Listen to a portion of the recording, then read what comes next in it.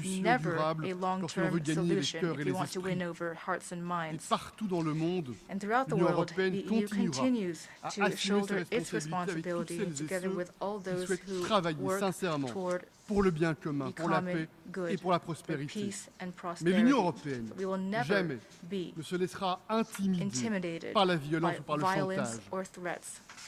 Chers collègues, Distinguished colleagues, cette fresque de Père Per Krug Krug's est un acte mural is d'imagination. an act of imagination. C'est aussi It also un rappel is à a nos reminder consciences, for our un consciences. rappel indispensable aujourd'hui plus A que crucial jamais reminder today face because à un monde qui today est more than confronté ever à tant de dangers. we are in a world confronted Le by many philosophe dangers. Friedrich Philosopher Hölderlin l'a Friedrich dit Hölderlin tellement justement, said, et je le and cite, rightly so, Là où il y a du danger, il y a Where aussi there le is pouvoir de danger, sauver. there also is the power to Face au save. danger, nous avons la In the vision d'un monde we meilleur. have a Nous vision avons of la a vision better d'un monde plus world, lumineux. a brighter Et nous world. disposons de moyens And we puissants. have powerful Je crois tools. profondément I au believe pouvoir de deeply in l'intelligence the power collective, of collective à nous intelligence. d'agir maintenant, Our turn to à nous d'agir act maintenant pour un now. monde plus We must juste, act now plus for a libre more et plus just, prospère. free, Je vous remercie. and prosperous world. Thank you.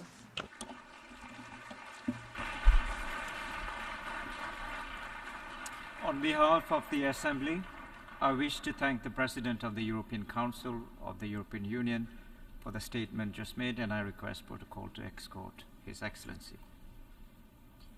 We've heard the last speaker in the general debate for this morning's meeting.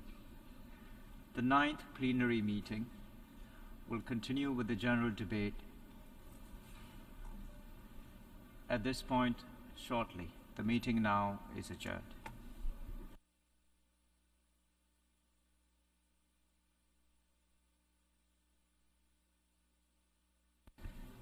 The 9th plenary meeting of the General Assembly is now called to order. The Assembly will hear an address by His Excellency Rashad, President and Head of State of the Republic of Nauru. I request protocol to escort His Excellency.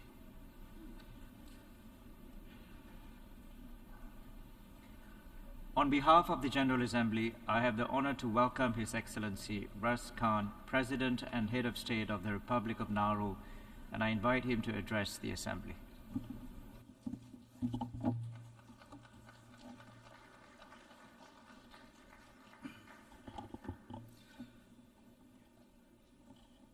Mr. President, on behalf of the government and the people of the Republic of Nauru, allow me to congratulate Your Excellency, Mr. Denis Francis, on your assumption of the presidency of the General Assembly for the 78th session.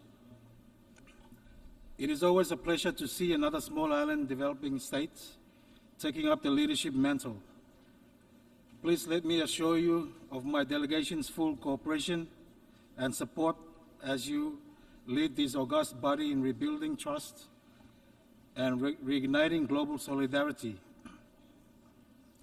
Allow me to also thank His Excellency, Mr. Shaba Korosi, for his exceptional stewardship during the 77th session, and note the many successful initiatives undertaken during his tenure, including continuing the PGA's fellowship program promoting and supporting youth engagement for the next generation of diplomats.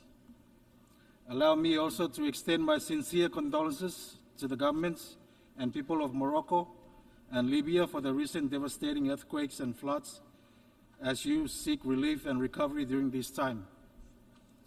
Mr. President, as the new President of Nauru, it is an honor to speak here at an institution built on the ideals of peace, justice, respect, human rights, tolerance, and solidarity, and an institution where all countries are deemed equal. As the smallest member state of this august body, these ideals have important resonance. We are all part of an interconnected system which is increasingly growing smaller, and our dependence on each other to weather global challenges increases every day. Will only the strong survive, or will we work to ensure that no one is left behind? Will we reform and progress this institution to reflect the realities of today, or continue in the same dated fashion, a fashion which does not reflect our current lived realities? If we are to lift ourselves and future generations up and ensure that we are on our path to peace, prosperity, progress, and sustainability for all, we all need to be dedicated to finding a way forward that reflects the world as it now stands. And that is a world currently riddled with inequity. Mr. President, a critical step in the way forward must be achievement of the Sustainable Development Goals. While the United Nations community was able to come together to adopt the 2030 Development Agenda in 2015 and celebrated this achievement of multilateralism at the time, we must admit that we are far from on track to achieve them, and by extension to achieve sustainable development for people and planet. Given the resources which have been allocated at the regional and international level to achieve the SDGs, this is deeply concerning. In our view, such failure to substantially move the needle in light of the resources provided is an indication that funding is not being properly allocated or used. In our region, there are too many workshops, too many studies upon studies, too many discussions without enough support for critical on-the-ground projects. It's a small island, for goodness sakes, Mr. President. It's like we're trying to launch a rocket to the sun. Moreover, the realities of what is needed for implementation on the ground in a Pacific small island is rarely properly accounted for, with limited capacity and issues around small things which larger economies can discount. For example, access to basic materials can become insurmountable when a country is trying to build a school or repairing a road. If we are serious about meeting the SDGs, we must ensure that needed resources make it to the right places. Places like Nauru, where in the face of multiple global crises piled on top of national challenges, our ability to progress has been less than desirable. In order to shift Nauru and others back on track to achieve the 2030 agenda, we need to take bold steps and create and build partnerships which are built on mutual respect among equals. To build such sustainable partnerships, we will need a more accurate and nuanced system of categorization of vulnerabilities based on existing measurements of ODA, GNI, and GDP. Nauru is eligible for neither grants nor loans. However, GNI and GDP alone did not sufficiently capture Nauru's vulnerabilities, and so we are unable to access much needed financing to enable the implementation of national development strategies and activities. The Multidimensional Vulnerability Index provides a practical solution to this issue and will ensure that Nauru is measured as it truly is, a struggling small island developing state in great need of significant financial aid. Nauru calls for the adoption of the MVI by member states, including the establishment of an interim secretariat that would support its operationalization and implementation by all stakeholders, including as a criterion for access to low-cost and long-term financing based on this index. Creating this more accurate picture of our national circumstances will be an important foundation upon which real and durable partnerships can be built. And it goes without saying that any categorization for access to aid should be applied in an even-handed and non-politicized way. We have been deeply disappointed to hear that in some instances, the OECD Development Assistance Committee, DAC, categorized as being manipulated around purely political interests. This cannot be allowed to happen, as it undermines the integrity of the entire system and is nothing shy of blatantly manipulation. Mr. President, another pathway to accelerating action on the 2030 agenda will be recognition and incorporation of the special circumstances of small island states into our work at every level. Such an opportunity will represent itself when we meet for the SEEDS conference in May of next year in Antigua and Barbuda. If we are to make good on the promises for which the United Nations stands for, the next SEEDS conference must deliver the transformation needed to ensure that SEEDS are more resilient to external shocks. This can only be achieved through adopting a more focused, measurable, and fully resourced program of action that is tailored to the circumstances of SEEDS and provides practical and operational solutions to accelerate our sustainable development. The support of development partners and the international community, including funding, is critical for the next 10-year program of action as we seek to move towards resilient prosperity. Mr. President, even if these strides are taken towards achievement of the 2030 development agenda, any progress made is at risk if we do not address the threat of climate change. The adverse impacts are no longer a future problem. We have seen ourselves the ever-increasing disasters, fires, typhoons, heat waves, and a burning ocean. What kind of legacy are we creating? Is it essential that the global community accelerate? It is essential that the global community accelerate its efforts to adapt and mitigate climate change and keep a 1.5 Celsius limit to temperature rise within reach.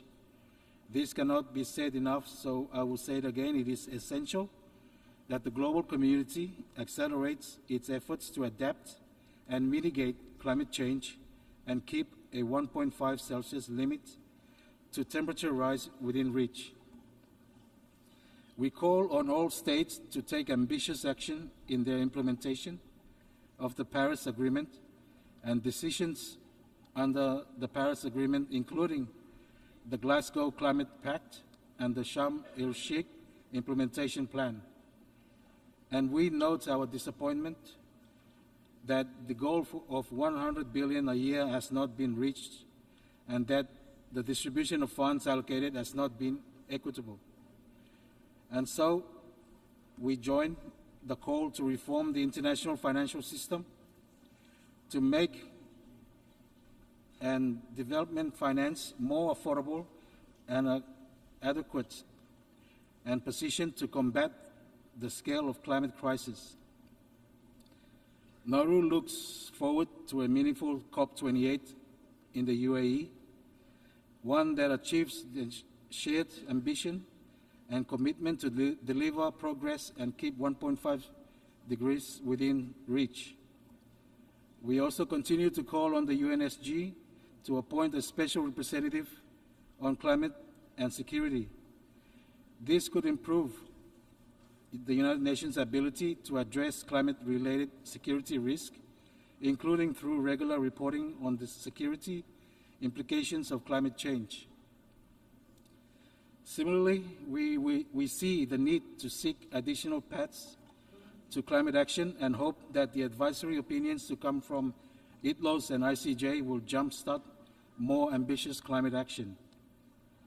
Finally, on this point, Nauru would emphasize that we cannot expect the trajectory of global emissions to slow down and reduce if viable energy alternatives are not provided.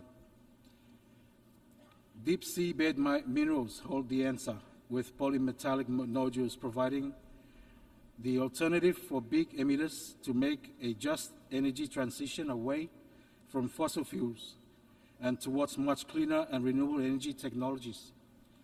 In this regard, Nauru calls on the members of the International Seabed Authorities to fulfill its obligation and finalize the exploitation regulations that ensures collection of seafloor minerals are conducted with utmost responsibility and respect to our marine ecosystem while providing benefits for all humankind. Mr. President, as a big ocean state, a healthy, productive, and resilient ocean is a pillar upon which our future rests. We are proud to have been actively engaged in the negotiations and successful conclusion of the Treaty of the Biodiversity Beyond National Jurisdiction, BBNJ. Nauru welcomes the adoption of the agreement earlier this year and calls for international support to build our capacity to ratify and implement the provisions of the BBNJ agreement, including the conservation of biological diversity, the sustainable use of its components, and the fair and equitable sharing of the benefits arising out of the utilization of genetic resource. Finally, we raise, as we have before, the critical importance of ensuring sustainable fisheries. This includes ensuring that overfishing is not taking place, that fair prices are paid to small islands for fish taken from our water, and that we eliminate illegal, unreported, and unregulated fishing. Mr. President, Nauru's long-term national vision, as articulated in its National Sustainable Development Strategy, outlines a future in which individual, community, business, and government partnerships contribute to a sustainable quality of life for all Nauruans. The central message of this strategy is partnership for quality of life. A key pillar will be ensuring the health of our people. To achieve this, Nauru remains committed to a health strategy centered on prevention. During COVID-19, Nauru followed a stringent capture and contain strategy which saw all visitors to Nauru required to undergo testing and quarantine at the border. This strategy protected Nauru during most of the pandemic, giving the health system valuable time to establish an acute care ward to treat and isolate potential COVID-19 patients, streamline testing regimes and treatment protocols, and vaccinate vulnerable members of the community. The systems that were developed for COVID-19 are now available for future pandemic responses, should they be required. We acknowledge and thank our partners for their support in this regard. However, Nauru remains vulnerable to communicable disease outbreaks. The pandemic proved the urgent need for extensive investment towards strengthening the institutional and infrastructural needs of our Nauru's fragile health system. In a post-pandemic reality, we must ensure that rebuilding efforts are centered on resilience building. We must remain vigilant in ensuring that our vaccination rates remain high and are not undermined by the spread of misinformation and fear-mongering through mainstream and social media. Nauru needs support and technical expertise to develop innovative solutions to address viral risk, for example, e-medicine and development and use of digital technologies for outpatient referrals and patient records. In this regard, we'd like to thank our friends from Cuba. There is still much to be learned from their innovation in the field of health. Cuba developed their own COVID vaccines. Moreover, they deploy their medical brigade worldwide, helping others. As a staunch friend, we would call for an end to the embargo imposed by the United States. We must also recognize to responding and containing disease. We call for their recognition, their right to participate and engage with us all in this global forum on this issue and in the implementation of 2030 Agenda and its Sustainable Development Goals, leaving no one behind.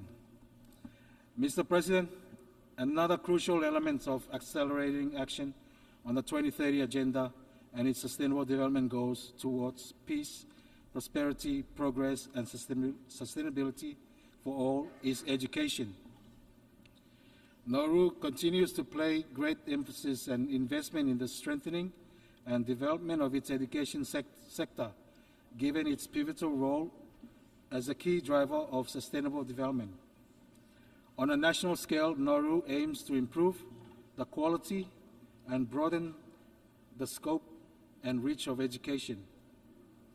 In a post-pandemic reality, the immediate concern globally and domestically is to address the education gap. Innovation and increased and improved investments are needed urgently to improve access to an quality of education. We also are prioritizing quality infrastructure tailored to the unique needs of Nauru. This will need to be matched with relevant curricula and effective monitoring and evaluation frameworks, such as benchmarking. That said, none of this can happen without our teachers. Teacher attraction and retention continue to be an issue not just in Nauru but worldwide. The demands and lack of support towards the teaching profession is manifesting in a lack of qualified teachers on our island. We need to do more and better on this front. This could include reviewing education delivery models, including increased involvement of homes and development of inexpensive alternative models of delivery through the communication technologies and improved ICT infrastructure in schools to better aid program delivery. Mr. President, we must uphold the purposes and principles of the UN Charter, and we must work together to uphold the rules based on multilateral system to secure international peace, security, and prosperity for a safe and just world for all, leaving no country behind. For that to happen, the United Nations must be fit for purpose, nimble on the ground, and meet the global challenges we face today. I would like to share what time has taught me. Our community, Nauru, the Pacific, the small islands, the international community is more robust when we united. This becomes even more imperative for matters of common interest that have the perspective to profit our peoples in future generations. But we must stand united for the right things, the important things, and the hard things. Mr. President, in a nutshell, I echo the Secretary General Guterres' opening remarks. We need to renew the UN multilateral system, reform the Security Council, and redesign the international financial architecture because it is just not working anymore. And it is an outdated system that has been in place for too long. In Nauru's case, like other small island developing states, we become victims within the global architecture and compromise our freedom and voice as a sovereign state. May God bless the Republic of Nauru, and may God bless the United Nations. Thank you.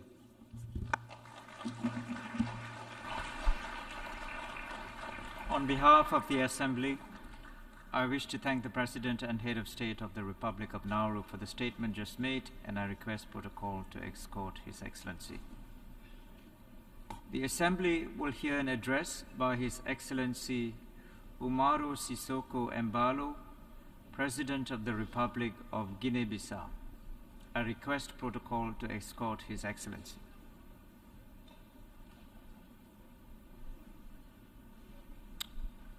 On behalf of the General Assembly, I have the honor to welcome His Excellency Umaro Sissoco Embalo, President of the Republic of Guinea-Bissau, and to invite him to address the Assembly. Senhor Presidente, Mr. President, Senhor Secretário-Geral, Mr. Secretary General, Excelências, Excellencies, chefes de Estado honorable heads of state and government, minhas senhoras e meus senhores, ladies and quero em gentlemen, primeiro lugar first, e desta tribuna das Nações Unidas I would like reiterar to as congratulate nossas mais sentidas condolências ao governo from this do Reino de podium at the Marrocos United e da Nations. Líbia, Firstly, I would like to offer our expressar os most nossos heartfelt condolences to the governments of the Kingdom fraternal of Morocco solidariedade and Libya, e para com os povos and to express desses our dois feelings países of amigos fraternal e solidarity with the peoples of these two Permitam-me countries who are our endereçar friends as and minhas brothers and felicitações sisters. ao Senhor Denis I Francis would like also da to Trinidad e congratulate Tobago Mr. Dennis pela Francis sua from eleição Trinidad na and qualidade de Tobago presidente for his da election as 78ª President of the 78th sessão session da of the Assembleia United Nations Geral das General Nações Unidas. Assembly. Desejo-lhe muito sucesso I wish him no much exercício do success seu during mandato his term ao seu predecessor, And I would also like to congratulate his predecessor, Mr. Csaba Kurosi from Hungary, for the results achieved during his presidency. I also congratulate Secretary General Antonio Guterres for his performance in promoting peace and development in the world. Mr. President, these distinguished speakers who preceded me on this podium presented important analyses and observations on current challenges and the international scenario. Therefore, I will focus on concrete actions that, in my view, are expected from us, the United Nations. For Guinea-Bissau, the best response to the challenges that confront the international community includes strengthening multilateralism and international cooperation. In our view, multilateralism is an indispensable instrument and a moral imperative if we wish to build together a solidary world and well-being for all.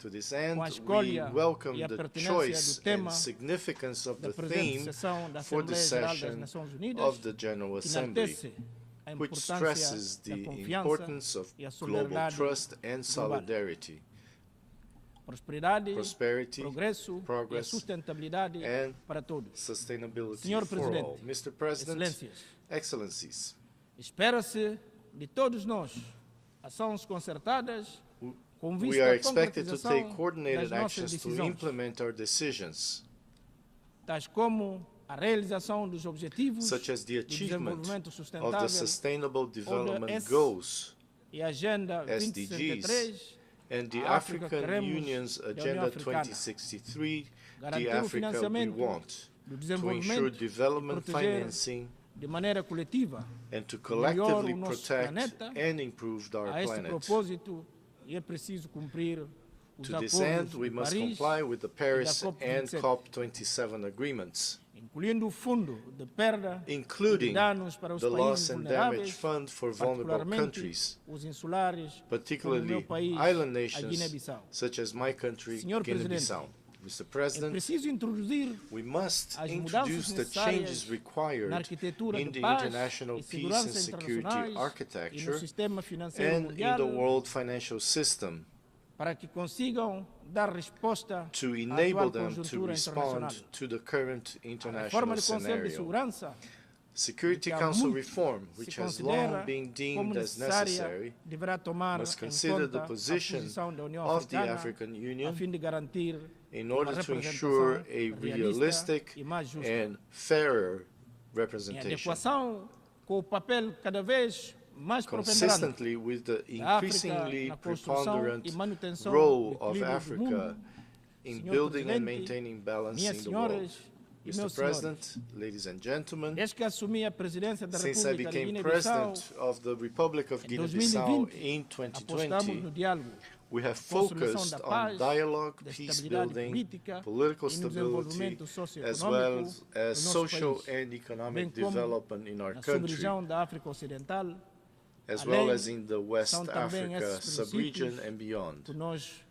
que nos guiaram These durante o principles exercício also do guided nosso us mandato during our term de presidente da Conferência de Chefes de Estado as e de President Governo of the da Conference CEDEAO, of Heads of State que and assumimos Government com a of determinação ECOWAS, which o alto we sentido da accepted with responsabilidade determination e que terminou and a heightened no passado mês sense de of julho. responsibility, A and esse which propósito, expressed Senhor through Presidente, ballot boxes. minhas senhoras Mr. e meus President, senhores, apesar dos ladies and efeitos gentlemen, nefastos despite the harmful effects prolongado of the embargo prolonged imposto embargo ao povo de imposed on the Cuba, people of Cuba, esse país irmão our sister sempre nation esteve has always e supported continua ao lado and dos continues países to da support África. the countries of Africa. Reiteramos o nosso apelo We para pôr fim reiterate our a appeal esse for injusto an end e irracional to embargo this e unjust acabar com este and obstáculo irrational à embargo, realização which is das an legítimas obstacle to aspirações the do povo fulfillment cubano. of the legitimate O aspirations mesmo of the sucede Cuban people. com o povo The irmão same de is true Venezuela, for our a brothers quem and também sisters in não Venezuela, podemos esquecer, whom devemos we demonstrar must a also nossa not solidariedade. forget and to whom Senhor we must Presidente, show our como solidarity. sabem,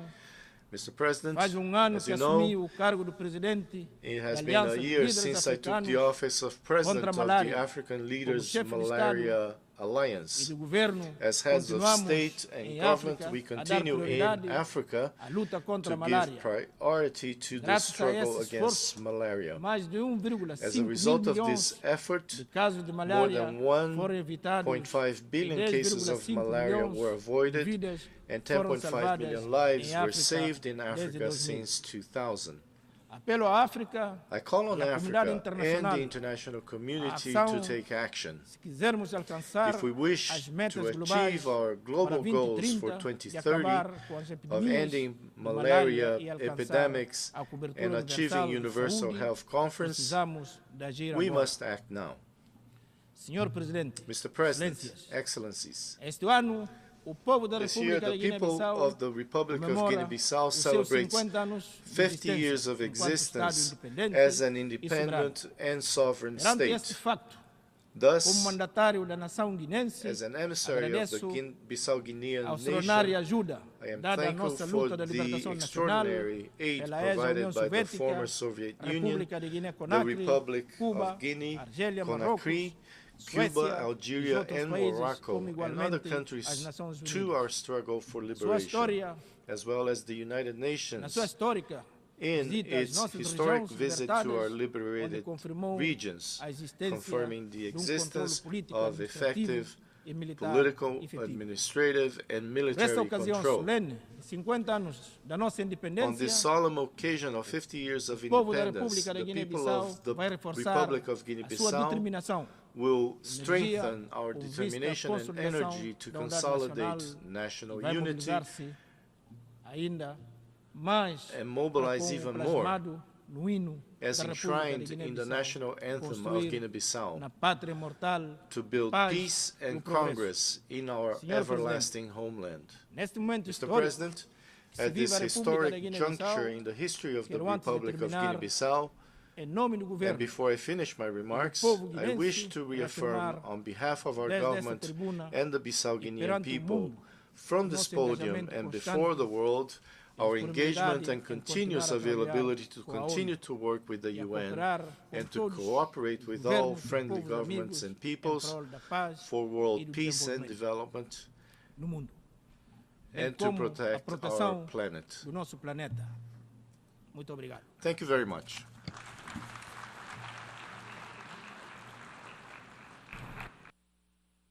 Of the Assembly, I wish to thank the President of the Republic of Guinea-Bissau for the statement just made, and I request protocol to escort His Excellency. The Assembly will hear an address by His Excellency Bayram Begay, President of the Republic of Albania. I request protocol to escort His Excellency. On behalf of the General Assembly, I have the honor to welcome His Excellency Bayram Begay, President of the Republic of Albania, and to invite him to address the Assembly. Dear Mr. President, Your Excellencies, I'm honored to speak in front of you today and express my deep appreciation for the United Nations General Assembly. This assembly serves as a unique platform for global cooperation and offers hope for a better world. I want to express my sincere gratitude to President Francis for his election and convey my best wishes for his continued success in leading this assembly. I would also like to extend my warmest regard to Secretary General Guterres for his continuous efforts for peace in the world and for his standing firm in defense of the UN Charter, international law, and human rights in face of so much adversity of our times. His leadership fosters trust in the United Nations. Rebuilding trust and reigniting global solidarity is more than ever a necessity for reconciliation, good understanding, and more cooperation. It is the only way we can face today's common and global challenges that are not just affecting the present, but also risking the future of the next generations.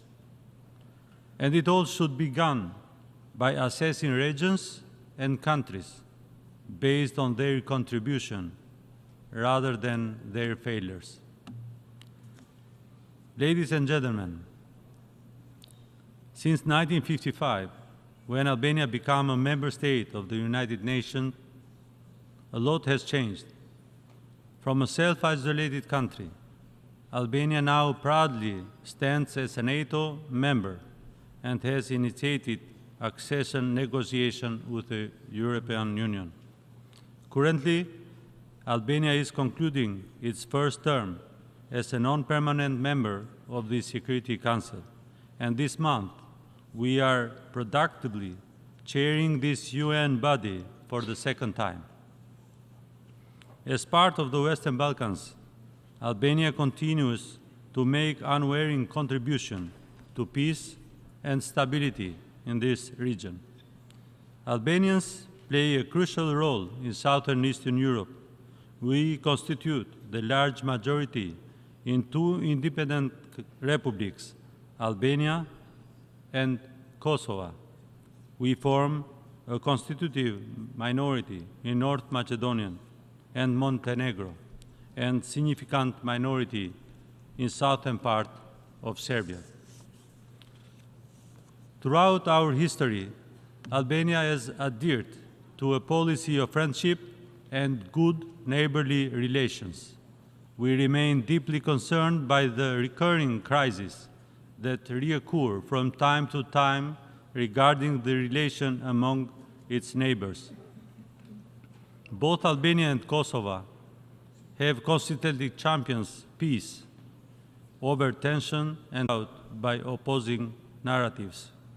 In this context, Albania supports the difficult yet not ongoing dialogue between Kosovo and Serbia, facilitated through a careful mediation by the European Union and strongly supported by the United States. At the same time, Albania remains sensitive to Kosovo integrity and prosperity. Kosovo has managed to heal many deep wounds from the tragic past. The rise of the Serbs in Kosovo reflect the European norms and values, and the same should be applied for the Albanian minority in the Preševa Valley in southern Serbia. Unfortunately, we still remain concerned about the passivation of their residential addresses and the absence of substantial investments and economic incentives in that region. Kosovo has demonstrated that pain need not breed hostility. It can translate into understanding and support. Yet, Kosovo still waits recognition of its independence by many countries. I hope that these countries will soon acknowledge Kosovo's contribution to a fairer and more peaceful global community and grant Kosovo the recognition it deserves. Recognize Kosovo's independence. Excellencies, Albania, despite being a small nation with a young democracy, has history marked by wars it did not choose and domination it did not seek nor accept. While these are painful memories, they have also imparted invaluable lessons. It's precisely because of its history that Albania places great importance on international law as its foremost defense. We firmly embrace the principles of the rules-based international order, where relations among nations are founded on respect rather than sheer power. This commitment is why we have consistently and unequivocally condemned the military aggression against Ukraine, and we will continue to do so. Despite our size, Albania has been actively engaged on the international stage, both regionally and globally, in the pursuit of peace and security. However, we recognize that sustainable development is an integral component of achieving international peace and security. On the other hand, meaningful sustainable development is unattainable without a foundation of genuine peace and security. The unprovoked and unjustified Russian act of aggression against its neighbor sadly speaks louder than our words. This absurd and malicious war has directly and indirectly affected various dimensions of sustainable development, not only for Ukraine and the region, but also for the entire globe. This senseless war has disrupted trade, caused economical instability, destroyed infrastructure, including transport network and industrial facilities, and divert attention and resources away from addressing shared challenges, development, and implementing the 2030 agenda. The war in Ukraine has strained regional stability and affected cooperation among countries. It's highlighted geopolitical tensions and strained diplomatic relations, hindering international collaboration on sustainable development initiatives.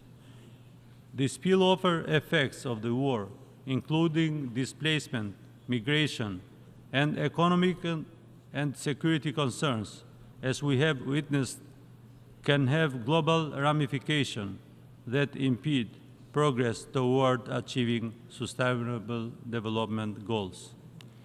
Ladies and gentlemen, Albania welcomed the SDG summit called by UN Secretary General and the political declaration adopted. It's a milestone in re-energizing our joint efforts and commitments to achieving the 2030 agenda. We firmly believe that the success of SDGs lies in our collective efforts to address challenges that hinder sustainable development. Collective efforts means the urgent needs for decisive actions to better support developing countries. Albania acknowledges the imperative for reforms and stands ready to work alongside the international community in ensuring an enabling environment that allows developing countries to actively participate in and benefit from the global economy. I would like to emphasize that Albania is committed to reducing domestic poverty and inequality levels by 2027 and 2030, in line with our nationally determined climate contributions. We recognize the need for comprehensive policy commitments to drive the necessary energy, food, digital, and social transitions to achieve these benchmarks. Aligning our national budget with SDGs, mainstreaming gender equality, revitalizing public sector capacities, and strengthening our data and monitoring systems are among the fundamental actions we prioritize. Albania recognizes the significance of this session as a pivotal moment for our world. It's an opportunity to shift from fear to hope and from deepening pessimism to accelerated actions. We are committed to playing our part and collaborating with the international community to ensure the successful realization of the 2030 agenda. Ladies and gentlemen, I would also like to bring to your attention Albania's position on one of the most debated issues today, that of multilateralism. Today's critical challenges show that universal reason is the only way out. We recognize that peace is indivisible. We cannot secure peace on the back of the people who perish in war. No one can truly have lasting peace until everyone has it. Albania recognized that human rights are indivisible. We cannot ensure basic rights for all if we select one subset of rights and ignore the rest.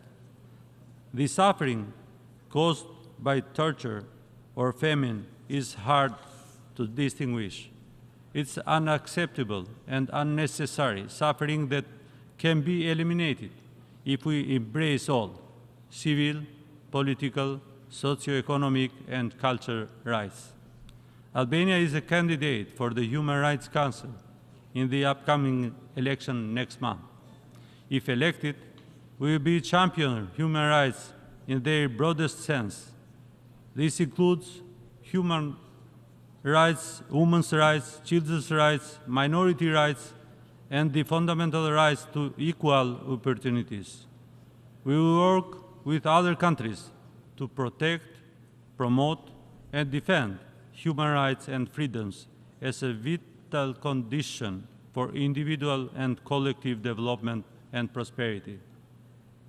On the region front, we eagerly anticipate the upcoming EU Western Balkan Summit in Tirana this October. We are committed to transforming our region into an example of trust and partnership that transcend borders and communities. Multilateralism is central to our collective endeavors. It is, above all, a vision of how states should cooperate to achieve better results for everyone. Fundamentally, it is about expectation of acceptable behavior in the future.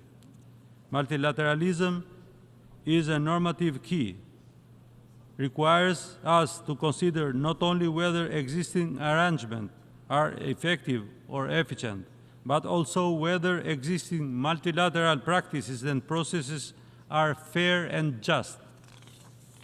It's high time that we engage unconditionally, fully, and in good faith to achieve meaningful reforms of this House with the Security Council at its core. No state, government, or individual can be above the law. Albania supports the reform of the United Nations and its main bodies with the aim of strengthening the organization's ability to address the current emerging challenges and threats to international peace, security, and development. The power of the Security Council rests on its capacity to intervene decisively in the service of the peace and security. The question nowadays should no longer be whether the Council can interfere in the domestic realms of states or not. Rather, the question should be how the Council can intervene in an intelligent, reflective, and timely manner in the service of the values and mandate for which it was created. Dear Excellencies, since gaining independence in 1912, my country has undergone significant territorial transformation. Presently, Albania boasts captivating urban and rural landscapes that I wholeheartedly encourage you to explore. I mention this not merely to extend an invitation to Albania, but also to underscore the importance of territorial transformation that lies before us. In the face of climate change, this challenge runs as a red thread through the 17 Sustainable Development Goals. I hope that my country and our nations can effectively address this challenge by safeguarding our natural resources and cultural heritage. Our approach should involve respecting the diversity of these resources and collaborating with communities engaged in both environmental causes and culture preservation efforts. I firmly believe that this approach reinforces democracy, a political system uniquely capable of ensuring sustainable and fair development. It's in such a world that our younger generation can find joy and prosperity. Our collective efforts can pave the way for them to tell the story of successful collaboration, one that centers around us and this esteemed organization. Thank you so much for your attention.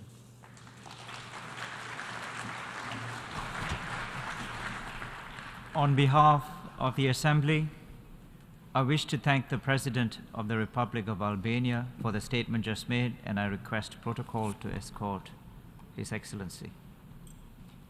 The Assembly will hear an address by His Excellency Abdel Fattah al-Burhan Abdul Rahman al-Burhan, President of the Transitional Sovereign Council of the Republic of Sudan. I request protocol to escort His Excellency.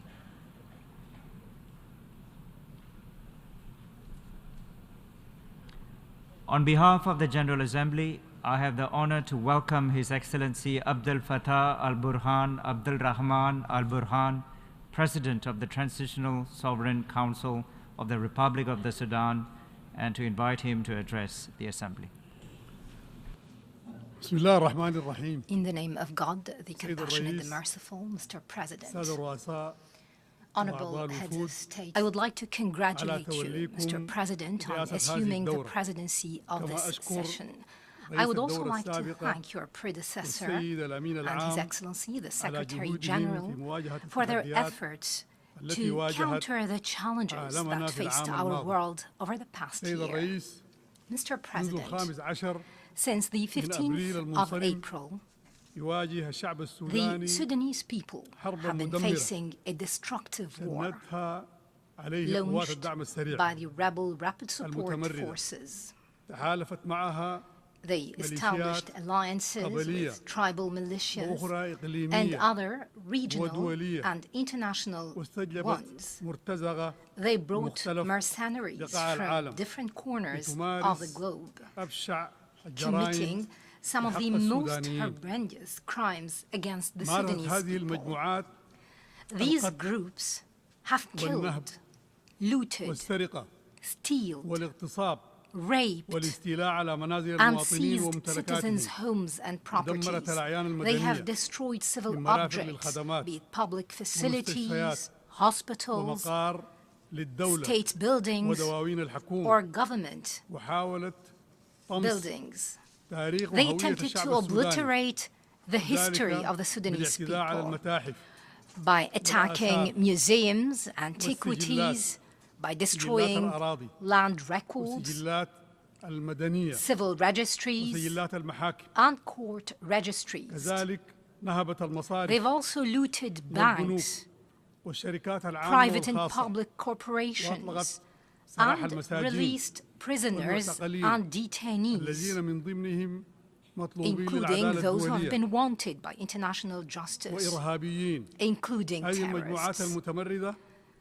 These rebel groups have committed crimes against humanity and war crimes in many corners of Sudan. They have carried out ethnic cleansing and forced displacement, as well as sexual violence and killing based on ethnicity. They are guilty of torture and many acts that amount to war crimes in Darfur, Khartoum, and other places. What was witnessed in West Darfur, in Al-Junaina, was a shock to international conscience. So was what happened in Tawila, Morni, Menweshe, and even in Khartoum. It was a testimony of the acts of these rebel groups and their allies. We call upon you, Mr. President, and we call upon the international community to designate these groups and their allies as terrorist groups that must be countered by all. They must be fought to protect the Sudanese people, the region, and the entire world. They are responsible for the killing of thousands and the displacement of millions. Mr. President, Excellencies, إلا أننا منذ بداية هجومها على الدولة طرقنا كل السبل من أجل إيقاف هذه الحرب. فكانت الاستجابة لكل مبادرة قدمت من الأشقاء والأصدقاء.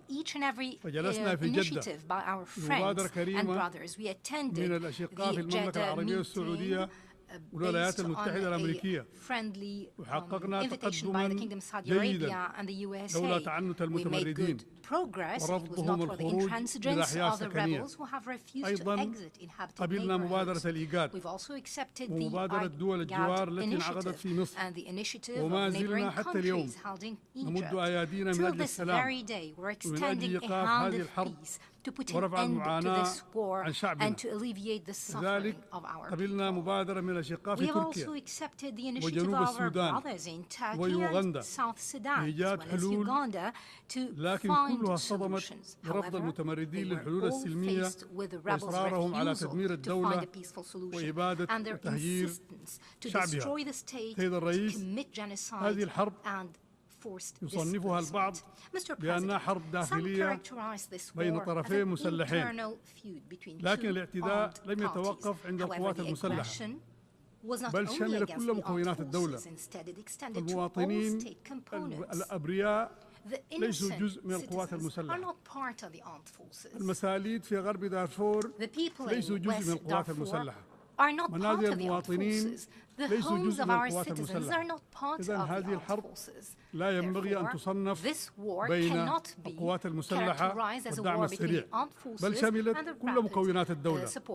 لكن يؤكد لكم أن خطرها أصبح يهدد السلم والأمن الإقليمي والدولي، حيث استعان المتمردون بمجموعات خارجة عن القانون ومجموعات إرهابية من عدة دول في الإقليم والعالم، مما يعتبر شرارة لانتقال الحرب إلى دول أخرى في المنطقة حول السودان، لأن التدخلات الإقليمية والدولية لمساندة هذه المجموعات أصبحت ظاهرة وواضحة، مما يعني بأن هذه أول الشرارة التي ستحرق الإقليم والمنطقة وتؤثر مباشرة على الأمن والسلم الدوليين. سيد الرئيس، الحضور الكرام، اسمحوا لي أن أشكر الجهود المقدرة التي بذلتها الأمم المتحدة برعاية الأمين العام لدعم الوضع الإنساني في السودان. كذلك نقدر جهود وكالات الأمم المتحدة المختلفة والوكالات الدولية والإقليمية الأخرى وجهود الدول الشقيقة والصديقة التي بادرت في تقديم المساعدات الإنسانية والوقوف بجانب شعب السودان لتخفيف آثار هذه الحرب الإجرامية. من جانب حكومة السودان فقد تم فتح المطارات والموانئ وتسهيل حركة وعبور وتقديم المساعدات للقوافل وتذليل الصعاب التي تواجه العمل الإنساني، حيث تم تنسيق الجهود حيث تصل المساعدات لكل المحتاجين والمتضررين. وهنا نناشد الوكالات والدول للإيفاء بتعهداتهم لسد الفجوة الكبيرة في الغذاء والدواء والإيواء لقطاعات واسعة من الشعب السوداني التي تضررت جراء هذه الحرب التي يشنها متمردو الدعم السريع بقيادة أسرة دقلو.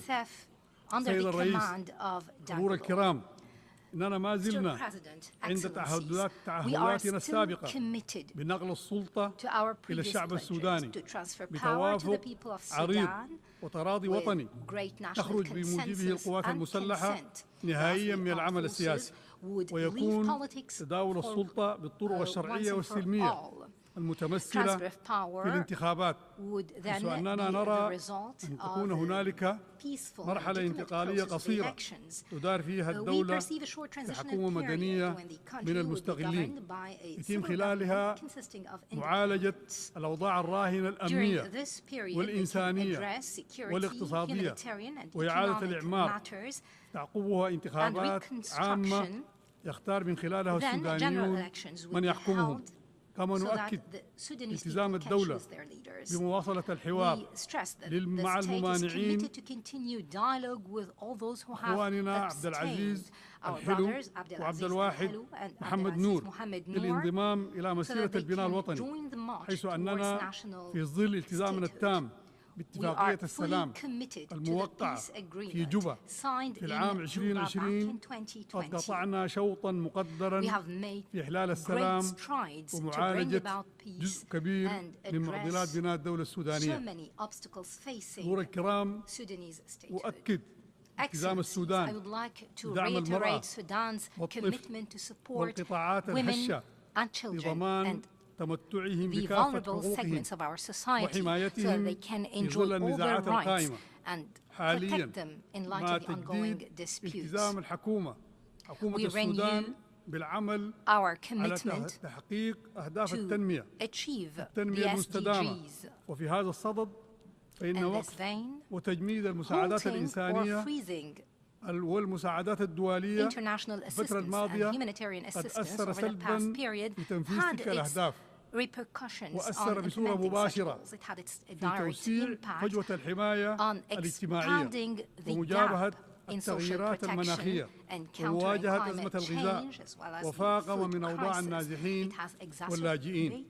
وهنا نناشد المانحين ووكالات الإغاثة المختلفة بالاستمرار في دعم ومعالجة الأوضاع الإنسانية في السودان وتقديم المساعدة للمحتاجين من النازحين واللاجئين. قبل أن أختم أجدد التأكيد بالمطالبة بتصنيف مجموعات الدعم السريع المتمردة والميليشيات المتحالفة معها كمجموعات إرهابية ارتكبت كل الجرائم التي تضعها في هذا التصنيف، وضرورة التعامل الحاسم مع من يدعمها كالقتل والحرق والاغتصاب والتهجير القسري والنهب والسرقة والتعذيب ونقل الأسلحة والمخدرات واستجلاب المرتزقة وتجنيد الأطفال، جرائم تستوجب المحاسبة والعقاب. كما أؤكد أن مؤسسات الدولة الشرعية القائمة من حكومة وقوات مسلحة وأجهزة أخرى لن تسمح بانتهاك سيادة الدولة أو النيل من كرامتها أو النيل من كرامة شعبها مهما كانت الكلفة. هنا لا بد أن أذكر وأذكر منظماتنا الإقليمية بأن تتحرر من الوصاية وتنظر إلى مصلحة الشعوب الأفريقية حتى تستعيد ثقة الأفارقة والحلول لمشاكلنا لن نستجدي من أجلها أحد يشاركنا في حلها حسب مصالحه أو مصالح بلده. إذا الرئيس حضور الكريم كامل لك الشكر. أشكر أيضا معالي الأمين العام لتفهمهم لأوضاعنا الداخلية والوقوف بجانب الشعب السوداني ودعمه المستمر. كما أشكر دول جوار السودان وأشقائه وأصدقائه الذين وقفوا إلى جانبه. كذلك الشكر لمنظماتنا الإقليمية وشعب السودان يتقدم لكم جميعا بالشكر على مساندته لتجاوز هذه المحنة والهجمة البربرية التي تعرض لها من مجرمي الدعم السريع الإرهابيين. كما أنتهز هذه السانحة لأعرب عن تضامن الشعب السوداني مع أشقائه في المغرب وفي ليبيا لما أصابهم من كوارث مؤخرا. لابد لي أن أشكر جموع الشعب السوداني التي وقفت وساندت وتحملت طيلة الأشهر الماضية كل تلك التضحيات لتخليصها من غدر المجموعات الإرهابية المتمردة. أشكر لكم جميعا حسن استماعكم. السلام عليكم ورحمة الله وبركاته.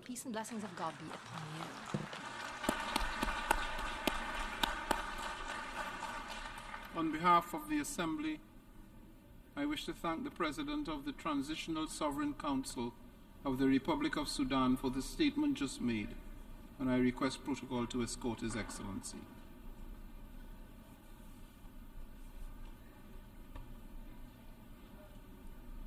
The Assembly will continue with its consideration of Agenda Item 8 entitled General Debate.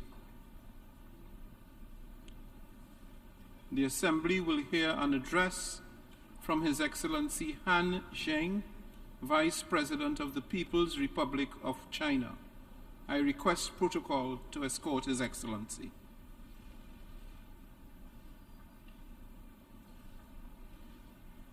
I have great pleasure in welcoming His Excellency Han Zheng, Vice President of the People's Republic of China, and I invite him to address the Assembly.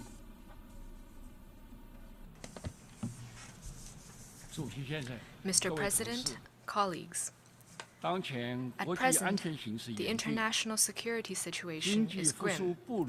Economic recovery lacks momentum, and the gap in development is widening. Natural disasters and extreme weather patterns are increasing. The global order faces multiple challenges. Facing profound changes in the world, in our times, and in history, Chinese President Xi Jinping made a major call of building a community with a shared future for mankind. And he called on the international community to jointly build a world with lasting peace, universal security, and common prosperity, a world that is open, inclusive, clean, and beautiful.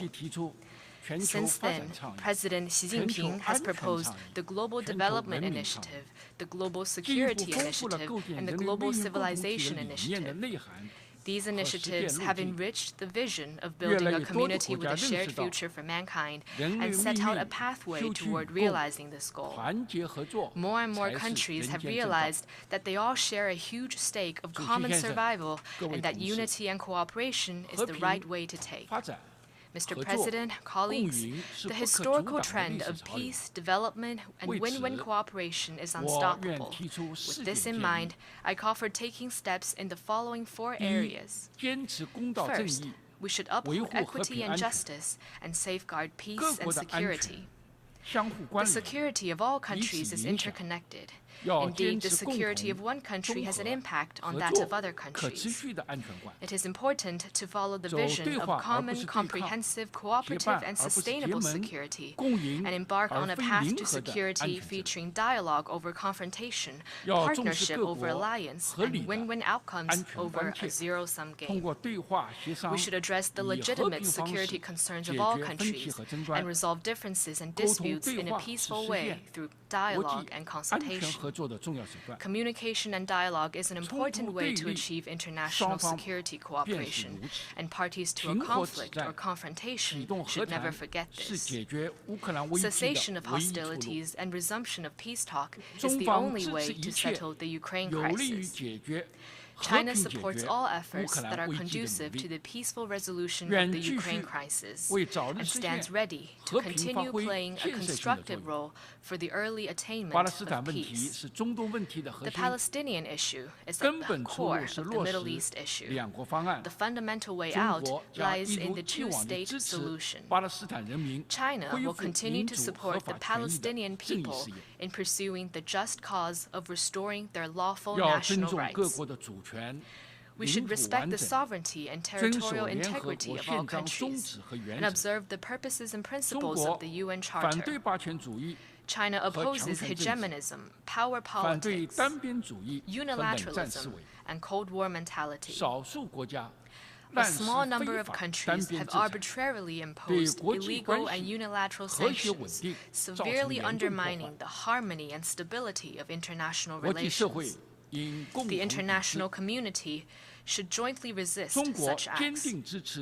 China firmly supports the Cuban people in their just struggle to defend their sovereignty and oppose external interference and blockade. We appreciate Cuba's efforts to fight terrorism. We should maintain security in both traditional and non-traditional domains. Nuclear war must not be fought, and nuclear weapons must not be used. China is the only country among the 5 permanent members of the Security Council that has pledged no first use of nuclear weapons. China attaches great importance to conventional arms control and will soon complete its ratification of the UN Firearms Protocol.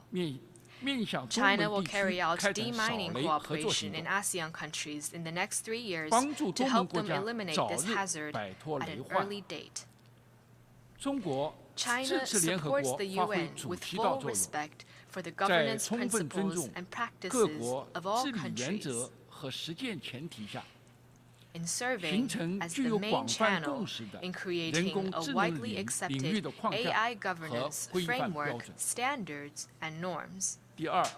Second, we should pursue mutual benefit, deliver win-win outcomes, and achieve development for all.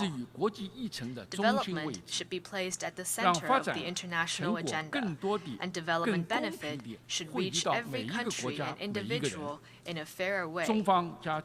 China will continue to contribute to building a global community of development. This year marks the 10th anniversary of the Belt and Road Initiative put forward by China. More than 3,000 cooperation projects have been launched under the framework of this initiative. The China-Europe Railway Express had 16,000 freight services in 2022, which fully demonstrates the vitality of the Belt and Road Initiative. Next month, China will host the third Belt and Road Forum for International Cooperation. We will further advance both Belt and Road cooperation and the 2030 Agenda for Sustainable Development. We should fully and effectively implement the Paris Agreement. Developed countries should do more to reduce emissions and provide developing countries with financing, technology, and capacity-building support. China will continue to pursue ecological conservation on a priority basis, advance green and low-carbon development, stop building any new coal-fired power projects abroad, vigorously support other developing countries in developing green and low-carbon energy, and help them build more green energy projects. China will continue to actively respond to climate change. Third, we should stay open and inclusive and advance human civilization. Diversity of civilizations is an invaluable asset for human development. Indeed, diversity is a defining feature of human civilization. Different countries and civilizations should prosper while setting aside differences. Promoting and protecting human rights is a cause pursued by all countries, and ensuring a good life for people is the biggest human right. As countries have different histories, traditions, and conditions, we must and can only explore a path of human rights development suited to our national conditions in response to the needs of our people. We should advance the international human rights cause through dialogue and cooperation, and oppose politicization and double standard. In particular, the use of human rights and democracy as a political tool to interfere in the affairs of other countries. Fourth, we should stay true to multilateralism and improve global governance. China is firm in supporting the international system with the UN at its core.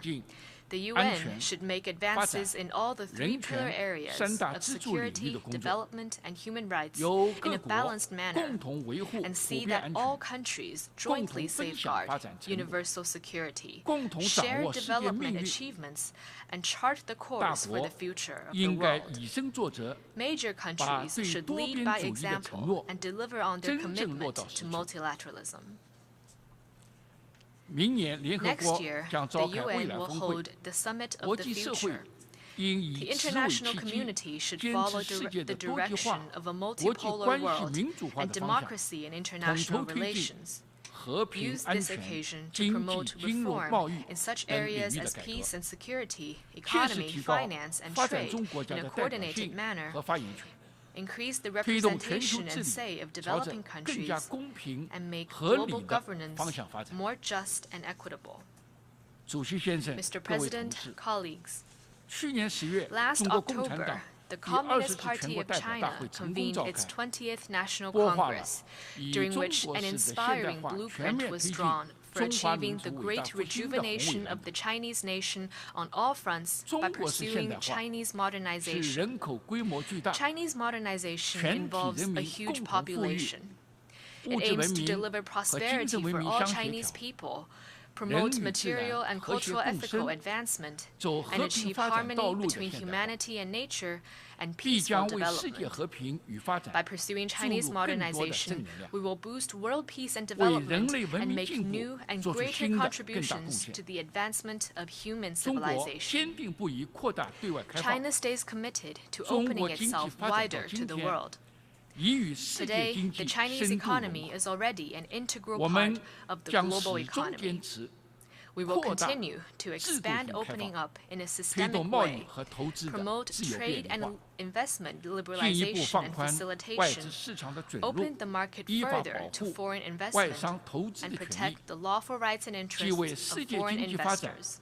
We will continue to add new momentum to global economic development, and we welcome all countries to share in the opportunities and benefits created by China's development.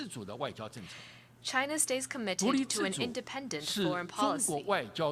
Independence is the defining feature of China's diplomacy, and defiance of hegemony is a distinctive feature of China's diplomacy. No matter what stage of development it reaches, China will never practice hegemony and expansion. China will uphold the common values of humanity, that is, peace, development, equity, justice, democracy, and freedom, and continue to advance peaceful, open, cooperative, and common development. China stays committed to safeguarding its sovereignty and territorial integrity. There is but one China in the world.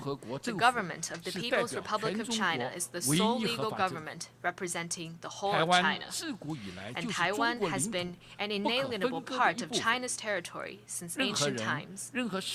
No one, no force should ever underestimate the firm resolve, strong will, and the power of the Chinese people to safeguard their sovereignty and territorial integrity. Realizing China's complete reunification is a shared aspiration of all the sons and daughters of the Chinese nation. We will continue to strive for peaceful reunification with the greatest sincerity and the utmost effort. China will remain a member of the big family of developing countries. As the largest developing country, China is a natural member of the global South. It breathes the same breath with other developing countries and shares the same future with them. China is firm in upholding the legitimate rights and interests of developing countries. It supports and respects their efforts to independently decide on their development paths in keeping with their national conditions.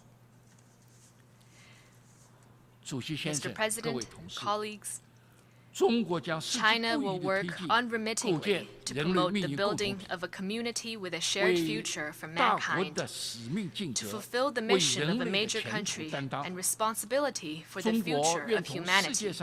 China will work with all other peace-loving countries committed to development to deliver a brighter future for the world. Thank you.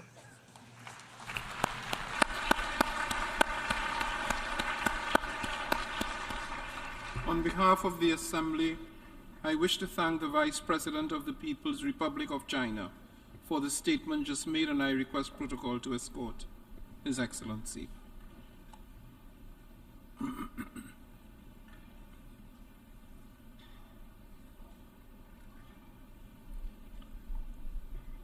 The Assembly will hear an address by His Excellency Tiamoko Mele Kon, Vice President of the Republic of Côte d'Ivoire. I request protocol to escort His Excellency.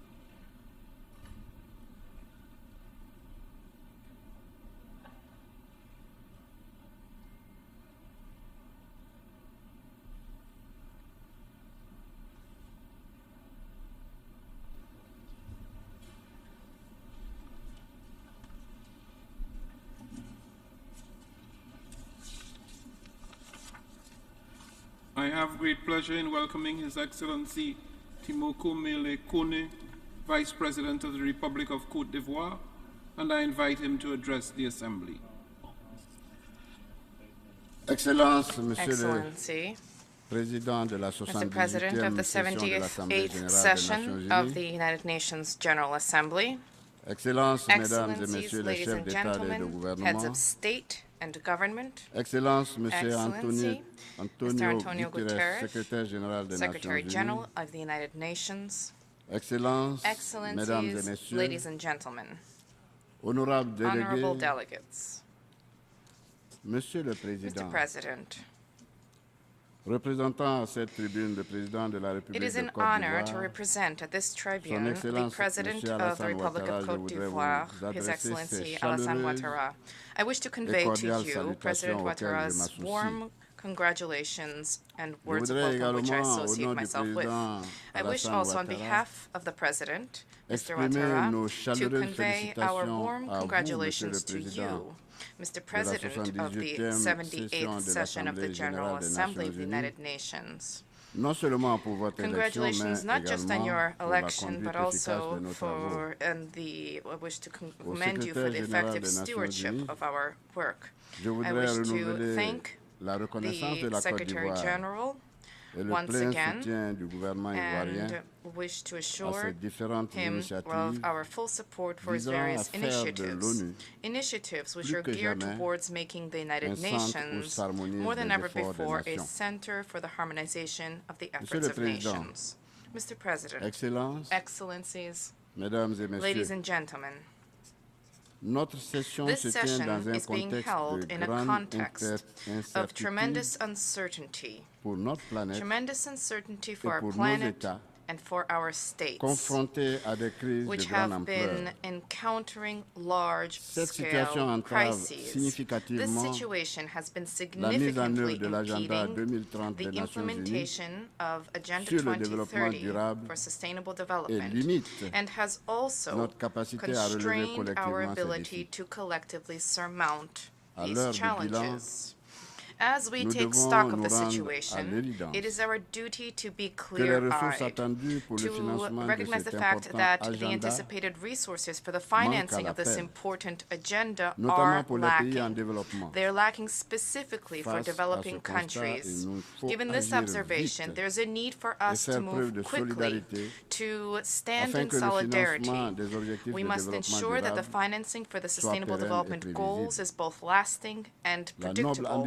The noble ambition of Agenda 2030 cannot continue to hinge on security expenditures which continue to increase with each passing year throughout the world. For this reason, my delegation applauds the very relevant theme of this 78th session, a theme which invites us to engage further, to step up our efforts to achieve the SDGs. To that end, we must promptly reduce the cost of conflicts which thwart our country's development. To do so, we must embrace conflict prevention and peaceful resolution mechanisms. At the same time, our governments must step up and enhance the resilience of our economies to ensure that the economies can contribute to the financing of the SDGs. To that end, Côte d'Ivoire welcomes with particular interest the Secretary General's proposal of a new agenda for peace, the purpose of which is to rethink our priorities for the preservation and enhancement of our collective security. Mr. President, Excellencies, ladies and gentlemen, it is time for the international community to mobilize, to act, so that the parties to the conflict in Ukraine and all of their external partners engage on the path to a peaceful resolution to this war, beyond the risk of escalating violence and human rights violations. This conflict fuels global inflation. This conflict has resulted in shortages in essential food products and has threatened to plunge millions of people into hunger. Given its scope and its consequences, the financial flows that this war has mobilized. In light of all of this, the war in Ukraine has certainly undermined the financing of Agenda 2030. My country also calls upon the international community to engage alongside Africa as we fight armed terrorist groups which destabilize entire sectors of the continent, from the Sahel to the Horn of Africa. The fight against terrorism is costly for African countries, particularly for Côte d'Ivoire. Côte d'Ivoire has been hosting thousands of refugees from neighboring crisis-ridden countries. There are significant financial resources that are needed but lacking to finance the priorities, expenditures, as well as the SDGs. Everywhere they have entrenched themselves, armed terrorist groups have been annihilating decades of progress. Progress in key sectors such as education, healthcare, culture, and employment has been reversed. They have denied women and minorities their basic rights. They reject the very idea of freedom and democracy. That having been said, and in view of this, my country invites the United Nations and ECOWAS, the Economic Community of West African States, to consider financing modalities for the counterterrorism priority actions. These were adopted by ECOWAS in 2019, and the implementation of this has been delayed. Côte d'Ivoire has been seeing to the effective operations of the Jacquesville International Academy for Counterterrorism. This academy was established with the support of both bilateral and multilateral partners, and the academy also currently enjoys a stellar reputation. Mr. President, Excellencies, ladies and gentlemen, climate change persists as a challenge. Developing countries such as Côte d'Ivoire have contributed marginally to climate change, and yet we are disproportionately affected, and we pay the highest price. We are an agricultural country, and my country has an ambition to step up the fight against the consequences of climate change in order to boost the resilience of our population.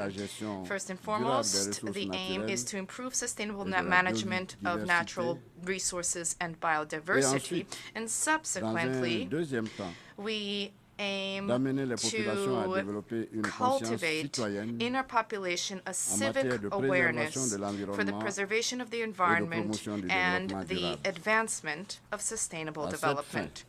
To that end, we urge partners who have adopted a commitment alongside us during COP15, organized in Abidjan in May 2023, to pursue their support for the implementation of the Abidjan Initiative, which is also called the Abidjan Legacy Program.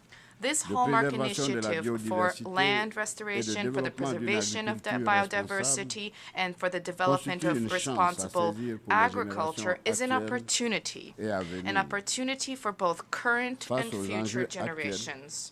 In light of current challenges, bilateral and multilateral partners need to meet their financial commitments under the Paris Climate Agreement.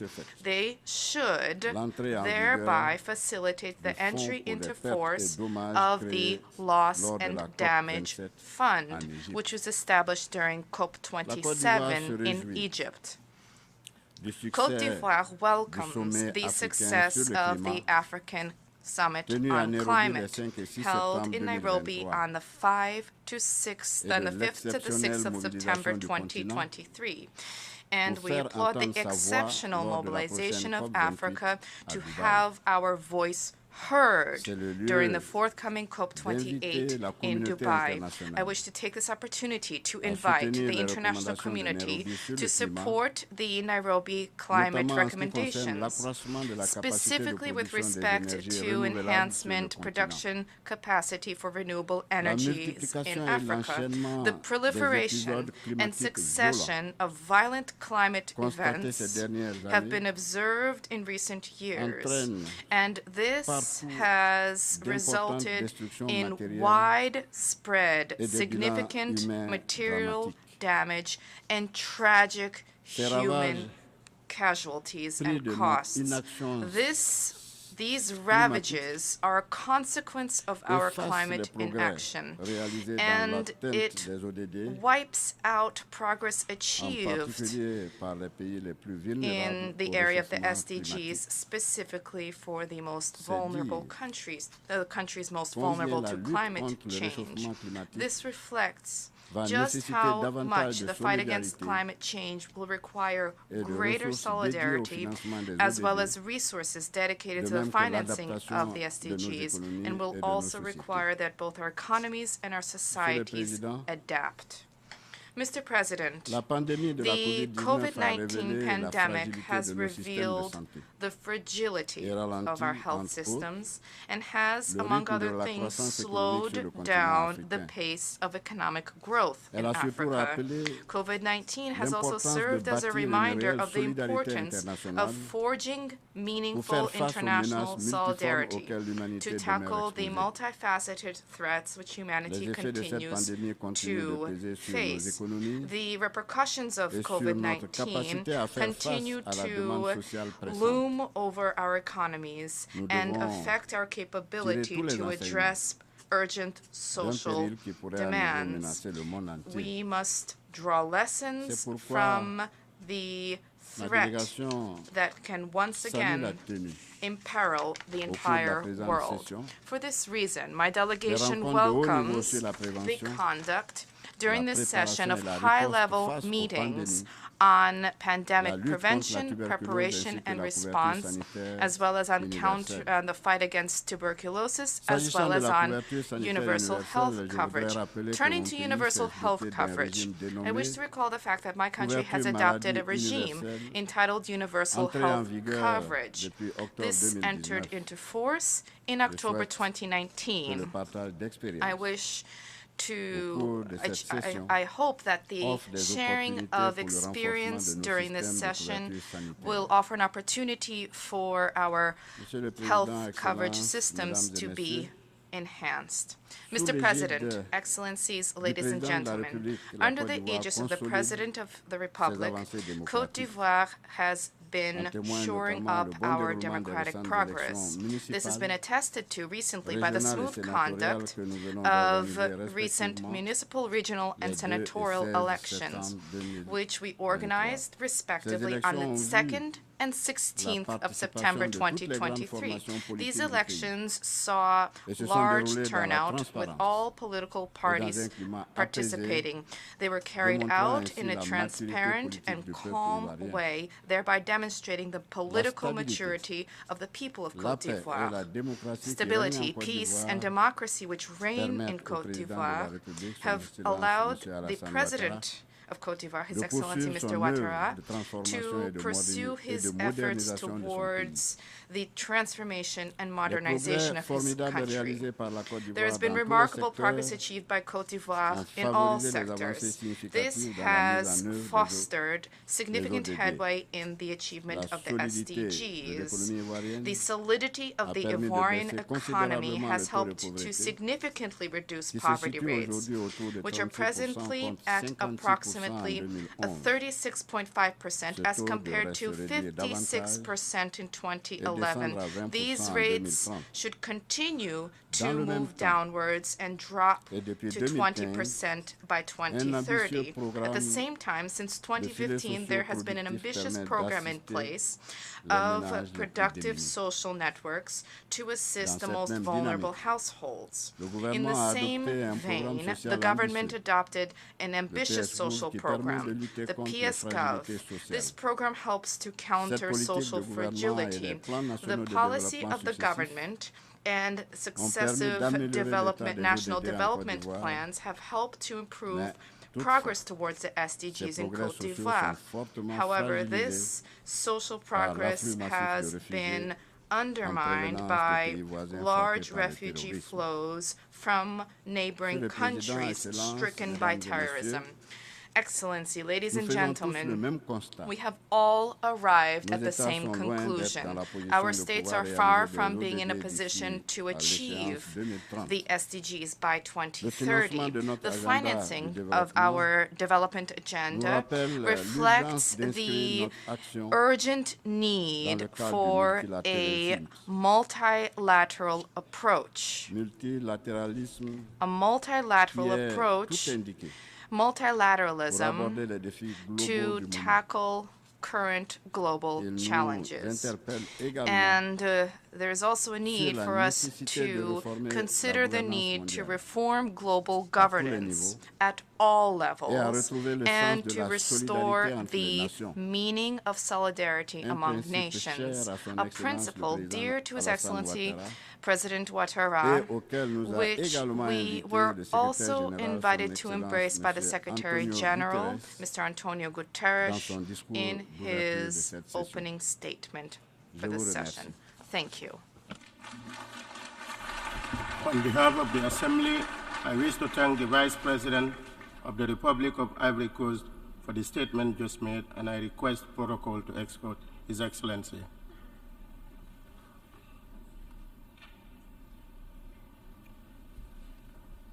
The Assembly will hear an address by Her Excellency Jessica Alupo, Vice President of the Republic of Uganda, and I request protocol to escort Her Excellency.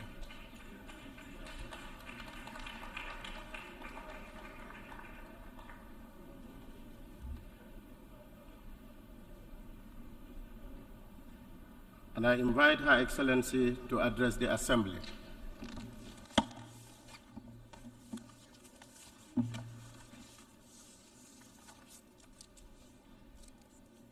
Your Excellency, the President of the UN General Assembly, Excellencies, Heads of State and Government, Secretary General of the United Nations, distinguished delegates, ladies and gentlemen.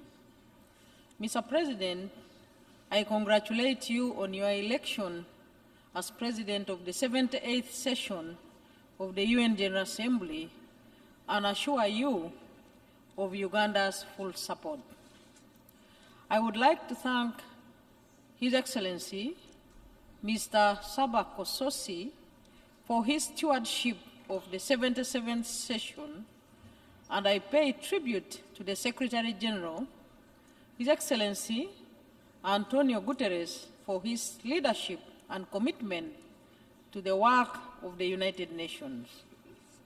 Mr. President, as we mark 78 years of existence of the United Nations, we yearn for a revitalized organization capable of addressing current emerging global challenges. We believe that multilateralism remains a fundamental and crucial mechanism for addressing our common challenges together as nations in solidarity. We pledge to work together with the entire membership of the United Nations towards making our organization fit for purpose and relevant for our times.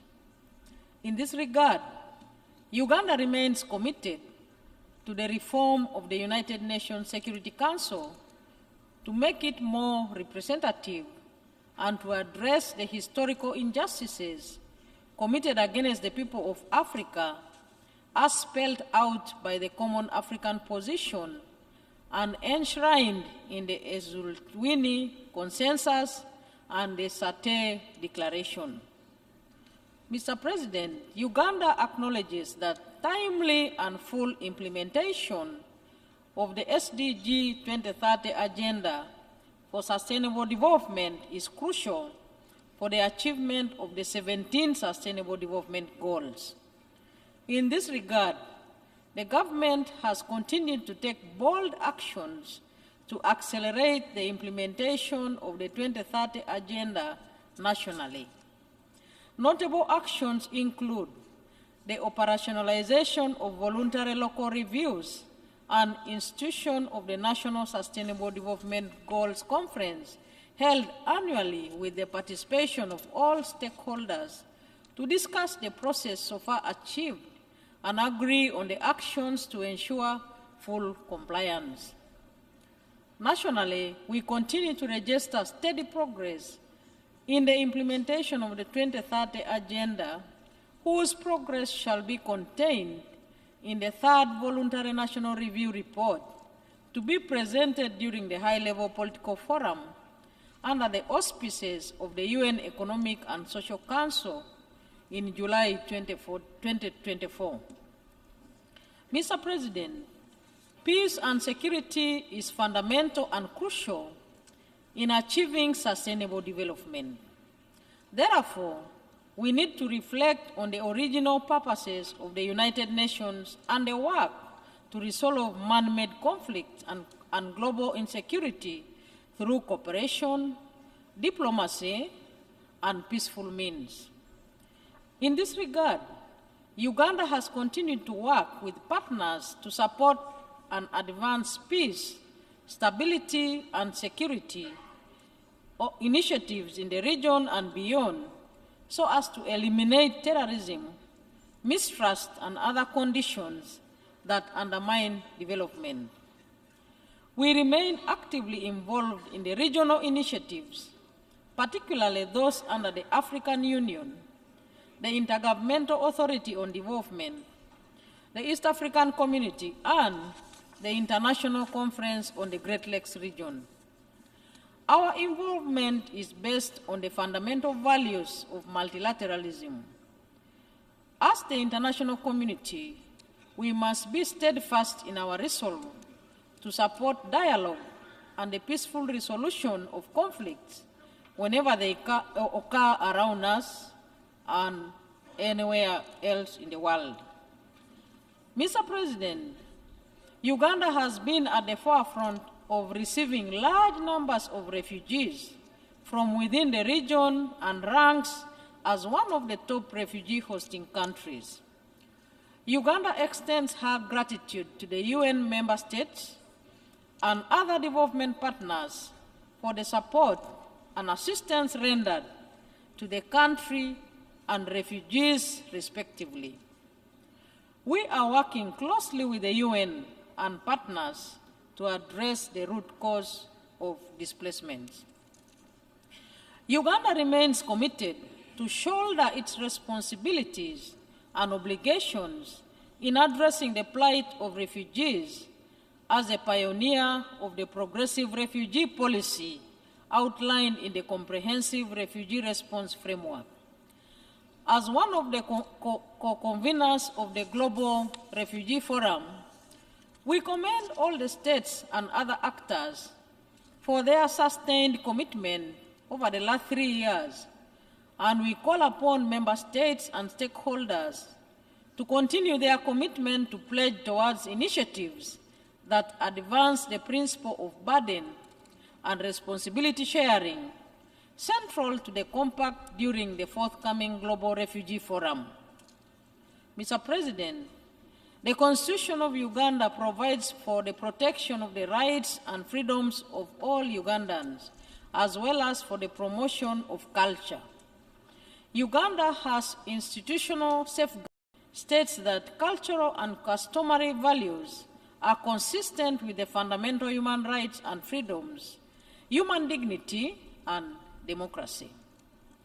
Our approach to human rights is to respect other people's values, and as we expect others to respect our values, which are deep-rooted in our culture. We therefore call for mutual respect of sovereignty. We believe that human rights considerations, especially in the face of varying cultural values, should not become the moderating factor in our long-term relationship with our development partners with whom we will continue to engage in a proactive manner. Mr. President, regarding the culture equality, over 34.9% of the parliamentary and executive seats in Uganda are composed of women.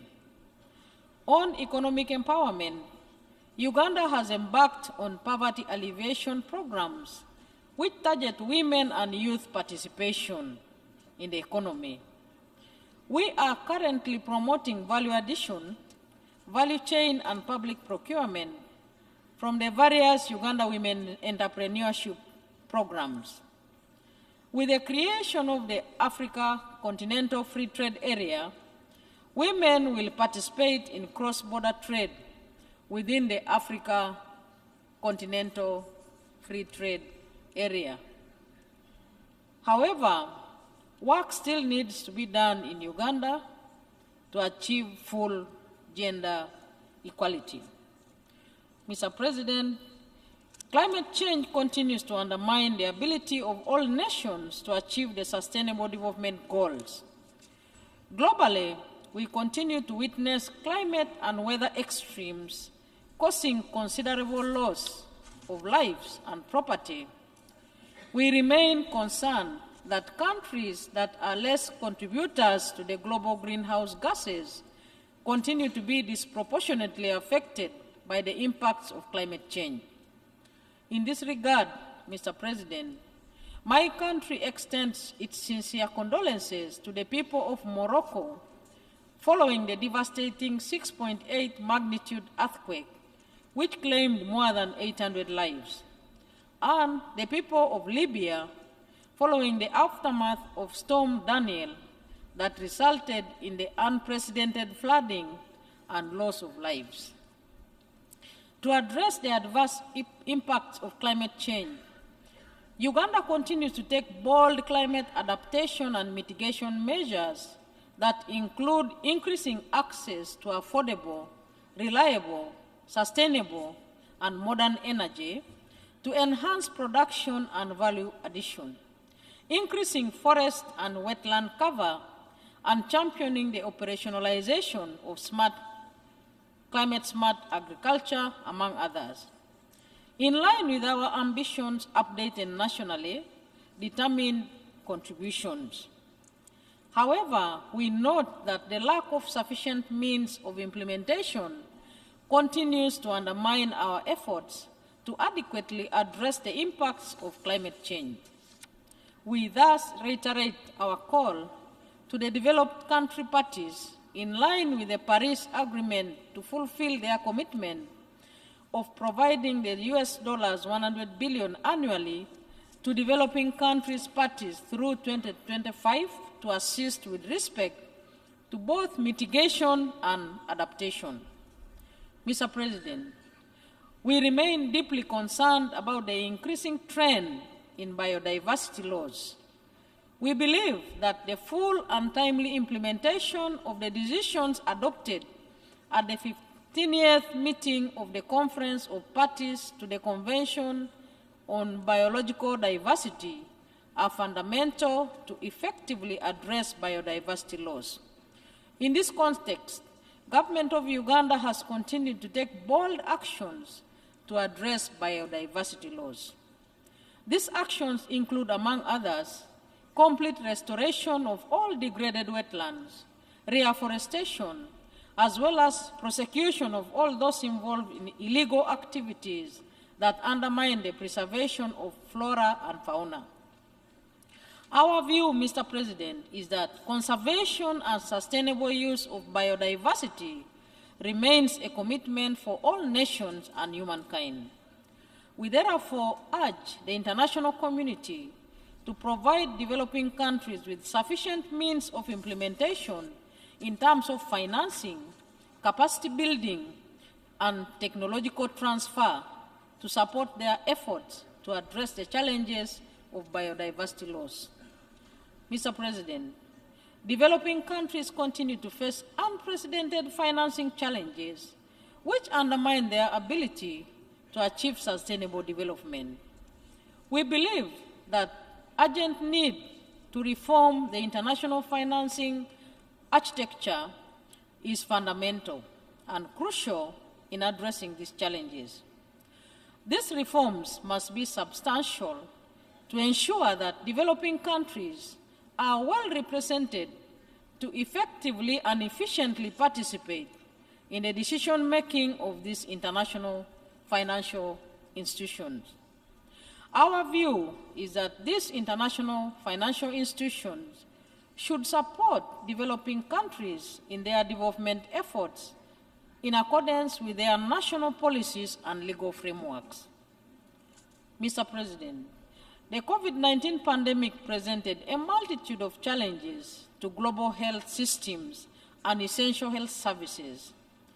This crisis not only reversed hard-fought health gains, but has also inflicted severe economic hardships, especially in developing countries like Uganda.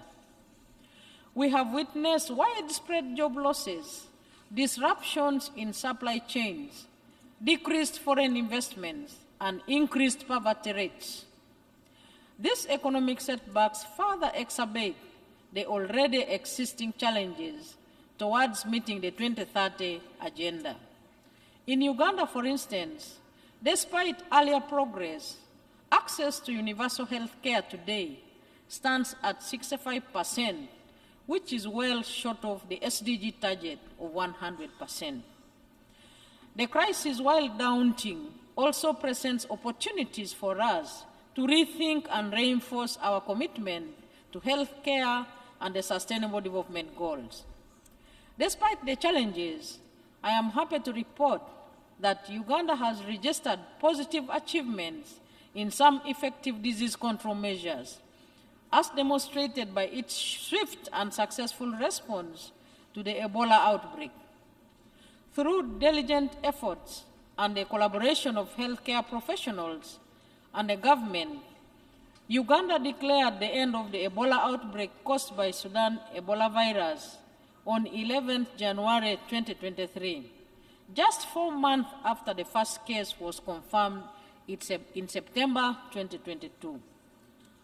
This accomplishment underscores the importance of surveillance, contact tracing, and infection prevention and control in swiftly mitigating public health crises. By working together and capitalizing on expertise and infrastructure development in these areas, we can collectively contribute to a healthier, more resilient world. Mr. President, the non-aligned movement remains a key player in handling current and emerging global challenges within the United Nations. The movement remains relevant in serving the interests of its member states in line with its founding principles and purposes. In this regard, Uganda, as the incoming chair of NAM, will closely work with other NAM countries to further strengthen the tenets and values of the organization and the important role that the movement plays within the United Nations and other international fora. As host of the 19th NAM Summit, we look forward to welcoming the NAM heads of state and government to Kampala, Uganda, from 19th to 20th January 2024. Finally, Mr. President, the South-South cooperation remains a strong element of international cooperation within the countries of the Global South, which must be enhanced. We continue to witness the solidarity exhibited by countries in the Global South to extend support to their global counterparts to address the multiple challenges. We therefore commend these countries for the solidarity. Uganda will continue to support the strengthening of the South-South cooperation and triangular cooperation, as well as North-South cooperation with the United Nations. As the third South Summit host, we look forward to welcoming the leaders of G77 plus China to Kampala, Uganda, from 21st to 23rd January 2024. I thank you for your kind attention. On behalf of the Assembly, I wish to thank the Vice President of the Republic of Uganda for the statement just made, and I request the protocol to escort Her Excellency. The Assembly will hear an address by His Excellency Mohammed Jallow, Vice President of the Republic of the Gambia. I request the protocol to escort His Excellency.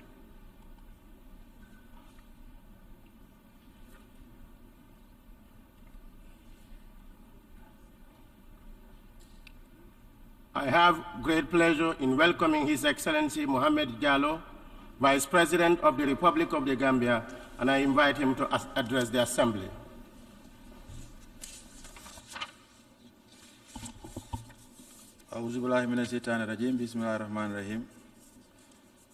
Mr. President, Ambassador Denis Francis, the Secretary General, Mr. Antonio Guterres, Your Majesties, Excellencies, Heads of State and Government, Heads of Delegation, ladies and gentlemen, I bring you warm greetings and goodwill message of peace, progress and stability from His Excellency, President Adama Barrow, and the government and people of the Gambia, Africa's smiling coast. Mr. President, we congratulate you on your election as President of the 78th session of the General Assembly and thank your predecessor, His Excellency Mr. Zawa Korosi, for his sterling leadership during the 77th session. We also express our gratitude to Excellency Mr. Antonio Guterres, Secretary General of our organization, for his hands-on leadership during these hairy and turbulent times the world over. Mr. President, the world is facing numerous crises and a multiplicity of daunting challenges that raise serious questions about the readiness and viability of our multilateral institutions and arrangements in the event of another crisis or pandemic. The priorities of our times urgently warrant our collective attention and action. We must therefore undertake major reforms and organize our institutions better to make them fit for purpose. Achieving this has to begin with renewing our faith in both the Charter of the United Nations and inclusive multilateralism. For these reasons, we believe that the theme for this session, Rebuilding Trust and Igniting Global Solidarity, Accelerating Action on the 2030 Agenda and its Sustainable Development Goals towards peace, prosperity, progress, and sustainability for all, mirrors the Gambia's national ethos of peace, progress, and prosperity. Our world is in dire need of rebuilding that lost trust, and our multilateral institutions must assist in regaining it by first reforming and retooling ourselves. From underdevelopment to climate change, unsustainable debts to cost of living crisis, and conflicts to marginalization, we need to cooperate better and share the burden of solutions equitably through greater partnerships and solidarity. Mr. President, we have 7 more years before the decade of action ends, yet the story on our global attainment of the Sustainable Development Goals is not very positive. It is a story of unfulfilled commitments, weak international cooperation, and lack of genuine global solidarity. It is a story that is all too common when it comes to implementing global commitments. Consequently, we must recognize these global challenges and redouble our efforts by recommitting ourselves to the attainment of the SDGs in the Global South. If we remain on our current trajectory without effecting corrective action, the world's most vulnerable peoples will be left behind and much further we can even fathom. As LDCs, we call for the steadfast implementation of the new Doha Programme of Action so that it will not be another lost decade of unfulfilled commitments. Mr. President, in view of the current harsh economic realities across the Global South, many developing countries are contending with unsustainable debt burdens that are compromising their ability to dig themselves out of poverty. In the quest for post-pandemic recovery, debt servicing is severely shrinking our economies, especially in the least developed countries. It is essential to find ways to address this burden urgently. as most of our countries run the risk of being left behind. Our goal is to recover by building back our economies much better and faster, and to create the policy space that would once again generate growth. With a deep sense of urgency, the international community should step up its efforts through new and existing initiatives towards finding durable solutions to the debt problem. In sum, we must get back on track to attaining the SDGs. Mr. President, the issue of debt relief for LDCs is linked to the necessity for greater reform of the international financial institutions and their decision-making mechanisms, particularly those relating to development finance and debt. We join other developing countries in calling for reforms that ensure our greater participation and a stronger voice in decision-making. Also, we would like to see mechanisms developed that adequately mainstream our concerns and interests in decisions that affect us. In this context, we strongly welcome the recent designation of a permanent seat for the African Union at the G20 group. This will immensely amplify Africa's voice and participation in global geopolitical and development issues that concern the well-being of its people. Mr. President, one of the important global issues affecting Africa is negatively disproportionate waste in climate change. Africa is paying a very heavy price for global warming, even though it is the least contributor to climate change. Cataclysmic weather events that currently impact our world clearly make it imperative and urgent to undertake collective action to tackle climate change for a more livable world. The world is neither short of climate action commitments nor the financial resources to match our ambition, but we are short of the genuine political will to act decisively. When shall we meet the $100 billion annual commitment to combat the phenomenon? Shall we ever agree on the modalities for the loss of damage fund at COP28? These are important questions to ask, considering the prevailing mistrust that continues to characterize the global dialogue on climate change and climate action. We have to act soonest and rebuild trust in our collective fight against global warming. In the Gambia, through our nationally determined contribution under the Paris Agreement, we are acting through various initiatives and projects to combat climate change. We call on member states and the international community to fulfill their commitments towards Mother Earth with a greater sense of urgency. Mr. President, on behalf of the people of the Gambia, I extend our heartfelt condolences and deepest sympathies to the Kingdom of Morocco in the wake of the recent earthquake that have struck their nation. Our thoughts are with the affected communities as they recover from these tragic events. Additionally, we sympathize with all countries that have recently endured the devastating consequences of deadly floods, wildfires, and other natural disasters exacerbated by the effects of climate change. These events serve as a stark reminder of the urgent need for collective action to address the challenges posed by our changing climate. The Gambia reaffirms its commitment to working together with the international community to mitigate and adapt to climate change. Mr. President, our world is also facing a lot of challenges relating to maintenance of international peace and security.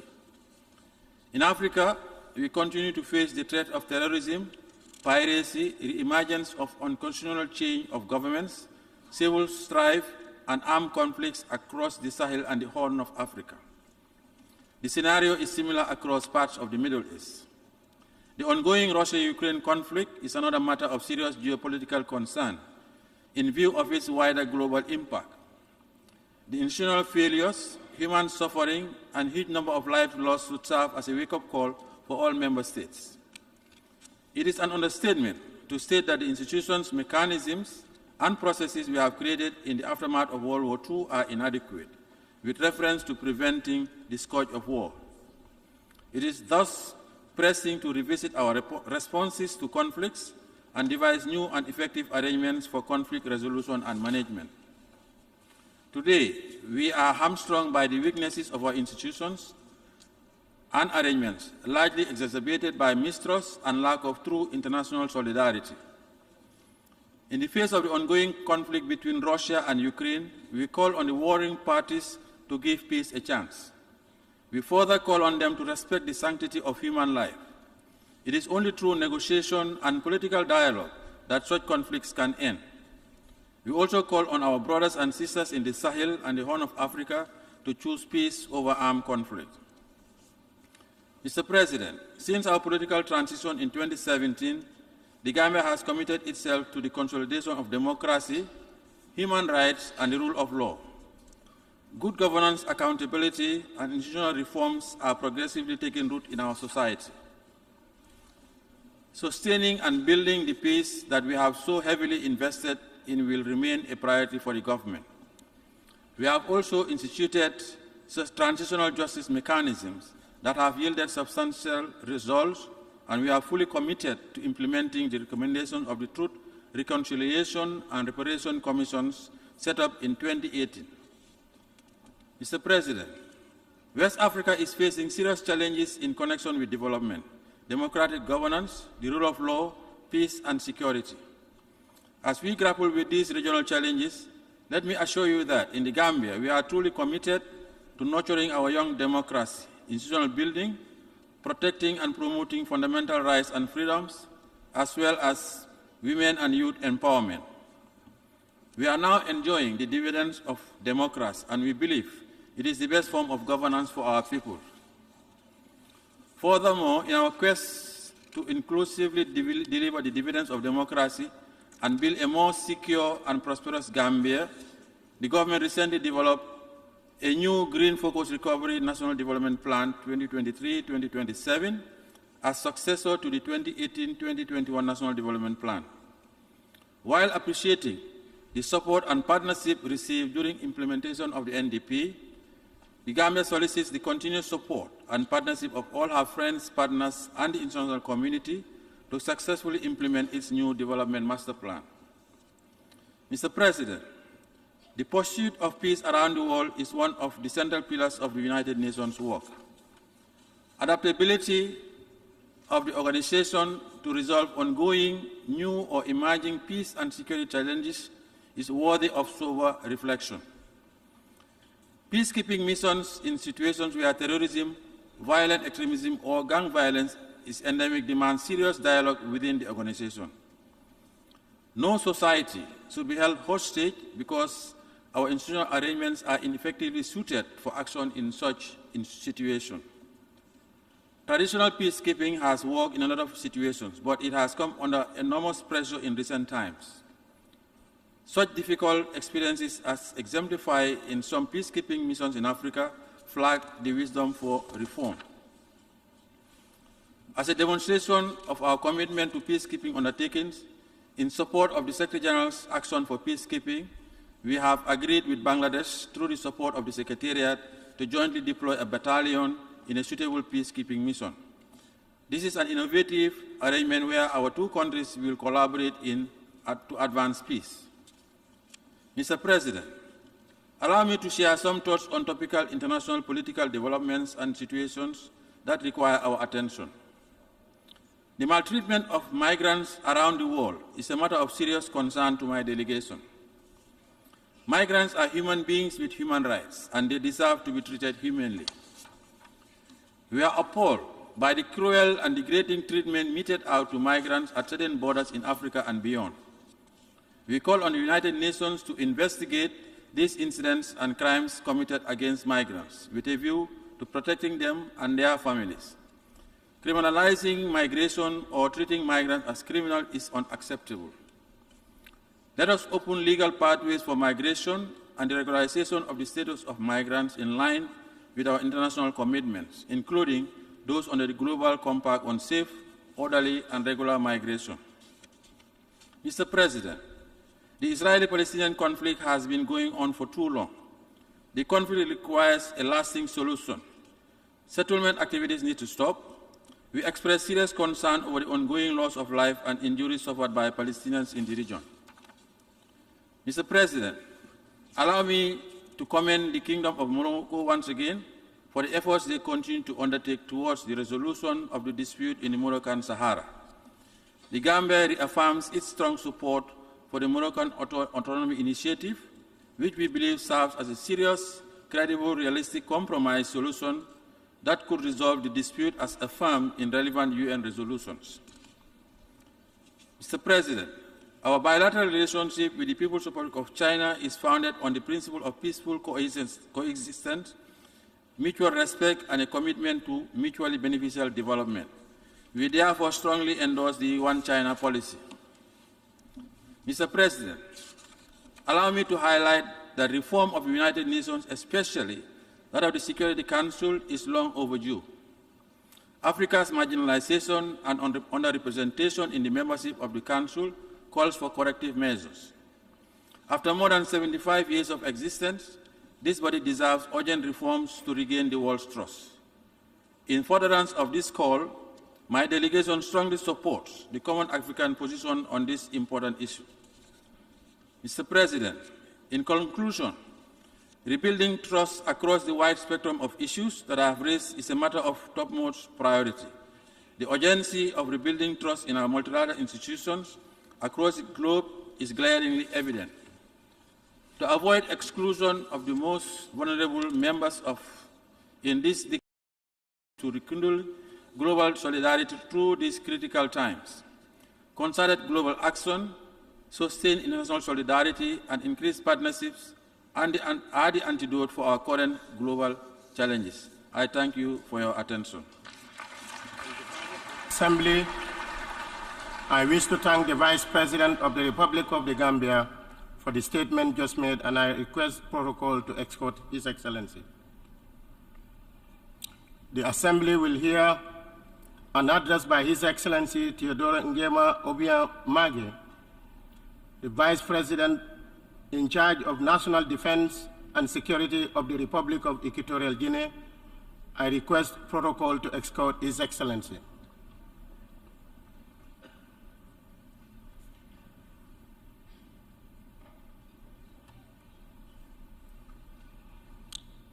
I have great honor in welcoming His Excellency Theodore Ngema Obiang, Vice President in charge of National Defense and Security of the Republic of Equatorial Guinea, and I invite him to address the Assembly. Excelentísimo señor Presidente del 78º periodo ordinario de sesiones de la Asamblea General de las Naciones Unidas. Sus Excelencias, Jefe de Estado y de Gobierno y Jefes de Delegaciones. Excelentísimo señor Secretario General. Distinguidos delegados, señoras y señores. En nombre y representación de Su Excelencia Obiang Mbasogo, Presidente de la República de Guinea Ecuatorial, sean mis primeras palabras para felicitar al excelentísimo señor Denis Francis por su unánime elección como presidente de este 78º periodo de sesiones de la Asamblea General y a los miembros de la mesa. Le garantizamos la absoluta seguridad y certeza de que contará con el apoyo y colaboración de la República de Guinea Ecuatorial durante la vigencia de su presidencia. Queremos trasladar la máxima expresión de nuestra solidaridad al Reino de Marruecos, así como al Estado de Libia, por las tragedias que estos dos países hermanos han experimentado recientemente, ocasionando numerosas pérdidas de vidas humanas y la destrucción de cuantiosas infraestructuras. Señor Presidente, Excelencias, señoras y señores, ciertamente, y como reza el lema de este 78º periodo ordinario de sesiones de la Asamblea General, reconstruir la confianza y reavivar la solidaridad global acelerar la acción sobre la Agenda 2030 y sus objetivos de desarrollo sostenible hacia la paz, la prosperidad, el progreso y la sostenibilidad para todos. En efecto, felicitamos la pertinencia de ese tema por encuadrarse perfectamente en el actual contexto de los problemas más candentes que atraviesa actualmente el mundo,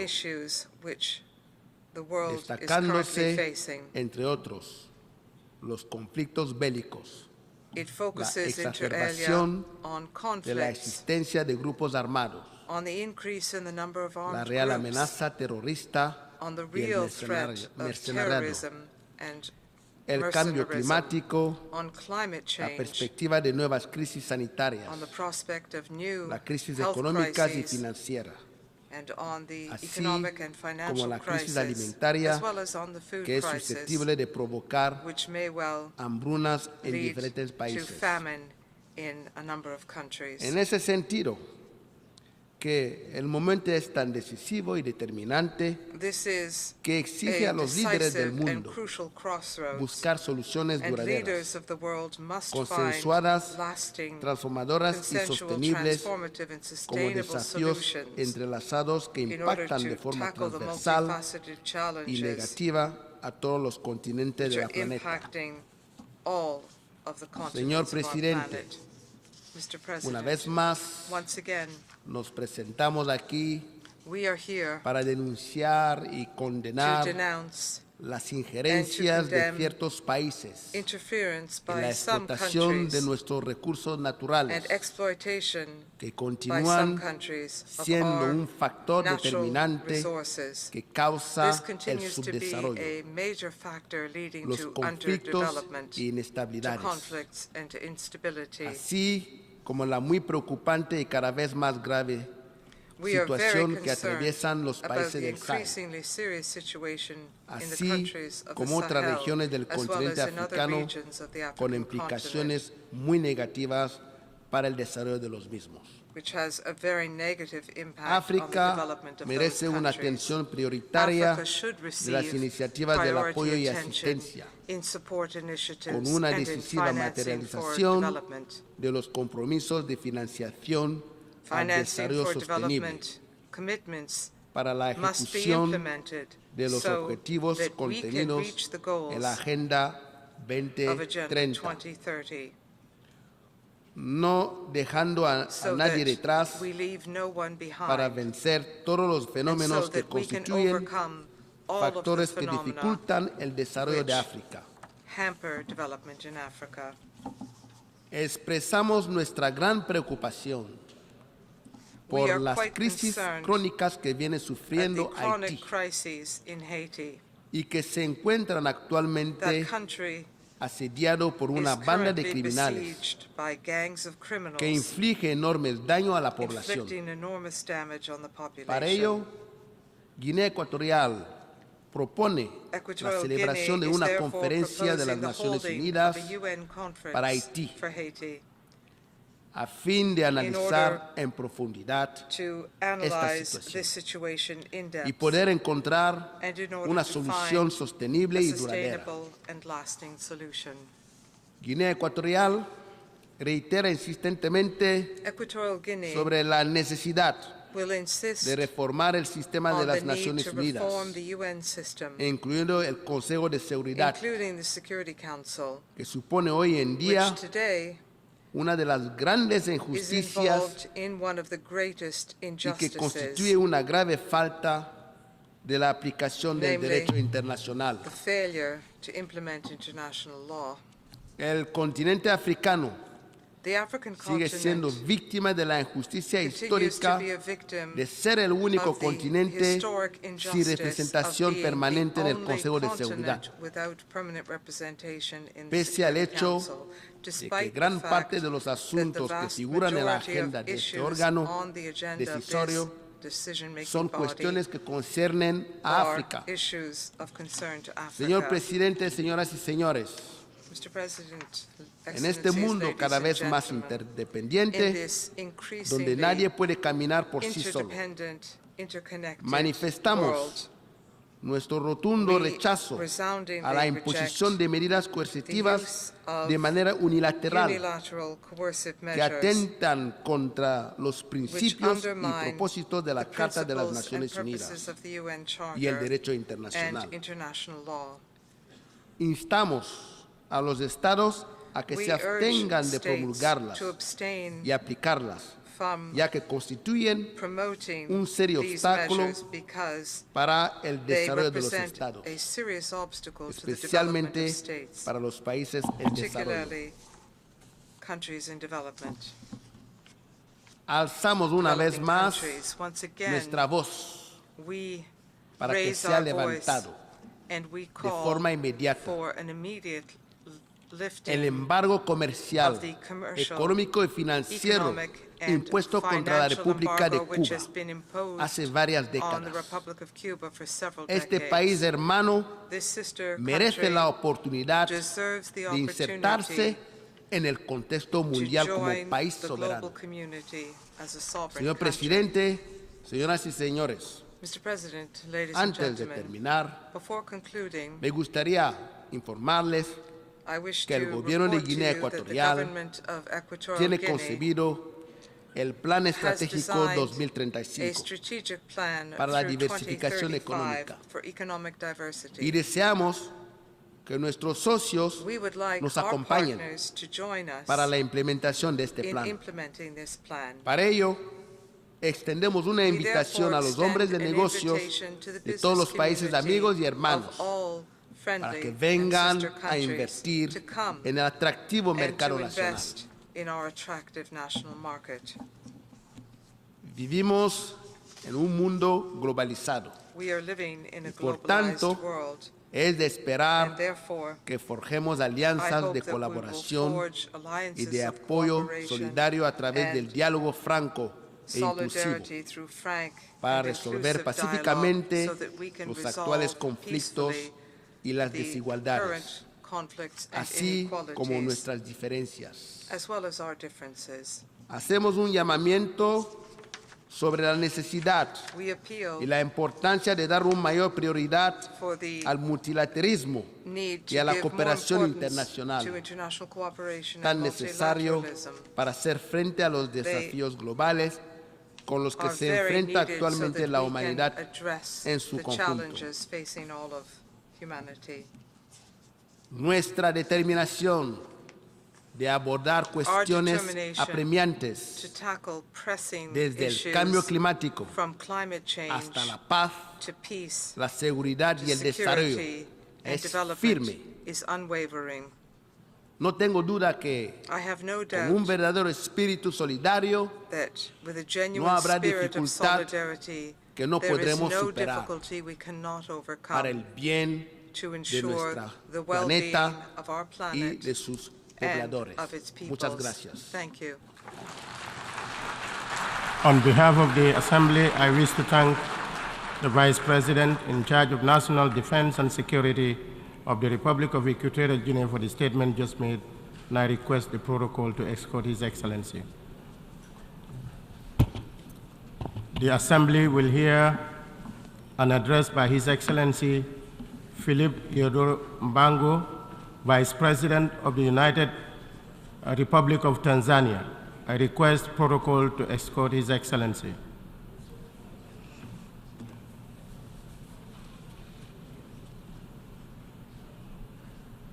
I have great pleasure in welcoming His Excellency Philip Izodo Mbango, Vice President of the United Republic of Tanzania.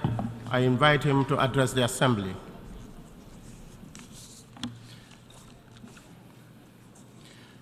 His Excellency Denis Francis, President of the 78th session of the UN General Assembly, His Excellency Antonio Guterres, Secretary General of the United Nations, Excellencies, Heads of State and Government, ladies and gentlemen, Mr. President, please allow me to start by conveying to this august Assembly Fraternal greetings from Her Excellency, Dr. Samia Suluhu Hassan, President of the United Republic of Tanzania, who could not attend this important session due to pressing national commitments. It is a great honor and privilege to address the Assembly on her behalf and for the people of my country. I also wish to join those who have spoken before me in congratulating you, Mr. President, on your election to preside over the 78th session of the UN General Assembly. I pledge Tanzania's full support to your presidency. Similarly, I wish to pay tribute to your predecessor, His Excellency Kaba Korosis, who successfully steered the 77th session of the United Nations dedicated service to humanity in the face of many daunting global challenges. Mr. President, this year the Assembly is meeting specifically in search of rebuilding trust and reigniting global solidarity.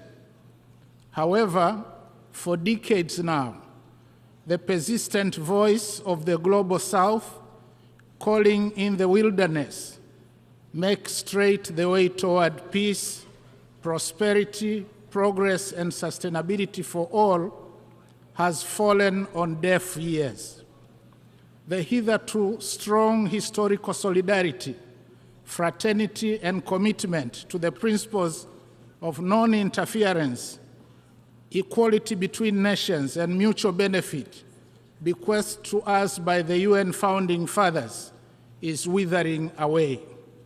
As a result of this paralysis in multilateralism, we have now begun to witness shifting geopolitical tectonic plates and creation of new blocs, seeking to replace the now obviously dysfunctional world order.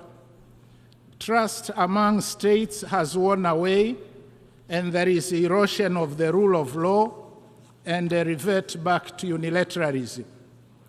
The effectiveness of the UN system and multilateral financial institutions is now being questioned more than ever before, calling for their immediate reform.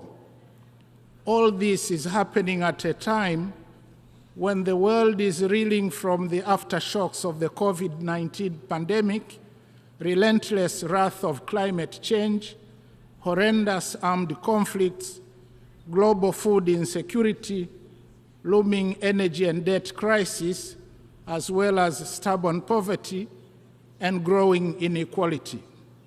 Furthermore, implementation of the SDGs 2030 has been disappointing, mainly as a result of unfulfilled promises of finance and technology by the global north and limited fiscal space in most African countries.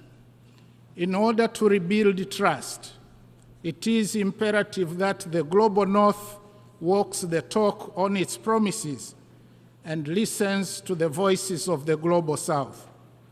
Analogously, the global south must re-engineer its domestic revenue mobilization effort, including putting an end to hemorrhage of its natural resource wealth and illicit capital outflows.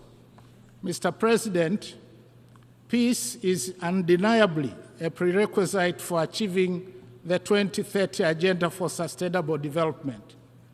Ironically, even in this 21st century, some nations are still firing guns and missiles at each other.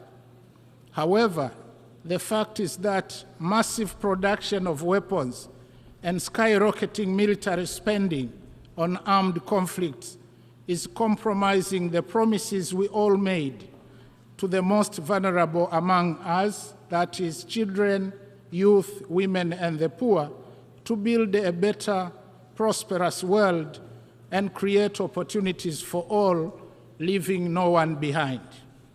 In this regard, Tanzania highly commends the United Nations for its tireless efforts in maintaining international peace and security. We applaud the Secretary General's new agenda for peace, unveiled on 20th July 2023, which provides a greater vision for multilateral efforts towards peace and security on the basis of international law.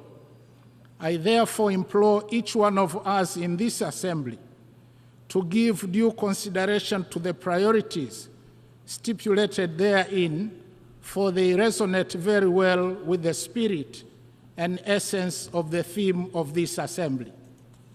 Mr. President, Tanzania remains fully committed and ready to work with the UN family in maintaining global peace and security to make the world a safer place to live in, not only for us, but more importantly, to the generations to come. Tanzania firmly believes that the world needs to invest more in dialogue and diplomacy to prevent and resolve armed conflicts. Wars and confrontations must be avoided at all costs, because in war everyone loses, including the non-warring parties. In this regard, Tanzania has and will continue to contribute to peacemaking and peacekeeping efforts in Africa and elsewhere in the world.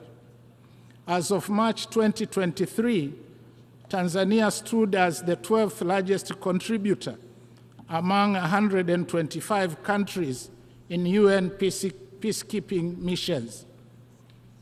Tanzania urges the international community to increase support to regional initiatives to bring peace to war-torn parts of the African continent. Those who participate in fueling conflicts in Africa, either for the purpose of profiting from arms trade or access to blood mineral wealth, should be tracked and condemned openly by the United Nations. With regard to combating terrorism, Tanzania has strengthened capacity to deal with cross-border terrorism, working with our neighbors and international partners, especially through sharing of information and strategies. Mr. President, 3 days ago, we gathered in this hall for a second review of the 2030 Agenda for Sustainable Development and implementation of the 17 SDGs. It is discouraging to note that at halftime, we are off track to meet most of the goals. The UN Secretary General's Progress Report reveals that a mere 15% of the 140 targets are on track, while a staggering 37% have either stagnated or even regressed from the 2015 baseline. This underperformance calls for supercharged implementation and partnership, especially prioritizing to scale up investment in people. Mr. President, Tanzania is fully committed to implement the SDGs as envisaged. In July this year, Tanzania presented its second voluntary national report, which shows that overall there has been significant progress with respect to SDG 2 to 7, as indicated by an increase in food sufficiency ratio, availability of essential medicines, decline in under 5 mortality, increase in pre- and primary gross enrollment rates, significant milestones in pioneering gender equality, improved water supply coverage in urban and rural areas, as well as population connected to electricity. However, only moderate performance has been recorded for SDG 1, 8, and SDG 10. To ensure successful implementation of SDGs, Tanzania is determined to take actions to improve further the domestic revenue effort while capitalizing on PPPs. We are also prioritizing investments in the social service sectors, agriculture and agribusiness, value addition and infrastructure, as well as uplifting of skills for the youth. In addition, harnessing science, technology, and innovation is also key to hastening implementation of the SDGs. Mr. President, climate change has now become the world's greatest threat. Recent natural calamities, which have devastated parts of some countries around the world, amplify the horrible effects of climate change. And on this note, Tanzania offers deepest condolences to the governments and the people of Libya and the Kingdom of Morocco for the loss of lives and properties caused by floods and earthquakes. Furthermore, the latest assessment report of the Intergovernmental Panel on Climate Change sounded an alarming reality that the world is off track, the 1.5 degrees Celsius limit agreed in Paris. Disturbingly, the report indicates that Africa is warming at an accelerated pace, outstripping the global rate. As such, climate change has and will continue to adversely impact Africa and hamper its progress. Tanzania, therefore, reiterates its call for urgent and concerted actions by all nations to cut down greenhouse gas emissions and strengthen mitigation and adaptation measures. Together, we must create an enabling environment and facilitate investments needed to unlock resources for scaling up implementation of our climate commitments and decarbonization of the global economy. We, the global community, must act with urgency. Tanzania also reiterates its call for a fair and just clean energy transition for Africa. Mr. President, unilateral coercive measures have serious adverse effects on the targeted economies and innocent lives, especially of women and children, the very people we have committed not to leave behind. Tanzania remains steadfast in its opposition to injustice, wherever it is committed and by whoever. We stand against the imposition of unjust economic sanctions and other unilateral coercive measures that undermine sovereignty and prosperity for all. Likewise, we continue to stand in solidarity with our brothers and sisters who continue to be denied their rights to self-determination and those living under occupation or domination. We call for the lifting of unjust sanctions and an end to the occupation or subjugation. Tanzania also advocates for peaceful resolution of all territorial disputes in accordance with the principles set out in the United Nations Charter. Mr. President, in closing, I wish to reaffirm Tanzania's unwavering commitment to support the United Nations and its member states in implementing our common global agenda. We call upon warring parties around the world to silence their guns and missiles and give prominence to peace. Let us act towards each other with humility, not arrogance.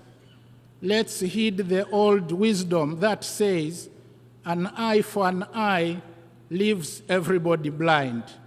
Let's act together to address the climate crisis and hasten implementation of Agenda 2030. Our humble plea is that the voices, promises, and solutions made or provided on this rostrum ought to bring hope to the hopeless, dignity to the humiliated, and justice to all. I thank you. On behalf of the Assembly, I wish to thank the Vice President of the United Republic of Tanzania for the statement just made, and I request protocol to escort His Excellency. The Assembly will hear an address by His Excellency Keith Christopher Rowley, Prime Minister of the Republic of Trinidad and Tobago. I request protocol to escort His Excellency. I have great pleasure in welcoming His Excellency Keith Rowley, Prime Minister of the Republic of Trinidad and Tobago, and I invite him to address the Assembly. Mr. President, it's an honor to address this August Assembly of States at this 78th session of the United Nations General Assembly. I stand before you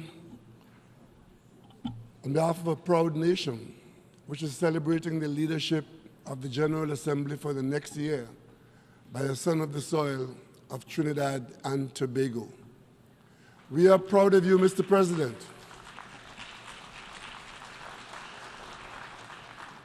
I again extend warmest congratulations to you on behalf of the government and people of the Republic of Trinidad and Tobago, and you are assured of our full support. I also wish to express our deepest gratitude to your predecessor, His Excellency Saba Karusi, for ably guiding our work during the 77th session. Permit me, Mr. President, to express our deepest condolences to and solidarity with the government and people of Morocco, as well as the government and people of Libya, on the recent tragedies which have resulted in the significant loss of lives, livelihoods, and destruction of property.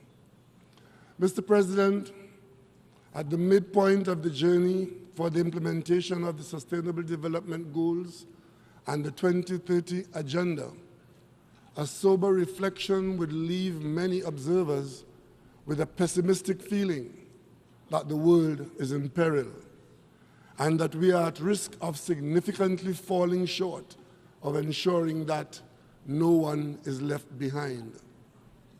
We have seen an array of cascading crises in many parts of the world. Recently, the Secretary General sounded the alarm that the period of global warming had ended and that the era of global boiling has arrived. Investments in instruments of war have far surpassed investments in instruments of peace and peace building. Some protracted conflicts are continuing with little signs of ceasefire, and others continue to erupt and escalate with disturbing consequences. All of these contribute to the waning spirit of multilateralism in our United Nations, the very purpose for which this organization was built. We have seen glimmers of hope extinguished by the darkness of despair, where the most vulnerable of the global population are made to pay the highest price. The cards of the international financial system remain heavily stacked against Global South, thereby inhibiting the prospect of these countries to achieve economic growth and sustainable development. Against this backdrop, Mr. President, I ask, is this the legacy that we would leave for future generations?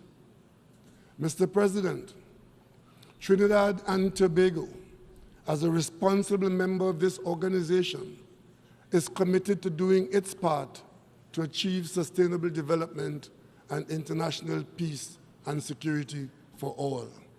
However, our ability to safely navigate our destiny to the harbor of sustainable development by 2030 is stymied by challenges and threats, some of which are existential. One such threat is the proliferation and use of illegal firearms in our society, which, just like in other jurisdictions, bring untold suffering to many families and communities and the nation as a whole. Only today, Mr. President, we experienced the loss of life of 5 members of one family killed by an assailant with an assault weapon. Mr. President, this situation has worsened largely because of the accelerated commercial availability, coupled with illegal trafficking from countries of manufacture into the almost defenseless territories of the Caribbean.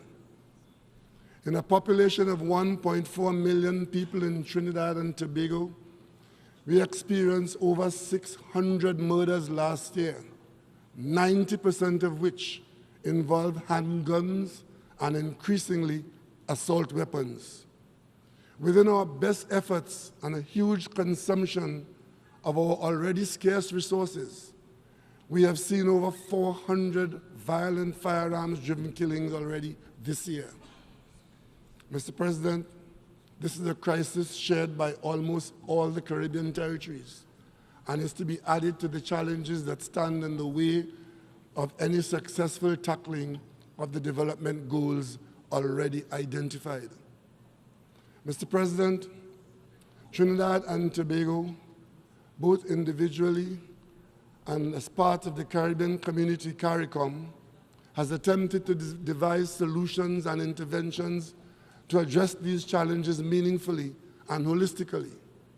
For this reason, earlier this year, Trinidad and Tobago hosted the CARICOM Regional Symposium to address crime and violence as a public health issue, as we felt that it was incumbent to promote and encourage dialogue aimed at reducing violence and preventing crime in our society.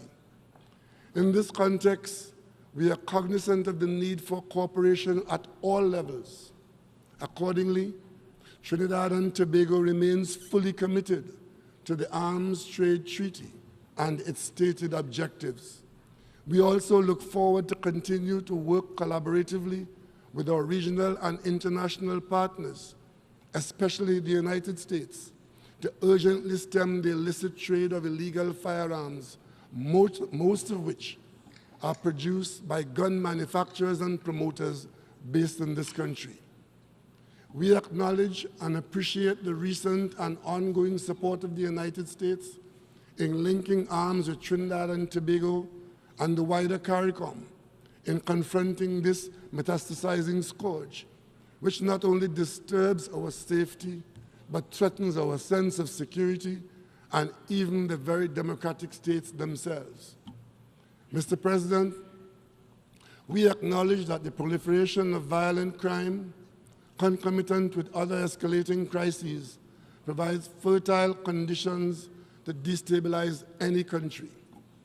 It is in this context that Trinidad and Tobago supports CARICOM's position that all nations respect the Caribbean Sea as a zone of peace. Consequently, Trinidad and Tobago, as it fights its own battles in this area, remains deeply concerned over the developments in our fellow CARICOM country, Haiti, that are causing unimaginable humanitarian, socioeconomic, and security consequences. We applaud the decision of the government of Kenya to offer to help lead a multinational unit in Haiti and welcome the decision of the governments of the Bahamas and Jamaica to contribute personnel to it. Rwanda's offer to help is also very significant and commendable. We also urge the international community to collaborate with Haiti towards the achievement of a credible solution to its current crisis that would guarantee that the country and its people are not left behind. I recall the exhortation by Trinidad and Tobago's iconic calypsonian David Rudder in his timeless classic, and I quote, Mr. President, when David Rudder says, "Haiti, I'm sorry," where he intoned, and I could continue to quote, "I refuse to believe that we, good people, would forever turn our hearts and eyes away. Haiti, I'm sorry. We misunderstood you. One day we'll turn our heads and look inside you," unquote. Mr. President, that day has come. That day is now. We, the United Nations gathered here, must prioritize authorization for the external help that Haiti desperately needs.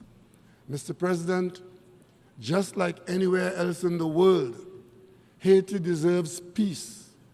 Haiti deserves prosperity.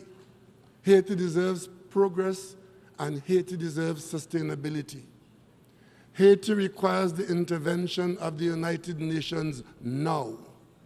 I wish to assure you that Trinidad and Tobago, as an honest broker, remains fully committed to working with the government of Haiti and all other stakeholders to arrive at an indigenous solution to comprehensively address the crisis in that country. Mr. President, Trinidad and Tobago is of the view that in order to rebuild trust and reignite global solidarity, there must be universal adherence to the Charter of the United Nations and international law. Respect for the sovereignty and territorial integrity of all states must be paramount and permanent. And though we are geographically far removed from the threat of the conflict, we are not unaffected. It is indeed disappointing that the Black Sea Grain Initiative, which assisted in stabilizing global food prices and potentially protecting millions from the threat of famine, starvation, that has been terminated. We noted with great anxiety that global food prices during the month of July rose for the first time in months. This situation is of priority concern for the CARICOM community, as we acknowledge that food security remains a crucial issue for our region and is a vital component in our quest to achieve the 2030 agenda. Mr. President, it is also regrettable that after all this time, a credible solution to the Israeli-Palestinian conflict remains elusive. In this regard, Trinidad and Tobago reiterates its strong support for a two-state solution based on mutual understanding, tolerance, and respect, which would serve as a foundation for Israel and Palestine to live as peaceful, responsible neighbors.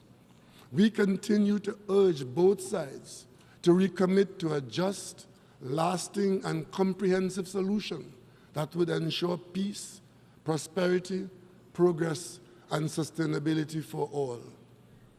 Mr. President, 2023 marks two very important milestones for the international community as we commemorate the 75th anniversary of the adoption of the Universal Declaration of Human Rights, as well as the 25th anniversary of the adoption of the Treaty of Rome.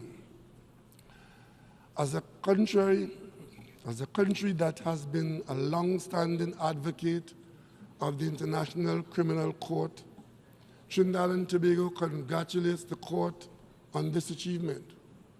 In recognizing this milestone, we remember and pay tribute to an outstanding pioneer of the court, the late Arthur N.R. Robinson, former Prime Minister and President of the Republic of Trinidad and Tobago.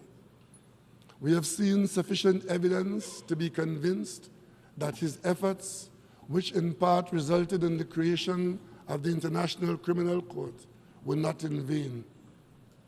For this reason, Trinidad and Tobago remains steadfast in its support of the work and mandate of the court, as we believe that access to justice is a critical element towards achieving sustainable peace.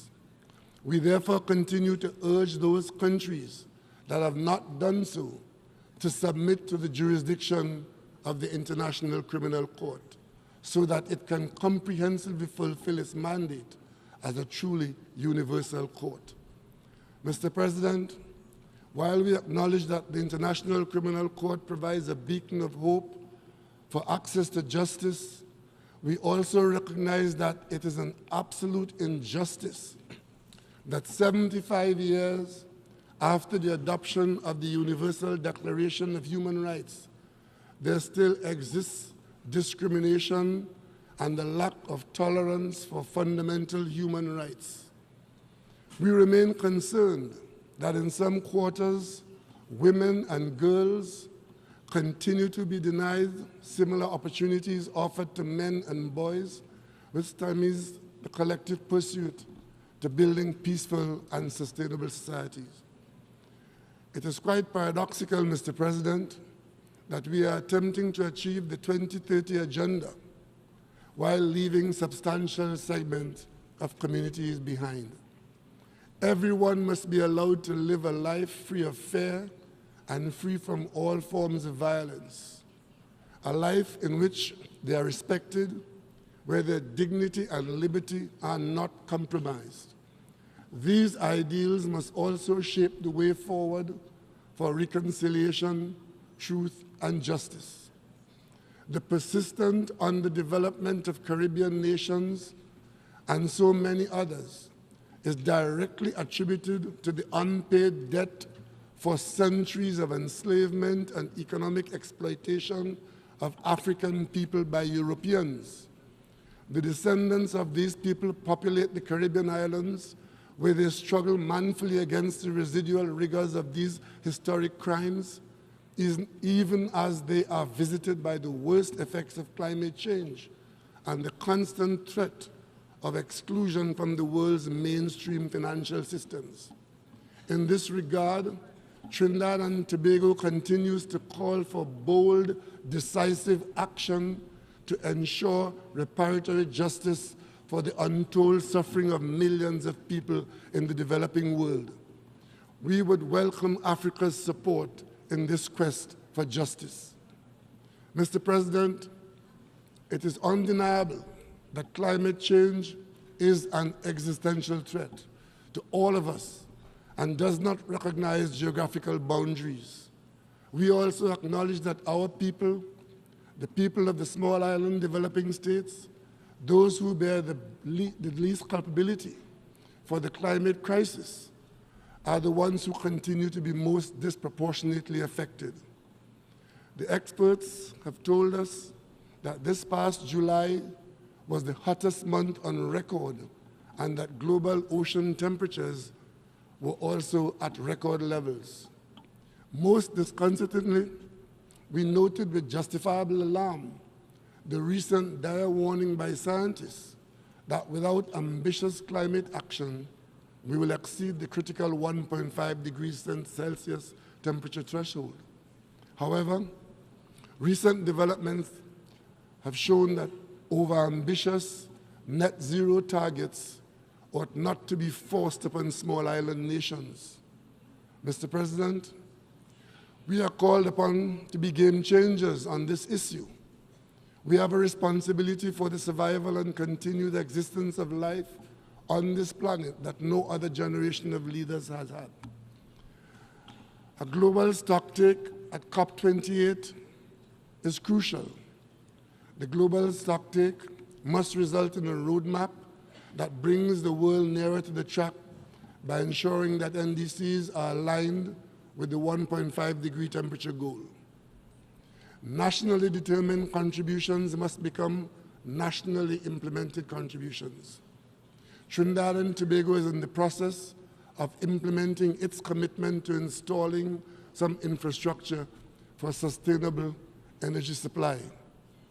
We urge developed countries to increase their support for the second replenishment of the Green Climate Fund. In these commitments, if they're made, we will be honored in full sooner rather than later. They would go a long way towards rebuilding trust and reigniting global solidarity in the developing world, with small island developing states such as Trinidad and Tobago and our Caribbean neighbors facing the harshest impacts of the socio-economic fallout. For this reason, the next 10-year program of action will be crucial to ensuring that no one is left behind. We call on the international community to lend its support for the 4th International Conference on Small Island Developing States and to reach an ambitious and transformative global blueprint that will drive the sustainable development ambitions of small island developing nations towards long-term resilient prosperity. We will also continue to advocate that international financial institutions should be sensitive to the specific circumstances of developing countries and the challenges that they face.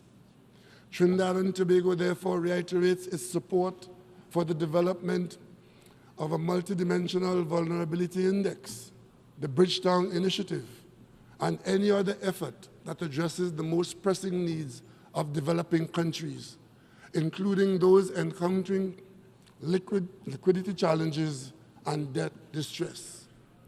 Mr. President, earlier this year, Trinidad and Tobago welcomed the landmark adoption of the agreement under the United Nations Convention on the Law of the Sea, on the conservation and sustainable use of marine biological diversity of areas beyond national jurisdiction.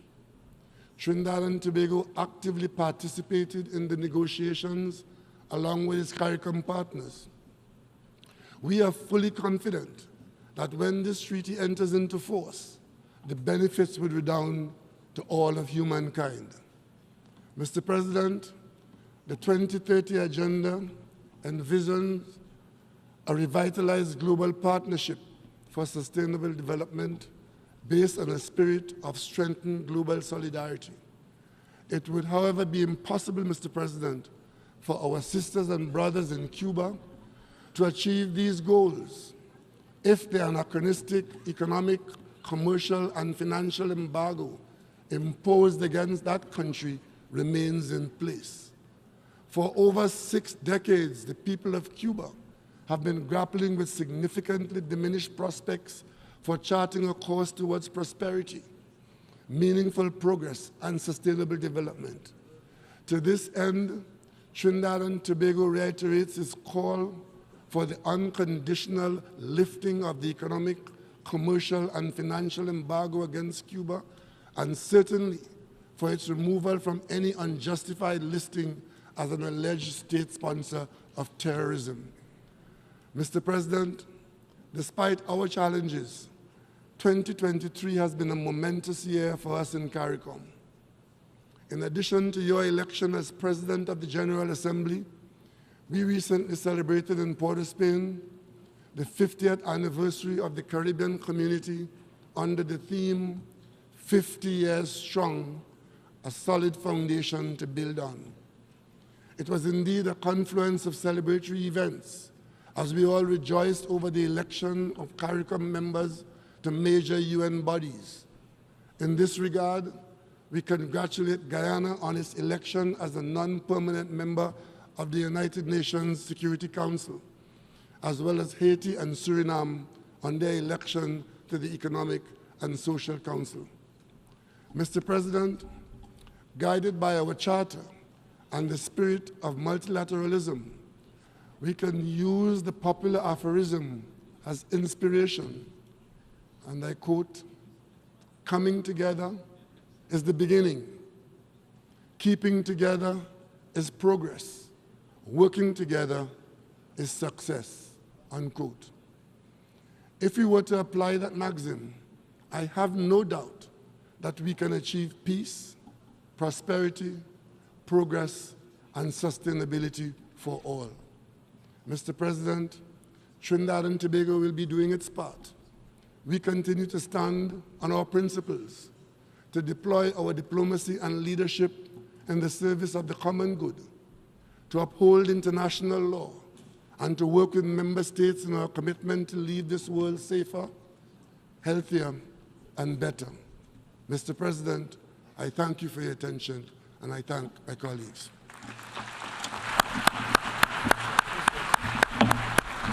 On behalf of the Assembly, I wish to thank the Prime Minister of the Republic of Trinidad and Tobago for the statement just delivered, and I request protocol to escort His Excellency.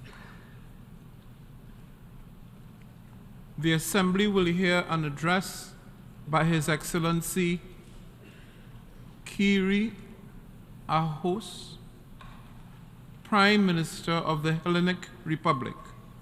I request protocol to escort His Excellency.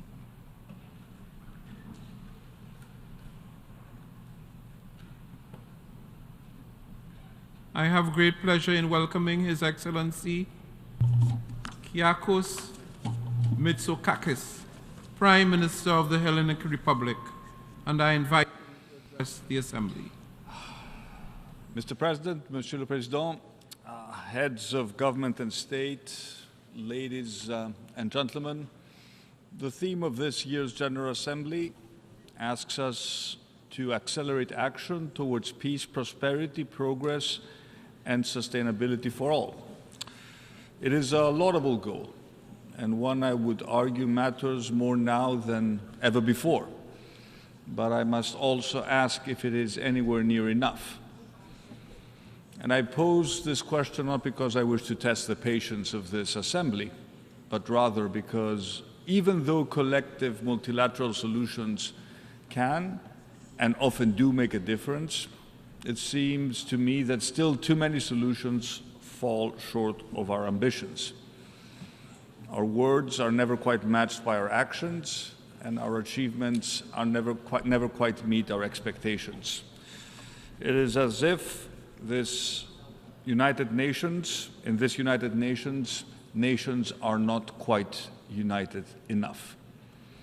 And nowhere is that clearer to me than in two core areas, tackling climate change and managing migration, both of which will be at the heart of Greece's Security Council candidacy for 2025-2026.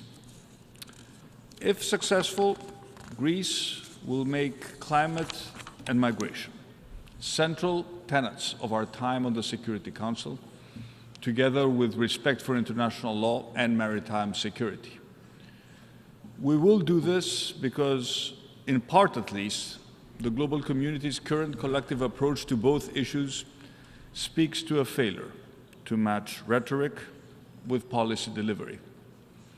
When we have lived through a summer like the one in 2023, the hottest on record, and when we talk rather than act on tackling the main drivers of irregular migration or even the implementation of existing transnational agreements, we are in fact failing. And ladies and gentlemen, we must work harder collectively to change that. 12 months ago, at this very podium, I warned how without multilateral cooperation, the devastating effects of climate change would soon be the norm rather than the exception. 12 months later, and that new norm has unfortunately arrived. This summer, floods, fires, heat waves, and landslides have gripped the European South, North Africa, and the Mediterranean, bringing unprecedented destruction to the region from Slovenia to Libya, from Italy to Greece. For Greeks, nowhere was this more apparent than across Evros, in the northeast of my country. Here, the largest blaze ever recorded in the European Union burned continuously for almost 2 weeks. In all, 20 people were killed, hundreds lost homes and livelihoods, and an area greater in size than this city, New York, was razed to ashes. 700 firefighters from across Europe fought valiantly to contain this devastating megafire, but they couldn't tame it. And as if that was not enough, 10 days later, Greece was struck by Storm Daniel. The Thessaly region, in the center of the country, saw twice as much rainfall in one day than falls in London in an entire year. It was the worst storm to hit Greece in over a century. And Daniel carved its destructive path not only through my country, but through Libya too, landing upon the coastal city of Derna, where the death toll now stands in the tens of thousands. The impact of these events across the Mediterranean is unprecedented.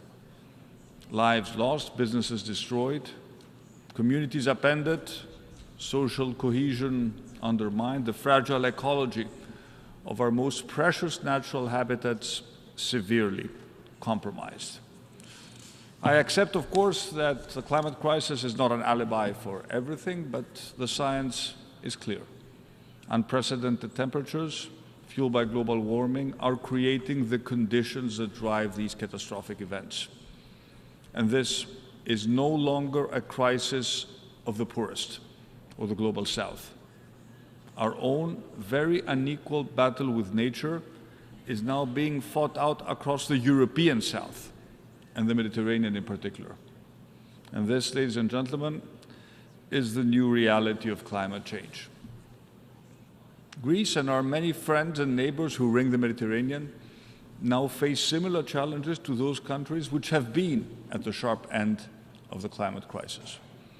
And like those countries, we need a much more coordinated response. In Greece, we have pumped hundreds of millions into mitigation. We have introduced our first ever climate law. We're driving ambitious proposals around decarbonizing our islands. We partner with multinationals in the pursuit of green technology. We invest heavily in renewables, where given our natural assets of wind, sun, and sea, the potential is huge. And yet, while we act decisively on long-term mitigation, we are collectively guilty of not placing enough emphasis on short-term adaptation, even though the need to become more resilient is about change today, not tomorrow. After all, this crisis is already here. It is affecting our lives today, and it is already having a significant impact on our economies. For the European Union, this represents a failure, not just of policy, but also of financial resourcing. We are spending peanuts on adaptation and emergency relief. We have two funds which are completely depleted, and this must change, which is why earlier this week I wrote to the leaders of Croatia, Cyprus, France, Italy, Malta, Portugal, Slovenia, and Spain, who, along with Greece, make up the EU Med-9 group of countries. In my letter, I suggested two solutions to the short-term adaptation issue. First, that we recognize that the circumstances now demand that we act outside the EU's long-term budget framework and state subsidy rules. And second, that we lead the EU-wide efforts to define and implement a comprehensive, properly resourced strategic plan that addresses the new challenges we are now facing. But this isn't just about Europe. The problems faced by the European South and North Africa are, after all, no different to the issues faced by Canada this summer, or indeed the likes of Pakistan last summer, when that country also suffered from catastrophic floods. That is why I'm calling for the creation of a global adaptation alliance, a forum from where we can deliver new collective thinking, renewed cooperation, access to new finance, to drive short-term adaptation before it is too late. Investing more, for example, in sharing new technology, in advanced forecasting and modeling, so that we can predict with greater clarity, with greater accuracy, how these phenomena are going to behave, where the floods are coming from, and where the fires are going. We will therefore push for the inclusion of an adaptation alliance at the upcoming COP28 meeting in the United Arab Emirates, because only by working together can we make a real difference. Learning lessons from one another, but sharing best practices and solutions too. Take Greece's early warning emergency number, the 112 number. During devastating wildfires 5 years ago, it didn't exist. A whole seaside town was razed to the ground. More than 100 people perished. We learned from that mistake. We put it right. And this summer, the 112 number played a huge part in minimizing loss of life. What difference, I wonder, would such a number, an emergency number, have made in Maui during the devastating Hawaiian fires, or in Libya, for example? And it is exactly this sort of relatively cost-effective solutions that represent the type of technological adaptation we need globally going forward. A simple yet life-saving idea. And all of this is critical because at the end of the day, our number one obligation is the protection of human life. Monsieur le Président, ladies and gentlemen, let me turn to the second great challenge of our time, migration. My country is at the forefront of the global migration crisis. Greece has, over the last decade, provided shelter and protection to hundreds of thousands of refugees and asylum seekers. Our Coast Guard has gone above and beyond to save tens of thousands of lives at sea. And let me be clear, Greece will always be an open and welcoming country for those fleeing persecution and violence, as well as those economic migrants who, however, seek a new future by accessing legal pathways. After all, our economy is growing again. We're attracting significant foreign investment, and there are many job opportunities in my country. But we also need to fill these vacancies on our own terms, not those set by the criminal gangs. And that is why it is critical that the international community works together to establish a far more comprehensive and coordinated approach, one that addresses the root causes of migration, one that more effectively counters human trafficking and migrant smuggling, and fosters legal pathways to mobility. Take managing the root causes of migration. We must challenge the negative political, socioeconomic, and climate trends at source in the countries of origin, but also the countries of transit. And that means more tailor-made, innovative, multi-stakeholder partnerships to drive forward sustainable development and strengthen resilience, creating jobs and opportunities in the places of origin. No one wants to leave their homes and risk their lives finding work thousands of miles away. In real terms, that's about investing in infrastructure, in education, in healthcare, in the green and digital transition, all of which can reduce poverty, unemployment, and inequality. And it's about creating incentives for private sector development.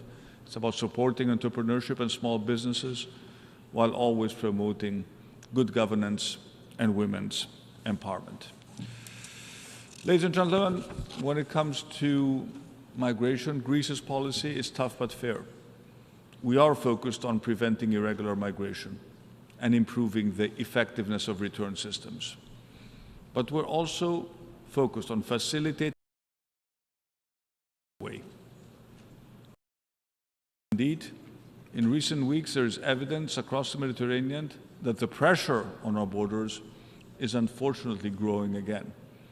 That is why preventing departures must be the starting point. We must break the business model of the traffickers and the networks if we are to stop people from embarking on such dangerous journeys. And working together bilaterally and multilaterally, we must strengthen border controls and surveillance, mechanisms to detect and intercept strugglers and their activities. And we can do that through the use of advanced technology, intelligence sharing and cooperation among border control agencies. And we must enhance the capacity of law enforcement to investigate and prosecute those responsible for profiting from human despair, as well as disrupting the money networks through the strengthening of tools to identify and freeze traffickers' assets. And we need a whole-of-route approach, raising public awareness of the dangers posed by smuggling routes. At the same time, as I said, we must provide legal pathways through family reunification, humanitarian visas, but also labor mobility, something that Greece has done with new bilateral agreements with countries such as Egypt and Bangladesh. But above all, if we want to solve the problem in the Mediterranean, we must work together with our partner countries. Turkey, of course, but also our North African neighbors. Ladies and gentlemen, let me turn to Greece's relation with our eastern neighbor, Turkey. But let me do so in the spirit of openness. Rather than looking at the past, I want today to look to the future. And undoubtedly, long-standing geopolitical tensions between Greece and Turkey remain. Our two greatest shared challenges, however, climate change and migration, are of the present and of the future. And I told President Erdogan just that when we met yesterday. Don't get me wrong, our main difference over the delimitation of our maritime zones in the Aegean and the Eastern Mediterranean is extremely important. It remains, but it can be resolved in accordance with international law, and in particular the United Nations Convention on the Law of the Seas, and in the spirit of good neighborly relations. We have made good progress over the past months in terms of normalizing our relationships, and it is in our mutual interest to continue down that path. Turning to Cyprus, this remains unfortunately at its core an issue of an illegal invasion and occupation, in violation of the fundamental principles of the United Nations Charter. Our commitment to Cyprus's sovereignty, territorial integrity, and a solution of one state based on a bizonal, bicommunal federation is steadfast. It's a matter of credibility and determination to defend the core values and principles upon which the United Nations are based, and finding a fair, viable, and mutually acceptable solution to the Cyprus issue remains a top priority for Greece, and we will continue to fully support the UN-led efforts to facilitate the resumptions of negotiations, always on the basis of the relevant UN security resolutions. Ladies and gentlemen, I have today addressed two of the three most important concerns we share today as a global community. Let me end by quickly addressing the third. Last year, in this very spot, most of us condemned Russia's illegal invasion of Ukraine, an act of blatant aggression that has shattered the inviolability of a sovereign border and has cost so many innocent lives. Overall, the international community has stood firm against Putin's provocation and disastrous attempt to rewrite history. Today, however, the assertion on Russia's part is that NATO, the EU, the other partners that support Ukraine will eventually lose the stomach to continue that fight. Now, let me be clear. This should not happen, and this will not happen. We will never walk away from Ukraine, because to do so would be to abandon the very principles of peace, democracy, and adherence to international law that so many in this room hold dear. This message was sent out loud and clear by the leaders of the whole Balkans region on the 21st of August in Athens, in the regional summit we hosted together with President Zelensky. Dear friends, to conclude, whether the issue is addressing climate change, managing migration, or fighting the threat to our democratic way of life, all the challenges we face are daunting. We've said many times, failure is not an option. True leadership will be required by all of us. We cannot just sit idle and hope for a miracle. I have the privilege of leading a mid-sized country that is trying to do its best to address issues of massive complexity. But it is time for the really big players to step up to the plate and deliver. Thank you very much for your attention. Au nom de l'Assemblée générale, je tiens à remercier le Premier ministre de la République hellénique de l'allocution qu'il vient de prononcer. Et je prie le protocole de bien vouloir accompagner son Excellence.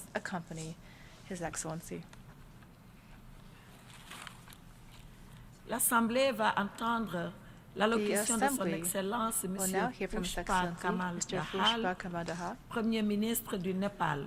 Je prie le protocole de bien vouloir accompagner son Excellence.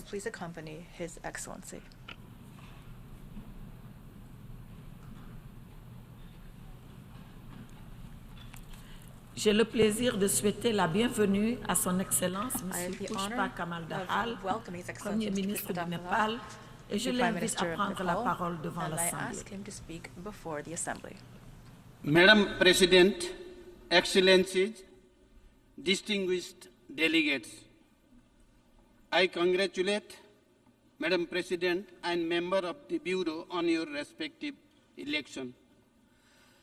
I also express my deep appreciation to the United Nations Secretary General, Mr. Antonio Guterres, for his unremitting efforts to strengthen the United Nations and promote the cause of multilateralism. There could be no better time to deliberate on the theme rebuilding trust and reigniting global solidarity, particularly when trust and cooperation are in short supply and crisis of confidence reign the world. Today, due to the resurgence of geopolitical competition, power polarization and economic nationalism, maintenance of world peace and security, the foremost goal of the UN Charter, have come under serious strain. Spending on arms is on the rise, but resources for the realization of the 2030 agenda have become scarce. We must correct this course and focus on our common goal of peace, prosperity, and progress. It is time to build trust, promote partnership and collaboration, and work in solidarity when the world is facing the challenges of unprecedented scale and nature.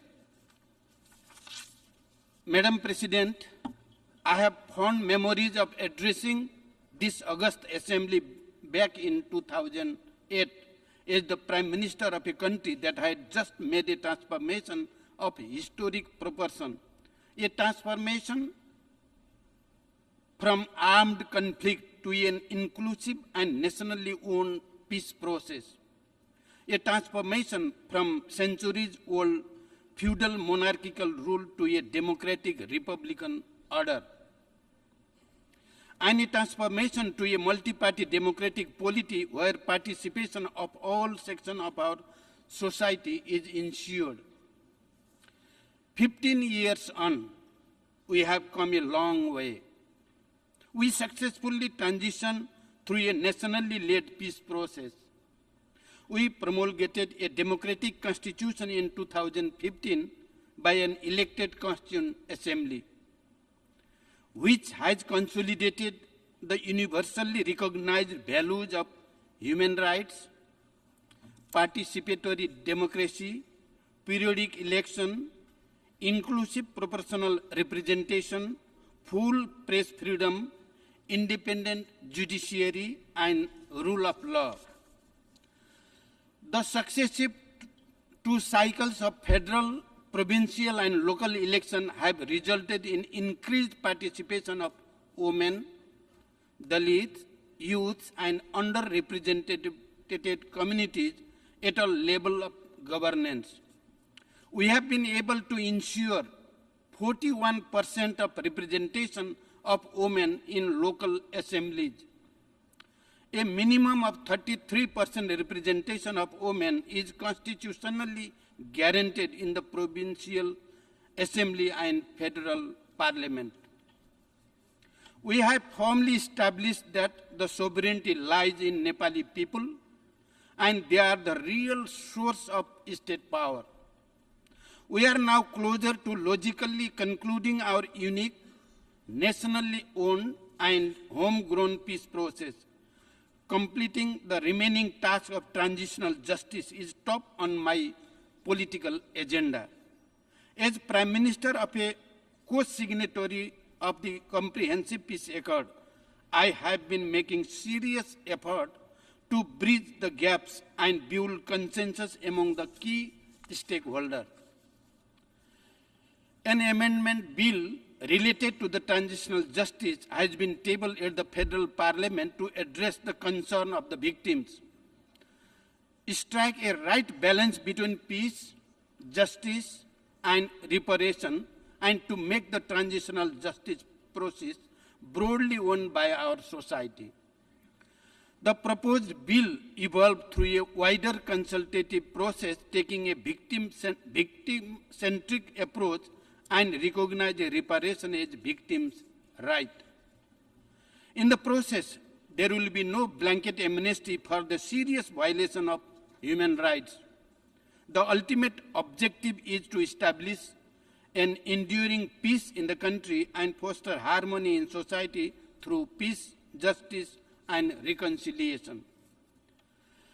I appeal the international community for their goodwill and support to the conclusion of the final leg of our peace process and to duly recognize this rare example of successful conflict transformation. Madam President, as Nepal's political course has taken a stable shape, our focus is now on the agenda of economic transformation. We are aware that political achievement can only be sustained by socio-economic growth and development. It is not least in this light that the central focus of the current government is on mobilizing all its energy and resources to accelerate development work and ensure good governance. We are graduating from LDC status by 2026, and we are committed to making our graduation smooth, sustainable, and irreversible. We are currently in the process of finalizing the smooth transition strategy of graduation. We have put SDGs at the center of our development vision and priorities. However, crises such as COVID-19 pandemic, climate change, and heightened geopolitical competition have threatened our hard-earned progress in SDGs. We, therefore, call for an enhanced level of international support in the form of development assistance, foreign direct investment, export promotion, SDR allocation, technology transfer, and technical assistance. Nepal welcomes Secretary General's call for an increase in SDGs financing by US $500 billion per year. As the current LDC chair, we remain actively engaged in collaboration with fellow LDCs in all relevant forums, including in the UN system, to protect and promote our collective interests. We stress the need to mainstream the Doha Program of Action into all important UN process and development system and the development cooperation framework of our partners. We call for a fair and equitable international trading regime that benefits LDCs. Coordinated policies aimed at debt relief, debt restructuring, and debt swap as envisaged by the Doha Program of Action must be translated into reality. Madam President, climate change has assumed a crisis proportion and the clock is ticking. Our inaction or little action, will surely invite disastrous consequences for humanity. We must therefore set higher ambition and commit ourselves to achieving those ambitions in a time-bound manner. Climate vulnerable mountainous countries like Nepal have been bearing the severe brunt of climate change. The Himalayas are the source of fresh water for over 2 billion people. Global warming has induced rapid receding of ice in our Himalayas. It has not only eroded the health of our mountains, but also endangered the lives and livelihoods of millions of people living downstream. Terrifying. On our part, we remain fully committed to the effective implementation of the Paris Agreement and achieving its goal. Nepal has set an ambitious target of reaching a net zero scenario by 2045. We have already submitted our updated NDC and aligned our national policies and plans with it. Our priorities include conserving and sustainably managing land, forest, and water resources, undertaking effective adaptation and mitigation measures, and promoting a green and resilient economy. To this end, we are working to ensure access to clean energy for all citizens. Easy access to climate finance will be the key to low carbon and climate resilient development pathways.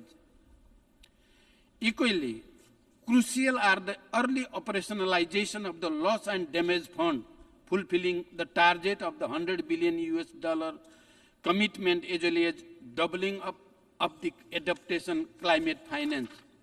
It is an irony. It is an irony that my country, Nepal, with 45% of its areas as forest, with rich biodiversity, and 15% of its land as high mountains, release least greenhouse gas emission but contributes significantly to ecological preservation, has unfairly suffered from climate crisis. These kinds of mismatch must be addressed through a compensation mechanism to the countries that positively contribute to the greening of the planet. Excellencies, it is quite distressing that conflicts within and between countries are on the rise. Nepal opposes any use or threat of use of force against the territorial integrity, political independence, and sovereignty of any country. People of Libya, Syria, and Yemen continue to bear the brunt of protracted conflict. Their suffering must end. We believe that the UN brokered truce in Yemen must be allowed to transition to a sustained peace. The protracted stalemate in Libya must get a way to peace and reconciliation. The Palestinian people deserve peace ending the prolonged conflict. Nepal reiterates its support for a two-state solution with Israel and Palestine living peacefully side by side within recognized international borders based on relevant UN resolution. We continue to support nationally owned, peaceful, just and lasting solutions to conflicts around the world. Peace founded on inclusion, empowerment, economic prosperity, and justice stand a better chance to last longer. Madam President, proliferation of weapons of mass destruction continues to threaten peace and security in the world. Constant stockpiling of nuclear arsenals, growing arms race, and ever-increasing military expenditure are worrisome. Nepal reiterates its call for a total and time-bound disarmament of all weapons of mass destruction, including biological, chemical, nuclear, and radiological weapons. As the host country to UN Regional Center for Peace and Disarmament in Asia and the Pacific, Nepal believes that regional process, including the Kathmandu process, reinforce the global disarmament regime.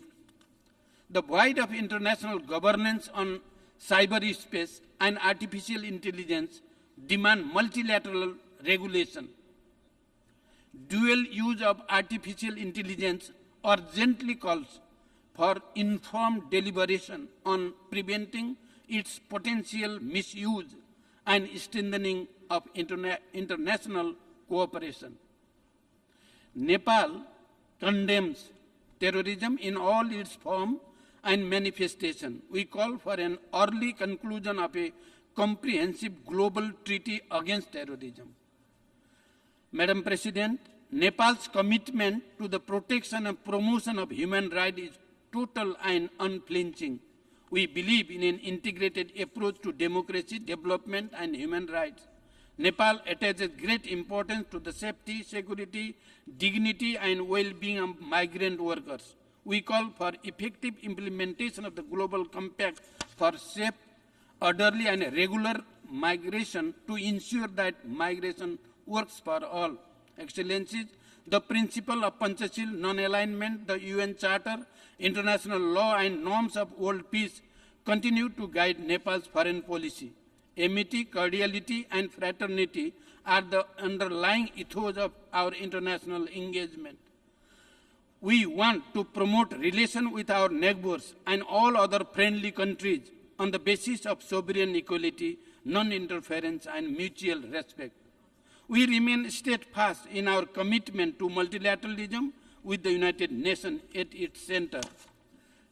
True to our commitment, Nepal continues to contribute to the maintenance of international peace and security through our consistent participation to the UN-mandated peacekeeping operation for the last 65 years. Currently, the second largest troops and police contributing country, we have always deployed our peacekeeper at every call and without any caveat, even in the most challenging situation. Our peacekeeper have earned distinct repute of dedication, professionalism, and competence, which has been widely acknowledged by the United Nations, the host government, and societies alike.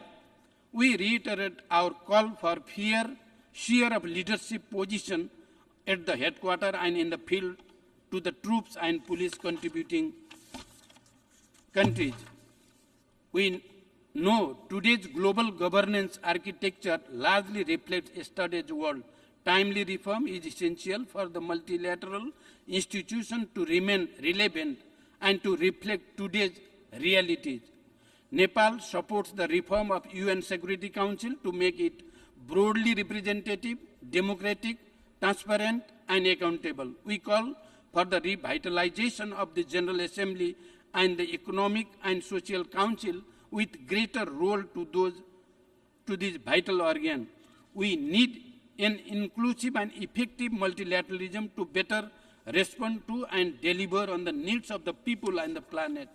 Structural reform to the international financial architecture is longer overdue. The voice of the countries in special situations, including LDCs, LLDCs, and SEEDs, must be heard. Their meaningful representation must be ensured. Only a more democratic, inclusive, fair, and representative international financial architecture can be an antidote to the deep-rooted inequalities, inequities, and gaps. In conclusion, Madam President, it is our collective responsibility to ensure peace and prosperity for everyone, everywhere, and to ensure that no one is left behind. I thank you for your kind attention. Thank you very much. Au nom de l'Assemblée générale, je tiens à remercier le Premier ministre du Népal de l'allocution qu'il vient de prononcer et je prie le protocole de bien vouloir accompagner son Excellence.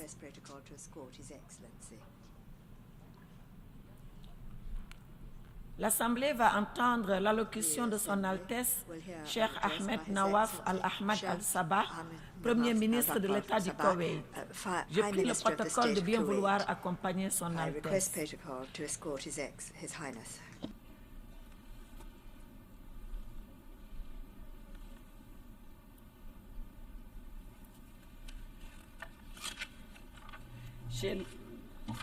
J'ai le plaisir de souhaiter la bienvenue à Son Altesse, Cheikh Ahmed Nawaf Al-Ahmad Al-Sabah, Premier ministre de l'État du Koweït, et je l'invite à prendre la parole devant l'Assemblée.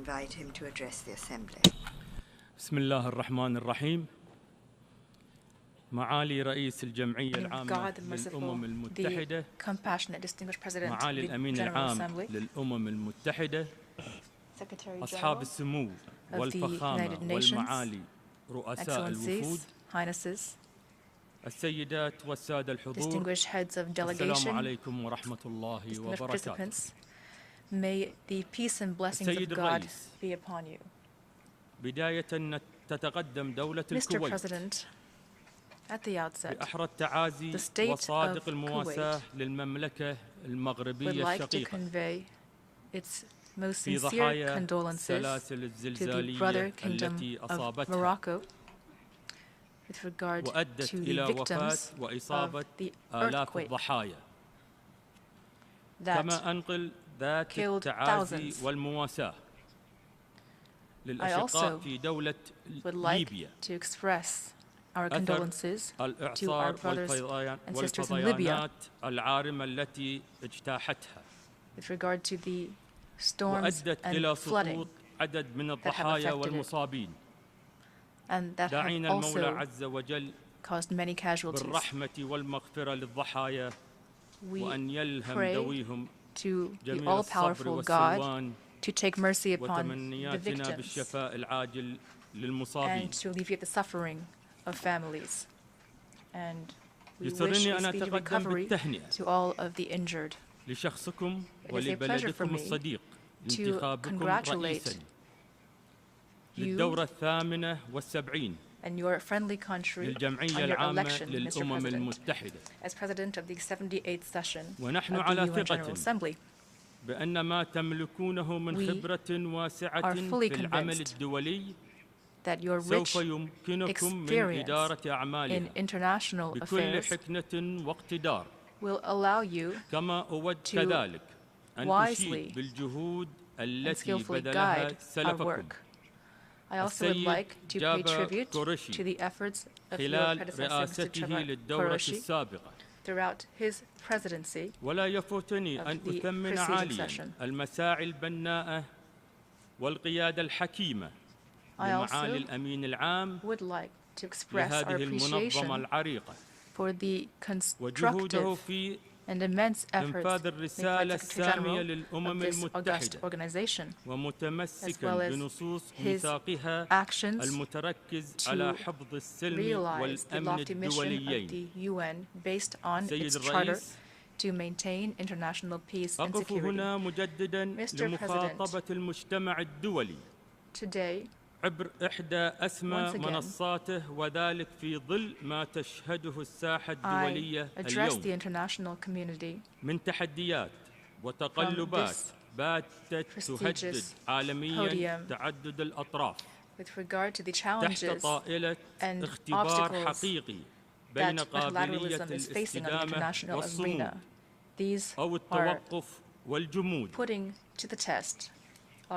فسيل المخاطر والتهديدات المحيطة بعالمنا اليوم من تفجر للنزاعات بين الدول وانتشار أسلحة الدمار الشامل وتصاعد ظاهرة الإرهاب وتفاقم مستويات الفقر فضلاً عن التهديدات المرتبطة بالكوارث الطبيعية وتغيير المناخ as well as وتحديات الأمن the threats posed by climate change and natural disasters, لتزايد التهديدات والمخاطر الحديثة في الفضاء الرقمي وتأثيرها على الأمن السيبراني. كل ذلك وأكثر بات يتطلب تعاونا دوليا قائما على الشراكة والمسؤولية. وفي هذا الصدد نؤكد على أهمية ما ورد في مبادرة الأمين العام التي تحمل عنوان خطتنا المشتركة والتي شخصت ما يواجه المجتمع الدولي من تحديات تتطلب تضافر الجهود لمعالجتها على مختلف المستويات الوطنية والإقليمية والدولية والاستفادة مما تملكه منظمتنا من إرث متراكم وتنوع للأدوات وتعدد الآليات. سيد الرئيس، حرصت دولة الكويت ومنذ قرابة العقدين من الزمن إيماناً منها بمبدأ حسن الجوار على مساعدة العراق للنهوض بنفسه من خلال العمل الوثيق والمتواصل الهادف لإعادة العراق إلى وضعه ومكانته الإقليمية والدولية الملائمة التي تمكنه من تحقيق آمال وتطلعات شعبه الشقيق can realize the hopes and aspirations of this brotherly people. However, we were surprised by the verdict of the Supreme Federal Court in brotherly Iraq, which ruled that the law on the ratification of the Maritime Navigation Organization of Khor Abdullah, an agreement concluded between Iraq and Kuwait in 2012,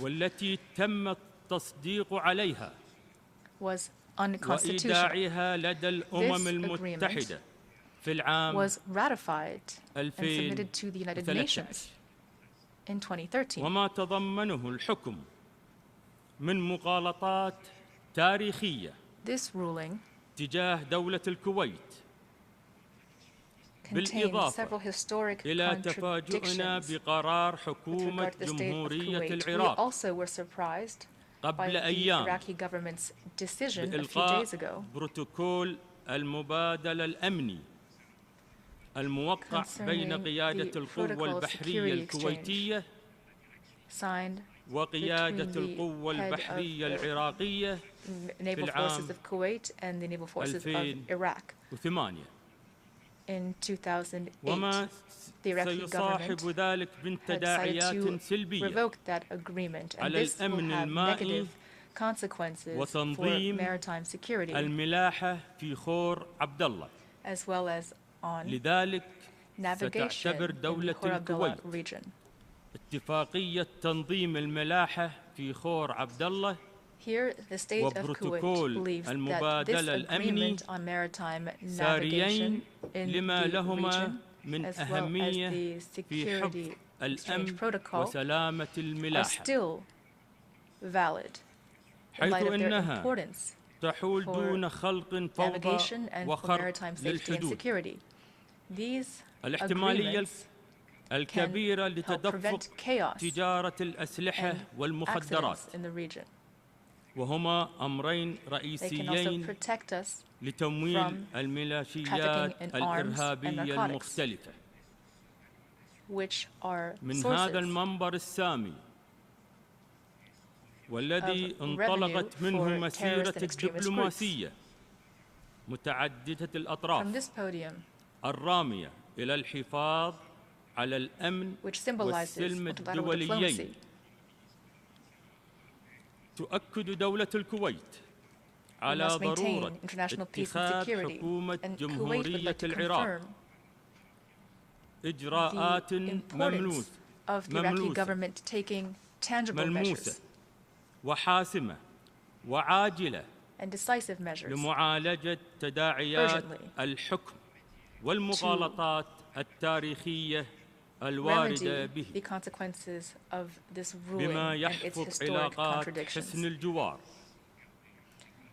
كما تشدد بلادي على ضرورة الالتزام بأمن واستقلالية وسلامة أراضي كل البلدين، والاتفاقيات المبرمة بينهما والقرارات الدولية ذات الصلة، وعلى رأسها قرار مجلس الأمن 833 والذي خططت الحدود البرية والبحرية بين الجانبين حتى العلامة البحرية رقم 162. وندعو العراق الشقيق لإثبات حسن النوايا واستكمال اجتماعات الفرق الفنية المعينة بترسيم الحدود لما بعد النقطة 162 وفقا للقوانين والمواثيق الدولية. هذا وتحتفظ دولة الكويت بكامل حقها باتخاذ ما تراه مناسبا من إجراءات على المستويين القانوني والدولي لحفظ حقوقها الشرعية والقانونية الثابتة وفقا للقرارات الدولية وقواعد القانون الدولي والتي طالما حرصت وتحرص على احترامها وتطبيقها في علاقاتها مع كافة الدول.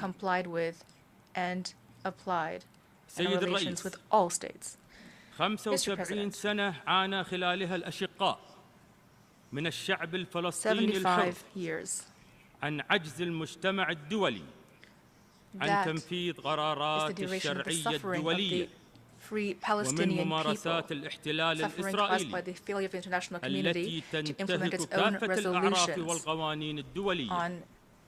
ومن هنا نؤكد على مركزية القضية الفلسطينية في عالمنا العربي والإسلامي وفي إطار التنفيذ لقرارات الجمعية العامة.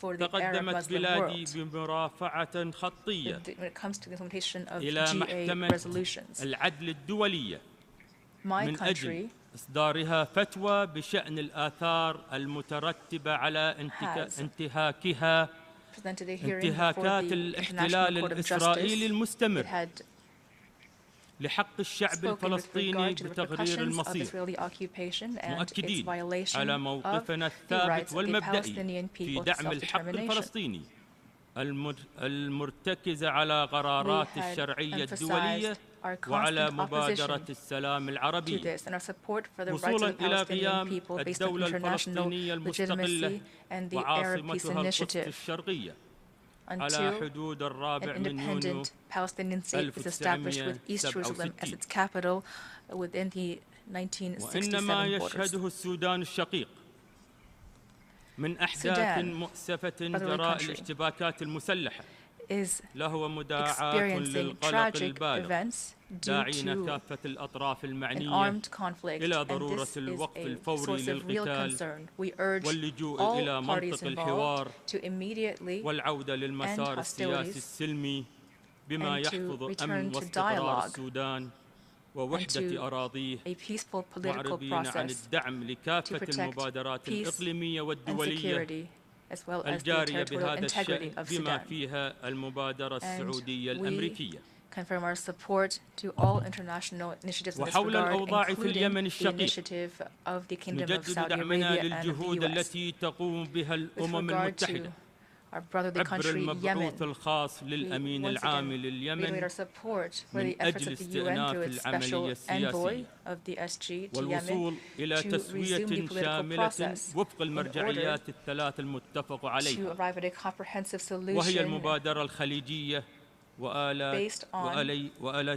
وآلاتها التنفيذية ومخرجات مؤتمر الحوار الوطني وقرارات مجلس الأمن ذات الصلة لا سيما القرار 2216 وبما يحفظ أمن واستقرار اليمن ووحدة أراضيه. وفيما يخص سوريا نؤكد على ضرورة تكثيف الجهود للتوصل إلى حل سياسي وبملكية سورية خالصة وبما يتوافق مع قرارات مجلس الأمن ذات الصلة لا سيما القرار 2254. وعلى الصعيد الإقليمي وترسيخا لقواعد حسن الجوار الواردة في ميثاق الأمم المتحدة، فإننا نجدد الدعوة لجمهورية إيران الإسلامية إلى اتخاذ تدابير جادة لبناء الثقة للبدء في حوار مبني على احترام الدول وعدم التدخل في شؤونها الداخلية والحفاظ على سلامة أمن وحرية الملاحة البحرية من أي تهديدات. كما تؤكد بلادي على أن ملكية الثروات الطبيعية في المنطقة المغمورة المحاذية للمنطقة المقسومة الكويتية السعودية بما فيها حقل الدرة بكامله هي ملكية مشتركة بين دولة الكويت والمملكة العربية السعودية فقط، territorial share between Kuwait and Saudi Arabia. These two countries alone have full rights to exploit these natural resources. Kuwait also categorically rejects any claim of the existence of any rights belonging to other parties in this field or in this region. This submerged region, which runs parallel to the division between Kuwait and Saudi Arabia, with its borders determined by Kuwait and Saudi Arabia. Mr. President, المتركز على نشر ثقافة التعايش والتسامح we hope to revive international dialogue based on a culture of peace and coexistence, as well as tolerance at all levels. هجمات استفزازية غير مسؤولة من قبل عدد من المتطرفين. Muslims are still facing provocative and irresponsible attacks from certain extremists من عواصم ومدن بعض burned الدول copies of the Holy Quran in many capitals باسم of حرية certain التعبير states والرأي under الأمر الذي fictitious يتطلب تضافر الجهود pretext الدولية of freedom of نحو expression. اتخاذ خطوات جادة للحد من خطاب الكراهية والتضليل international الإعلامي efforts to الذي take strong يستهدف measures to المسلمين. end hate speech.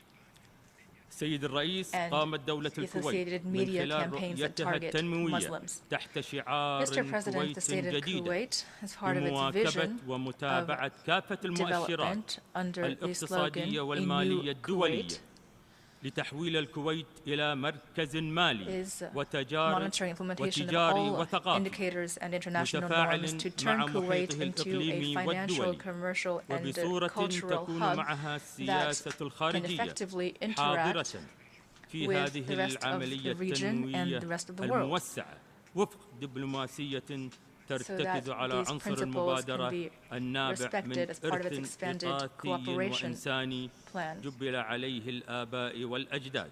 based on initiatives drawn from وفي our ظل ما يشهد human عالمنا and من cultural تدهور بيئي heritage قامت بلادي وبشكل طوعي left to ومدروس us by our founding بإحراز fathers when it تقدم comes to واضح environmental protection. للوفاء My country بالالتزامات وبحسب has الإمكانيات made great المتاحة strides خاصة في مجال إعادة تأهيل قطاعات النفط والصناعة in والنقل fulfilling its بهدف التغليب responsibilities أو الحد من and implementing الانبعاثات its commitments, وتنويع especially مصادر when الطاقة it comes to the وتحسين industrial كفاءتها sector and the والاستعانة transport بالطاقة sector to البديلة diversify energy والمتجددة sources فضلا and to عن use renewable energy. تعهدنا للوصول إلى الحياة We have also الكربوني committed بحلول عام to ensuring 2050 carbon في neutrality القطاعات النفطية.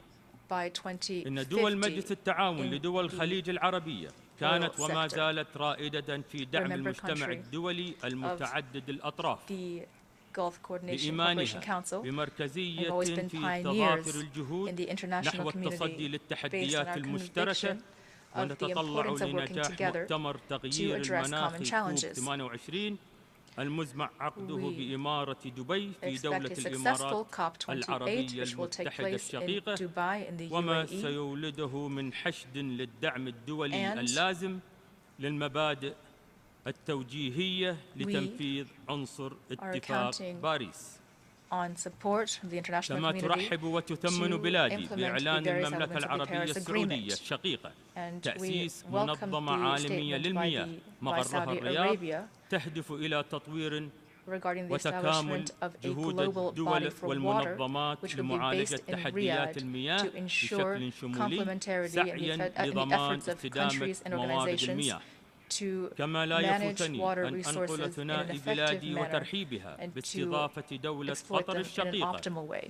إكسبو البستنة I would بعنوان also صحراء like خضراء to بيئة أفضل thank the سعيا state of لتشجيع الحلول which will المبتكرة be نحو hosting استدامة المناطق الصحراوية.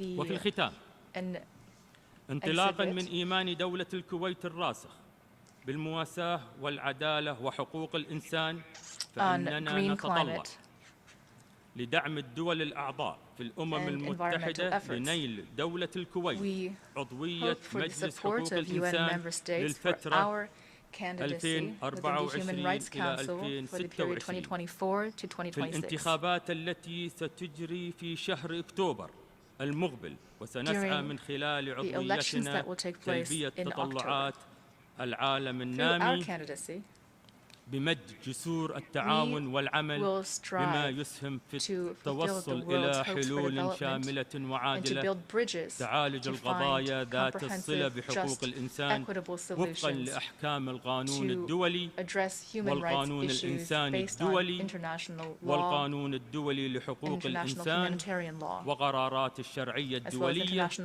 Human Rights Law وذلك بعيداً عن الانتقائية وازدواجية المعايير وسياسة فرض الأمر الواقع ولا يسعني إلا أن أجدد تمسكنا بالنظام الدولي المتعدد الأطراف وبمبادئ وأهداف ميثاق الأمم المتحدة وبما يكفل تطوير وتعزيز الحوكمة الدولية لضمان تحقيق رسالتها السامية في حفظ السلم والأمن الدوليين وخدمة البشرية جمعاء والسلام عليكم ورحمة الله وبركاته.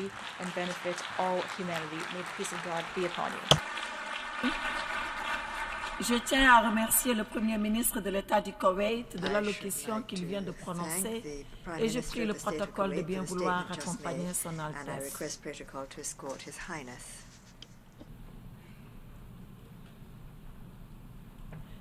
Je donne à présent la parole à son Excellence, M. Alexander Schallenberg, ministre fédéral des Affaires européennes et internationales de l'Autriche.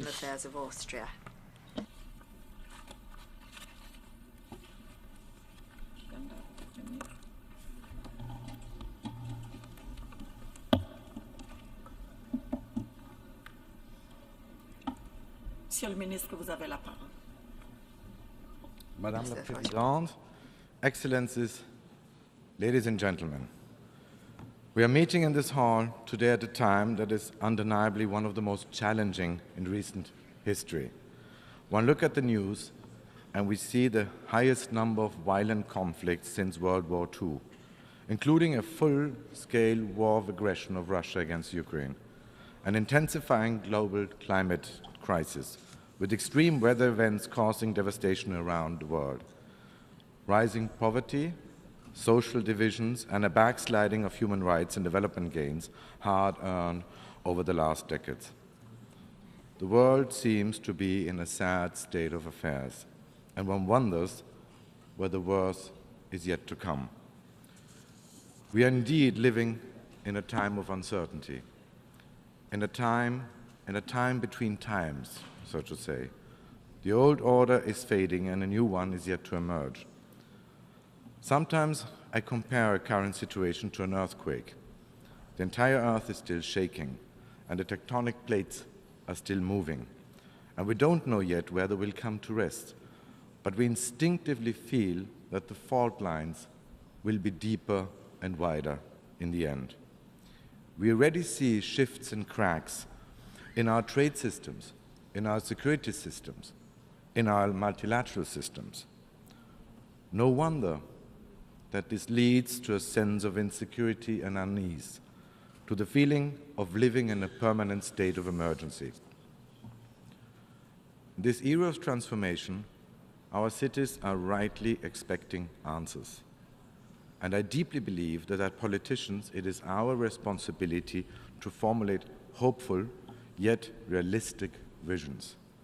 This means looking at the world as it is, lucid and clear-headed, without rose-tinted glasses.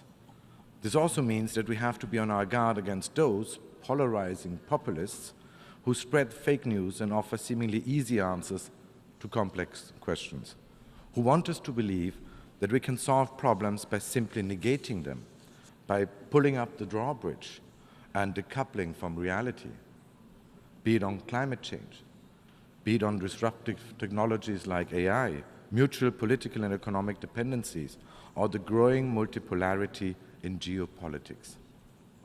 We cannot simply close our eyes to the complex realities of our modern world. There are simply no silver bullets and no quick fixes.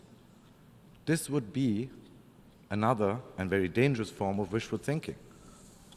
After all, we should know, and I would claim especially in Europe, that wishful thinking is never a solid basis for policy. This was painfully proven to us on February the 24th last year when Russia brutally invaded Ukraine. Ladies and gentlemen, for a country like Austria, militarily neutral, export-oriented, and at the heart of the European continent, the answer clearly lies in cooperation.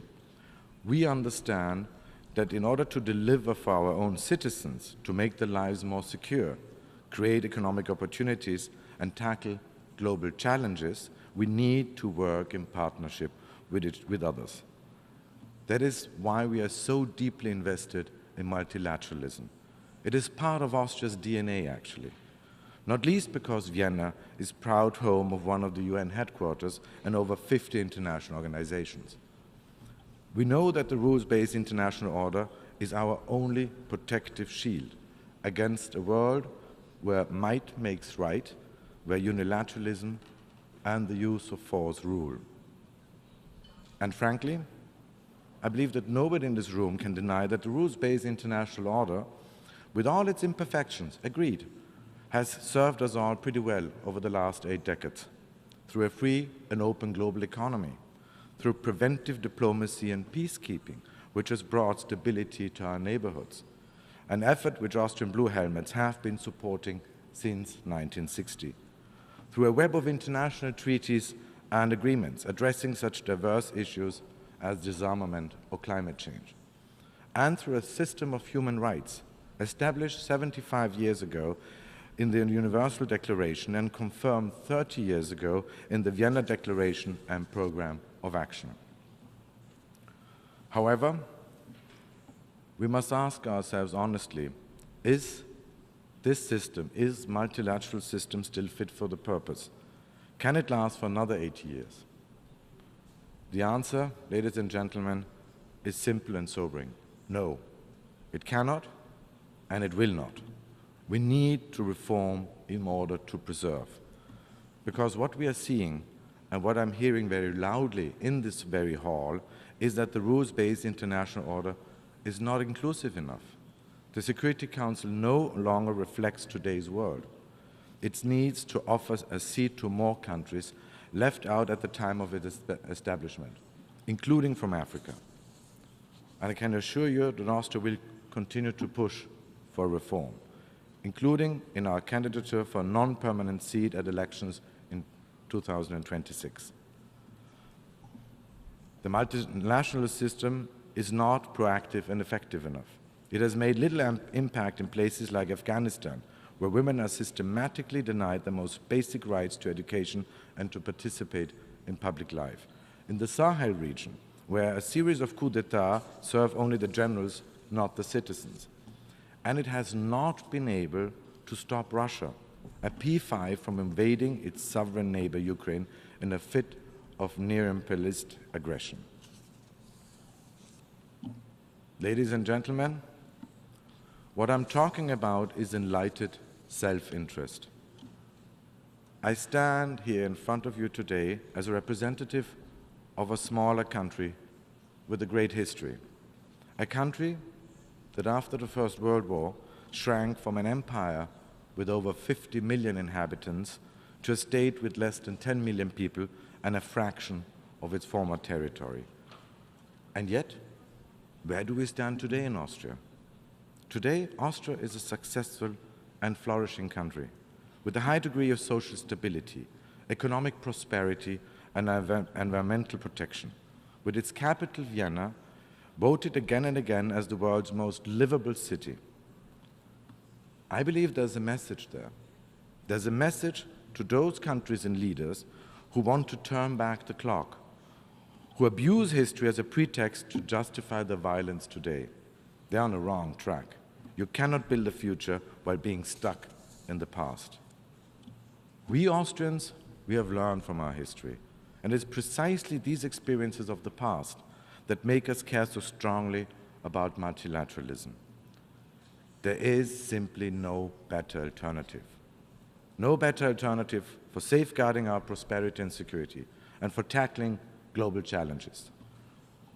That's why we are so deeply invested in our partnerships with our friends and neighbors in Europe and within the European Union, with organizations such as the UN and the OSCE, with our strategic partners around the globe, and with engaged civil society organizations and the private sector.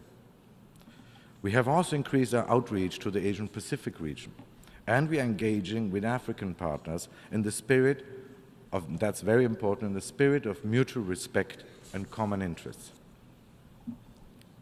Dear colleagues, in the beginning I said we should take a look at the world as it is, and the bitter fact is we are more divided than ever. All too often, even in this hall, we talk at rather than with each other. We speak rather than listen. So today, I would like to remember all of us for what this hall was actually built in the first place, as a space of real dialogue, not as an echo chamber, not as a club of like-minded countries, as a place where we advocate our principles and values, yes, but without denying other point of views, where, yes, we have heated debates, difficult negotiations and hard negotiations, but where in the end we always reach a compromise. Let me be very clear, I'm not championing nihilism or moral reductionism. We know exactly where we stand, and Austria will always speak out for the values and principles that we hold dear, proudly and resolutely. Because I'm deeply convinced that our societies based on freedom, pluralism, on individual rights are the best guarantee for our citizens' security and prosperity. But at the same time, I clearly reject the notion of you're either with us or you're against us. The idea of canceling whole societies and cultures, of reverting to moralizing, finger-pointing, or self-righteousness. This is a lesson that we Europeans also have to learn, and I believe we have to learn it very quickly. Let's not kid ourselves. The world is simply not black and white. It is simply not that easy. To me, this is not, and it would not be responsible statecraft. It might play well with the social media bubble, but it does not reflect reality. And it will only strengthen the fringes of our societies, not the center. That is why Austria will continue to be a champion of sensible and pragmatic multilateralism as we adapt, innovate, and recalibrate our international cooperation. All of this, yes, is difficult. It requires endurance, strategic patience, a lot of explaining, and a healthy dose of realism. But if we succeed, all of us will be better off. And we will emerge from this era of transformation stronger, more prosperous, and more resilient. Thank you for your attention.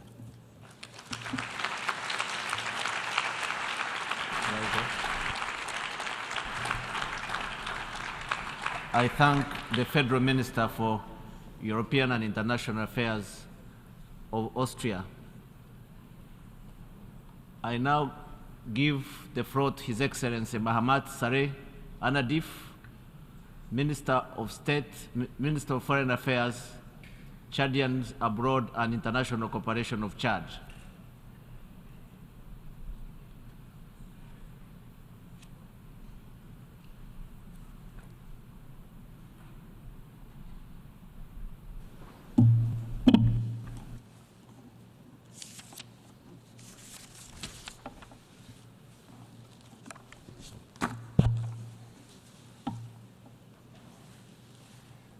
Monsieur le Président, Distinguished President, Mesdames, Messieurs les chefs d'État et de délégation, Monsieur le Secrétaire général des Nations Unies, distingués participants, Mesdames, Messieurs, Ladies and gentlemen, c'est un plaisir et un honneur pour moi de prendre la parole aujourd'hui, jour anniversaire de l'adhésion de mon pays, le Tchad, aux Nations Unies, pour partager avec vous nos perspectives à ces assises annuelles de l'Organisation des Nations Unies, lieu par excellence où se discutent les enjeux de notre devenir commun.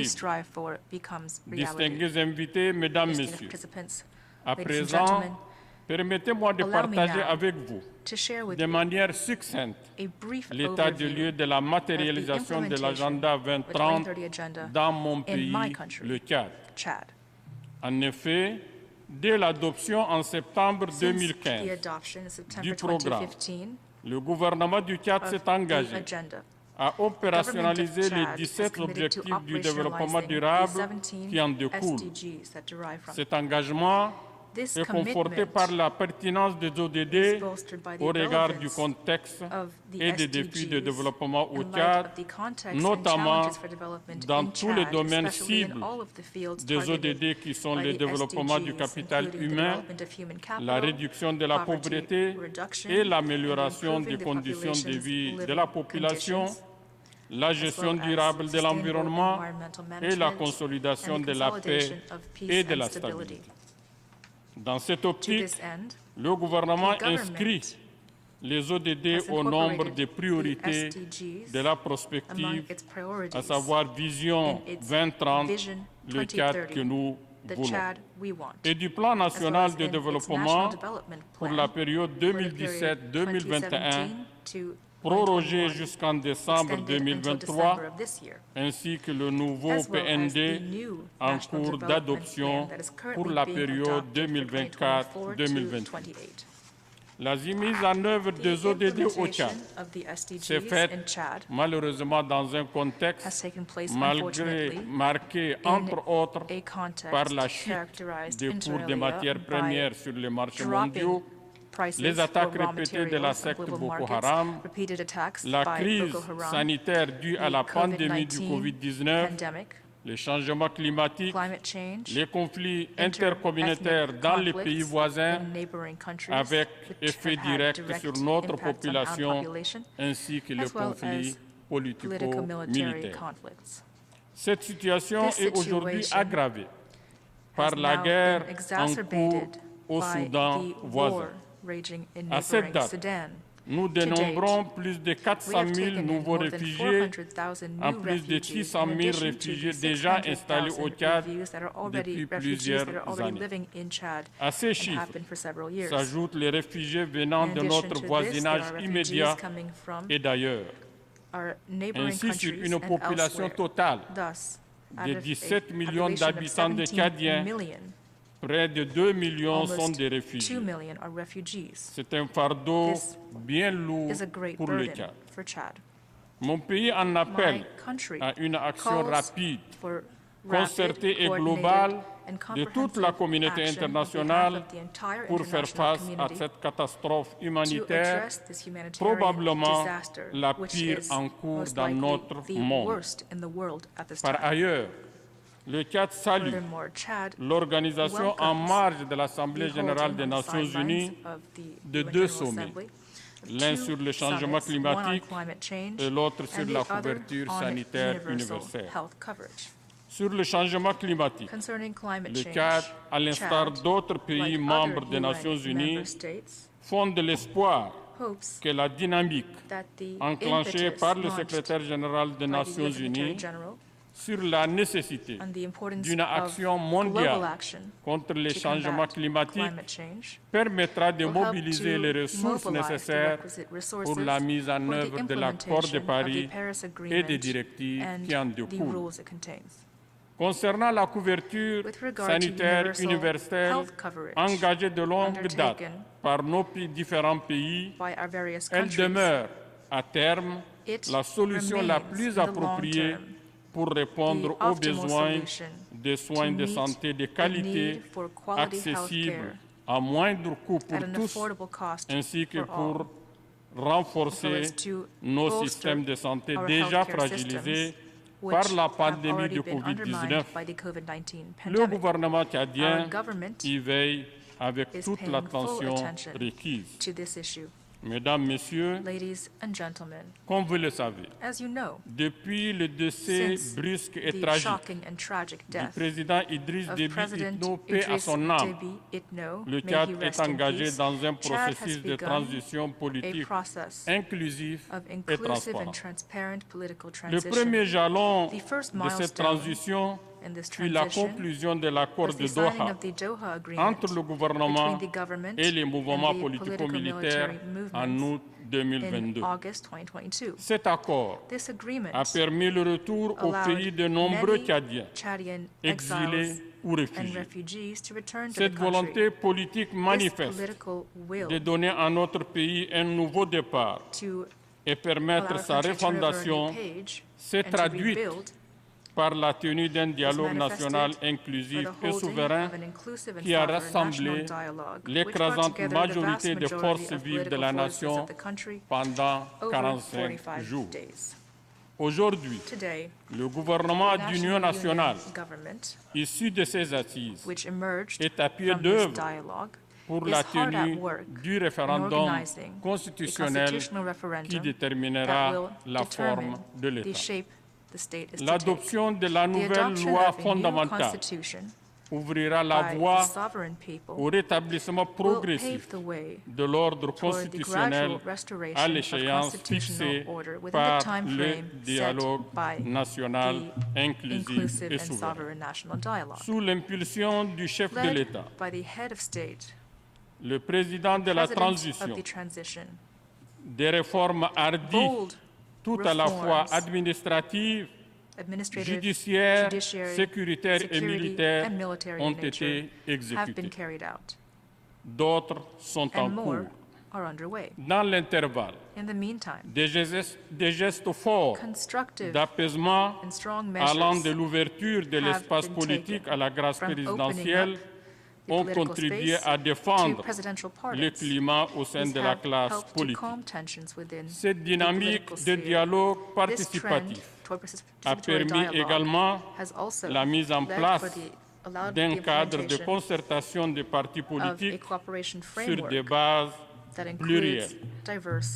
سيداتي سادتي فيما يتعلق بالأزمة السودانية تكرر تشاد دعوتها إلى وقف دائم لإطلاق النار وترى إنه لا يمكن حل الأزمة عسكريا وإنما الحل في الحوار السياسي الشامل بين الأشقاء السودانيين. Mesdames, Messieurs, il y a 2 jours, plus précisément le 19 septembre, à l'ouverture de l'Assemblée générale des Nations unies, le secrétaire général Antonio Guterres interrogeait la gouvernance mondiale symbolisée par le Conseil de sécurité de l'Organisation des Nations unies et le système de Bretton Woods en des termes forts, et je cite, l'alternative n'est pas entre la réforme et le statu quo. L'alternative est entre la réforme et une fragmentation encore plus grande. C'est la réforme ou c'est la rupture. Fin de citation. Qui peut dire plus face à la recrudescence des rivalités géopolitiques actuelles avec le risque d'une nouvelle guerre froide dommageable pour la paix dans le monde alors que le multilatéralisme rencontre une crise grave. Face à cette dure réalité, le Tchad souscrit à l'appel à la réforme du Conseil de sécurité des Nations unies, tel que reflété dans la position commune africaine connue sous l'appellation du consensus des Al-Alimi et de la déclaration de Sylte. Enfin, au nom des principes fondateurs de l'Organisation des Nations unies, le Tchad encourage l'approche de solutions basées sur la création d'un État palestinien indépendant et souverain vivant en sécurité aux côtés de l'État d'Israël. Toujours au nom du même principe, le Tchad réitère son appel en faveur de la levée de l'embargo imposé à Cuba, embargo qui pose préjudice aux populations cubaines. Je vous remercie de votre aimable attention.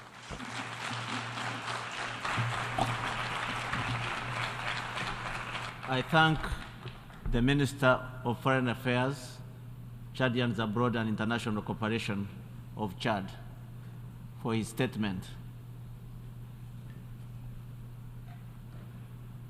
I now give the floor to His Excellency Robert José, Minister of Foreign Affairs, Regional Integration, and Togolese Abroad.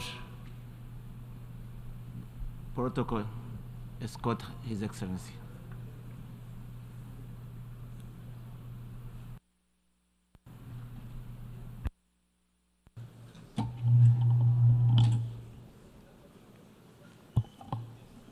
Monsieur le Président de l'Assemblée générale, President of the General Assembly, Mesdames et Messieurs les chefs d'État et de gouvernement, Monsieur le Secrétaire général, distingués invités, Mesdames et Messieurs, permettez-moi, avant tout propos, à l'occasion de la 78e session de l'Assemblée générale de notre institution commune, au nom de mon pays, le Togo, et de son Excellence, Président Faustin, adresser mes chaleureuses félicitations à M. Denis Francis de Trinité et Tobago pour son élection et son habileté dans la conduite des travaux de cette session.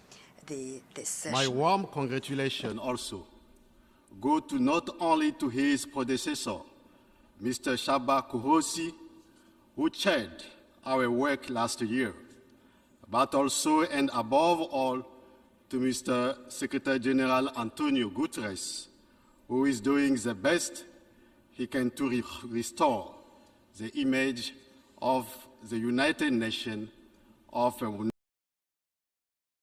reform.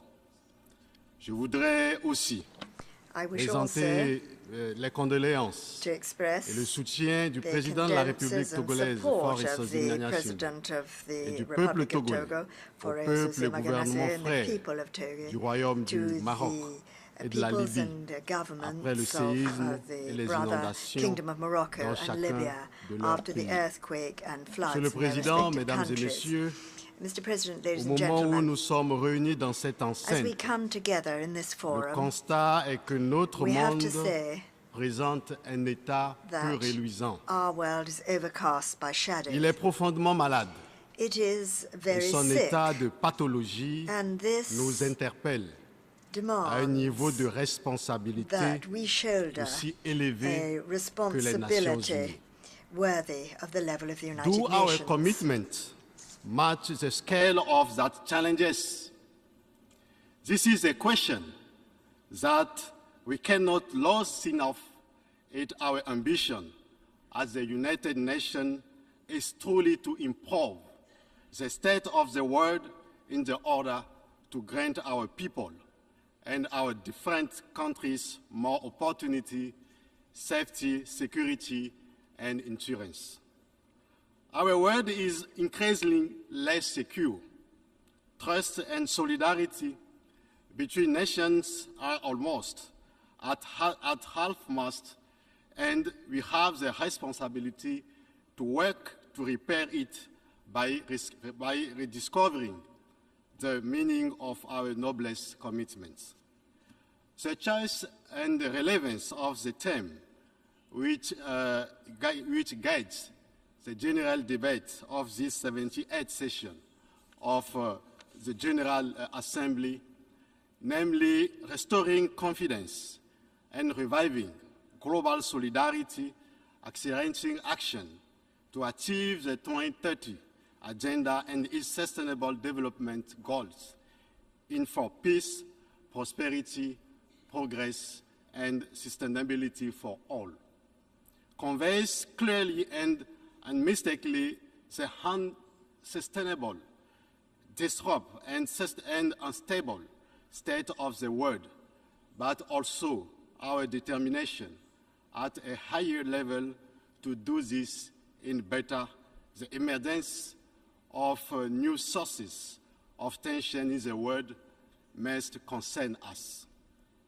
Monsieur le Président, Mesdames et Messieurs, je viens d'un pays, le Togo, et d'un continent aujourd'hui très éprouvé.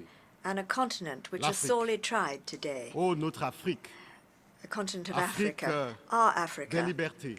The Africa of freedom, the Africa of our fathers, oh, Afrique de nos mères.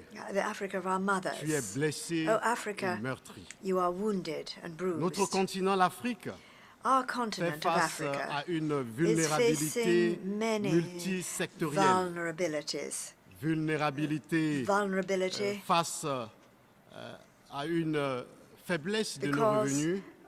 Vulnérabilité due au faible niveau de développement, vulnérabilité face aux crises sanitaires de grande envergure, vulnérabilité due aux effets du changement climatique, vulnérabilité due à la perturbation des chaînes d'approvisionnement alimentaire mondial, vulnérabilité due à l'envahissement de l'espace due to the invasion of African cyberspace by cyber criminals and disinformation, vulnerability because of recurrent armed conflict and ongoing wars, vulnerability because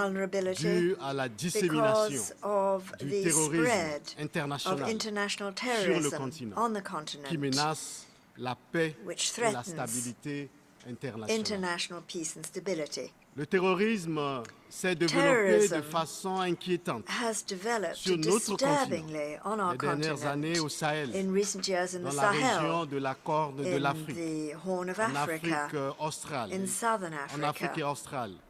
Et l'Afrique risque de devenir un sanctuaire du terrorisme international et de demeurer le maillon le plus faible du système sécuritaire mondial. Nos États de la côte du Golfe de Guinée, longtemps épargnés, ont commencé par payer un lourd tribut au terrorisme.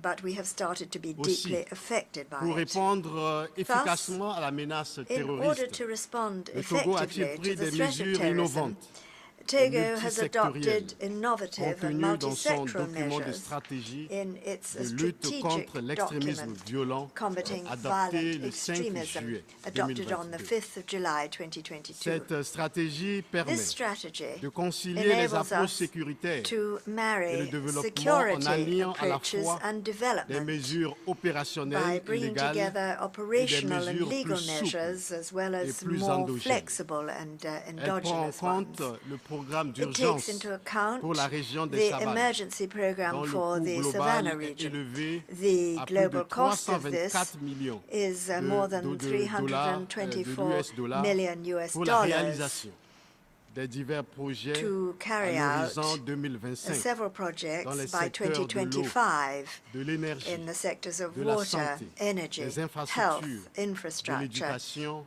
et de education l'agriculture. and agriculture.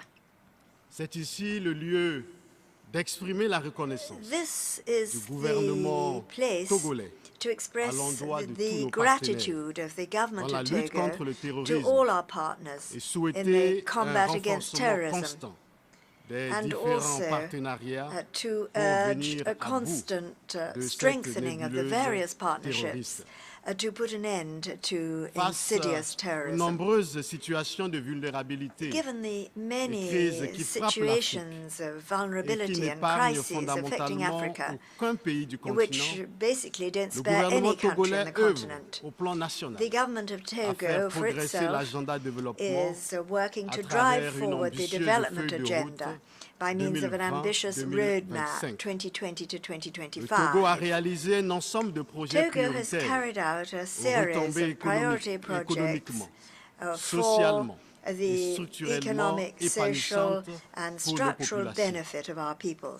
La santé à travers la mise en Health place d'une couverture by santé means universelle, of universal la health coverage, souveraineté alimentaire, food sovereignty, l'inclusion socio-économique socio-economic et le travail inclusion, décent and decent pour work l'épanouissement that de tous et une all prospérité may partagée flourish restent les and share chantiers prosperity. prioritaires These de are the l'action priority gouvernementale. planks of the government's action. Monsieur le Président, Mesdames et Mr. Messieurs, President, ladies and gentlemen, Les efforts du gouvernement visant the government's à faire du Togo un pays to ouvert au ensure monde that Togo is se a country poursuivent. open to the world Il are nous tient à cœur de continuing. renforcer We dearly la wish stabilité économique, to sociale et enhance démocratique economic, social and qui democratic concourt à l'attrait stability des investisseurs in order to et qui attract garantissent investors la place and du Togo ensure en that tant que Togo destination is a privilégiée. desired destination for them. Les actions multiformes The que nous many menons actions s'arriment aux engagements that we are onusiens carrying et out are africains linked des agendas to 2030 the et African and UN 2063 et commitments of the s'inscrivent dans 2030 la and quête commune 2063 d'un agendas développement durable and are part and parcel of partagé our par tous les membres common des Nations Unies. striving for sustainable Dans ce development, programme, which is shared by une all place de UN choix members.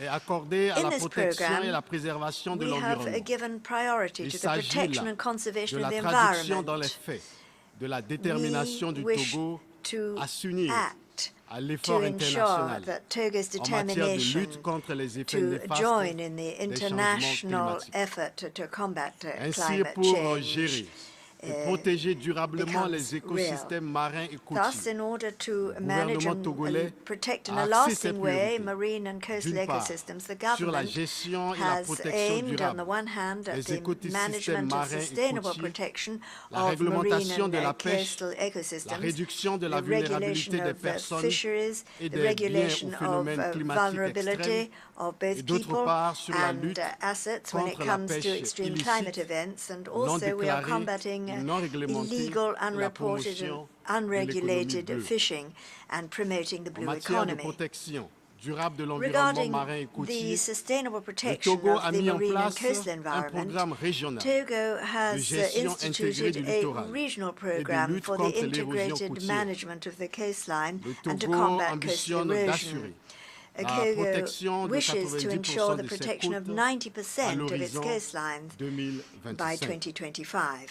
Enfin, Then, dans le cadre de la préservation et de la within the restauration des framework of écosystèmes, preserving lutte contre and la restoring désertification, ecosystems and combating le Togo desertification, a lancé un Togo important programme launched a significant national de national reboisement program d'1 of milliard d'arbres reforestation of à 1 l'horizon billion trees 2030, by 2030. interdit We l'importation, have prohibited la the import, commercialisation et marketing, and l'utilisation we are des also promoting biopesticides et biofertilisants use of dans notre biopesticides pays. and biofertilizers Dans le in our domaine des country. énergies renouvelables, des When it partenaires comes to stratégiques et renewable diversifiés, energy, des strategic and partenariats stratégiques et diversified diversifiés ont partnerships été noués have been pour la fourniture forged des to services provide fiables, modernes reliable, et à moindre modern coût au milieu services rural. at as low a Ainsi, cost les as fonds possible d'accès for rural à areas. l'électricité Thus, par tous the dénommé fund for Fontinga access to a été electricity, créé called avec pour Fontinga, ambition de permettre au was Togo created de in order garantir to ensure that à l'horizon Togo can, by 2030, 2030, un accès universel ensure universal à des services access to énergétiques reliable, sustainable, modern, modernes et un coût and affordable energy services. À travers le projet CISO, By means of the des CISO kits project, d'énergie solaire solar sont energy fournis aux kits populations have rurales been provided vulnérables to vulnerable sur toute rural l'étendue du territoire peoples national, throughout our country. tandis que le gouvernement And the government is poursuit also inlassablement untiringly l'installation de aiming centrales at the installation of photovoltaïques et de photovoltaic mini-centrales solaires, contribuant and ainsi au solar renforcement power de la stations, part contributive thus de increasing l'énergie the share of renouvelable renewable dans la energy politique de gestion in Togo's énergétique du energy Togo. management policy. Monsieur le Président, Mr. President, ainsi nous tenons à saluer we wish les engagements to pris et commend annoncés the et annonces commitments entered faites into and the lors de la announcements COP made 27, during the course of the notamment la COP27, création d'un fonds spécifique particularly sur the le creation of a financement des specific pertes fund et préjudices to au profit des finance pays vulnérables the losses and durement touchés damages par affected les by vulnerable catastrophes countries climatiques.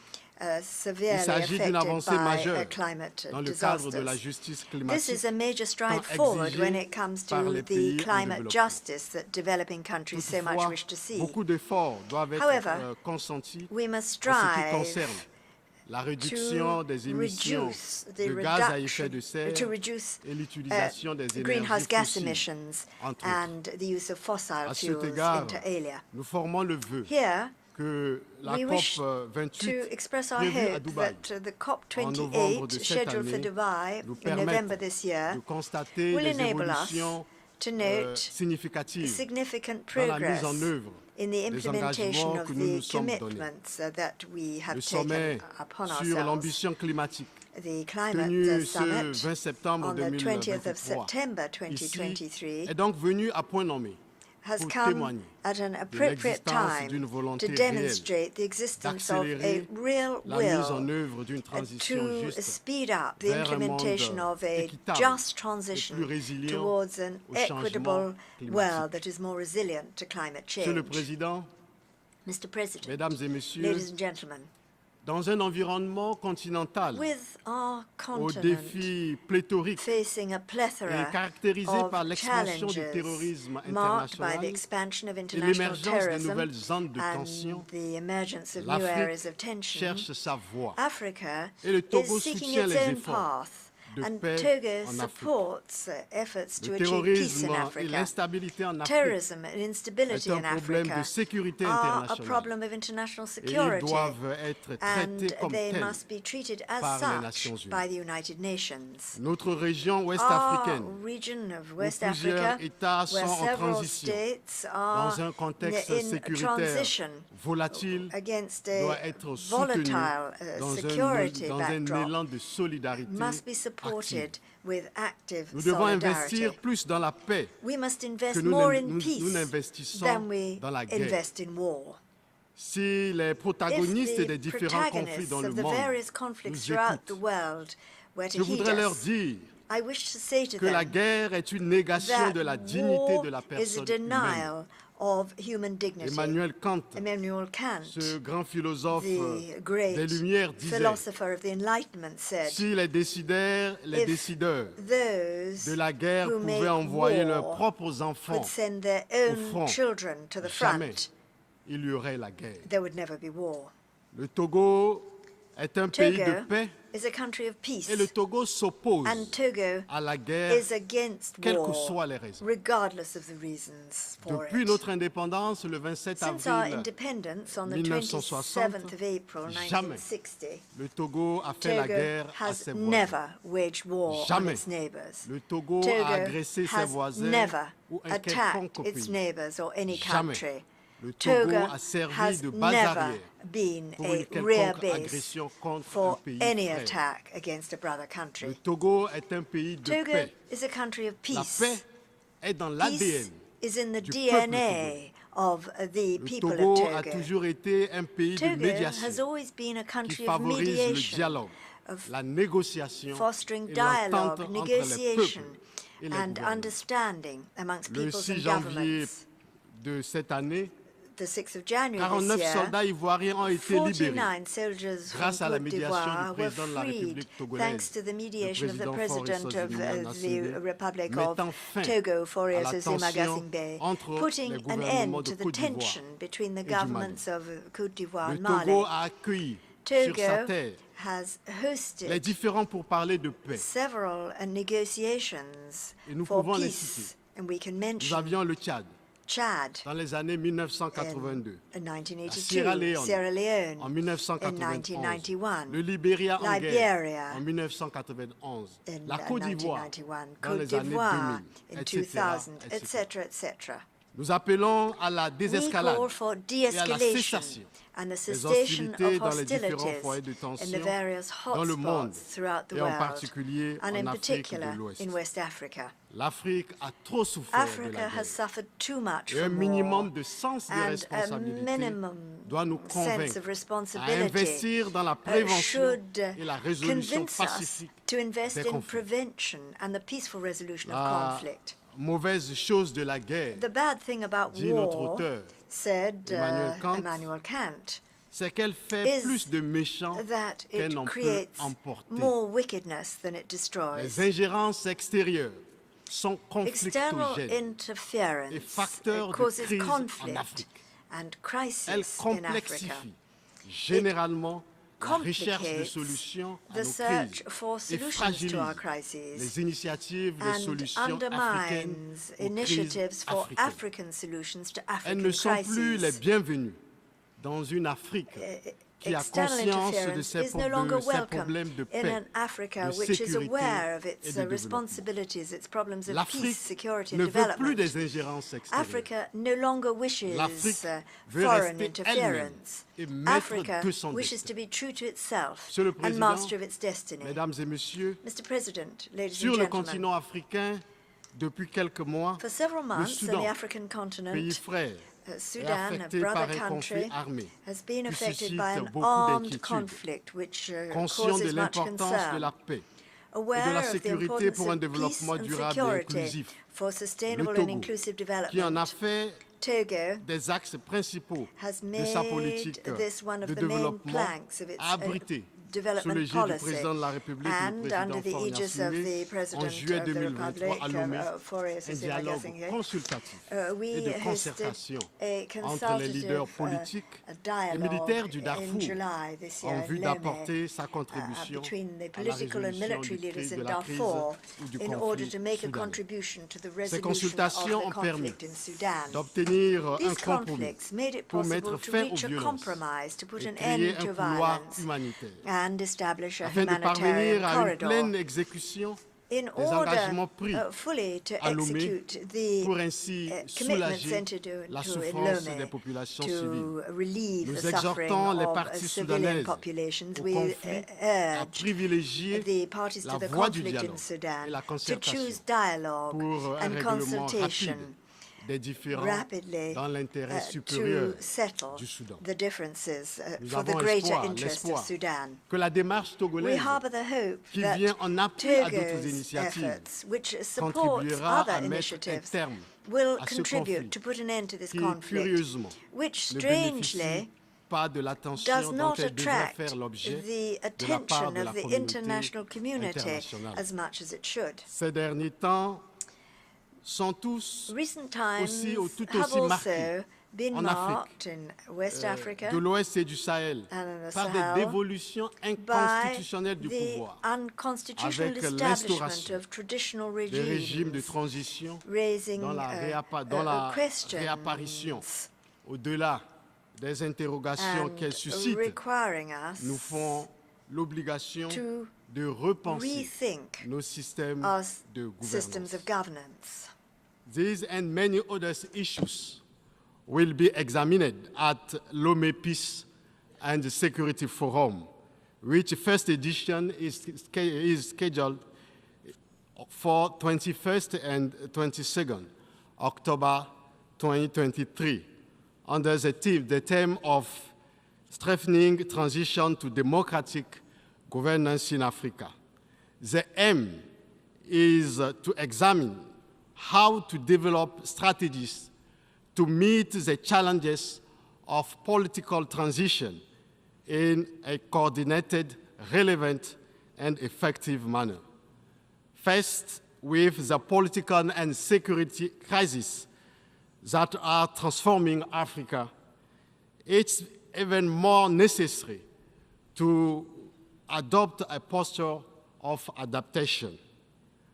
Thus, Togo and several other countries decided in Lomé in May 2023 to create the African Political Alliance, which is intended to be a framework for consultation, political dialogue, and joint action based on historical ties of fraternity and the principles of the sovereign equality of states, independence, and unity of action. Pour ce qui est de la réforme du Conseil de sécurité des Nations Unies, nous ne voulons plus revenir dessus. L'Afrique, nous l'avions déjà dit, ne peut plus rester en marge de l'instance à laquelle il revient d'assurer la paix et la sécurité internationale.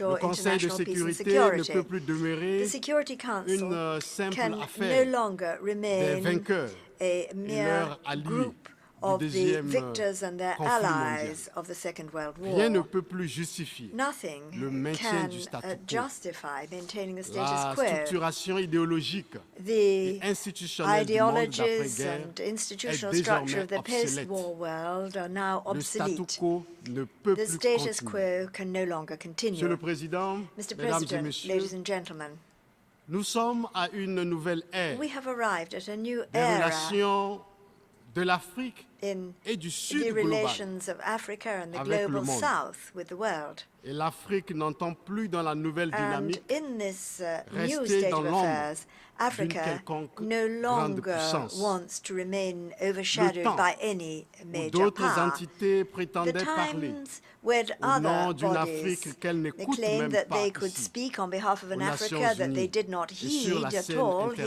in the internationale United Nations and est on the révolue. international scene.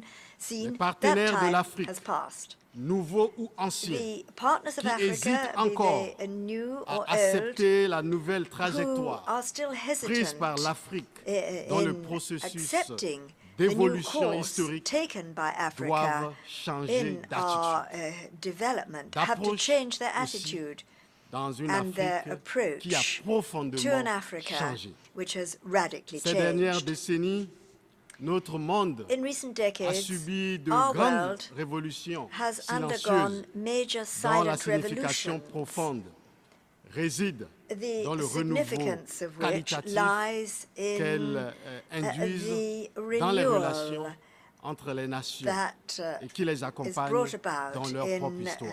La international réalité du monde, relations c'est qu'il n'y a plus throughout de centre history. de The reality gravité of the world is that monopolistique. there are no longer Le centre du monde monopolistic est centers of désormais gravity. ici et The nulle center of the part world ailleurs. is now here, not Personne elsewhere n'est le at centre all. du monde.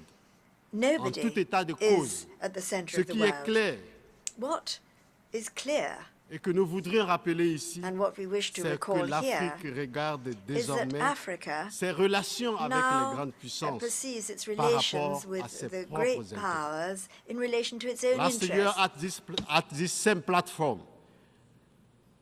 I told you that Africa no longer wants to align itself with the great powers, whatever they may be. The role assigned to Africa in this 21st century is evocative of the image that certain power of our continent still have, their zone of influence. We must be concerned about the place that Africa occupies on the world stage.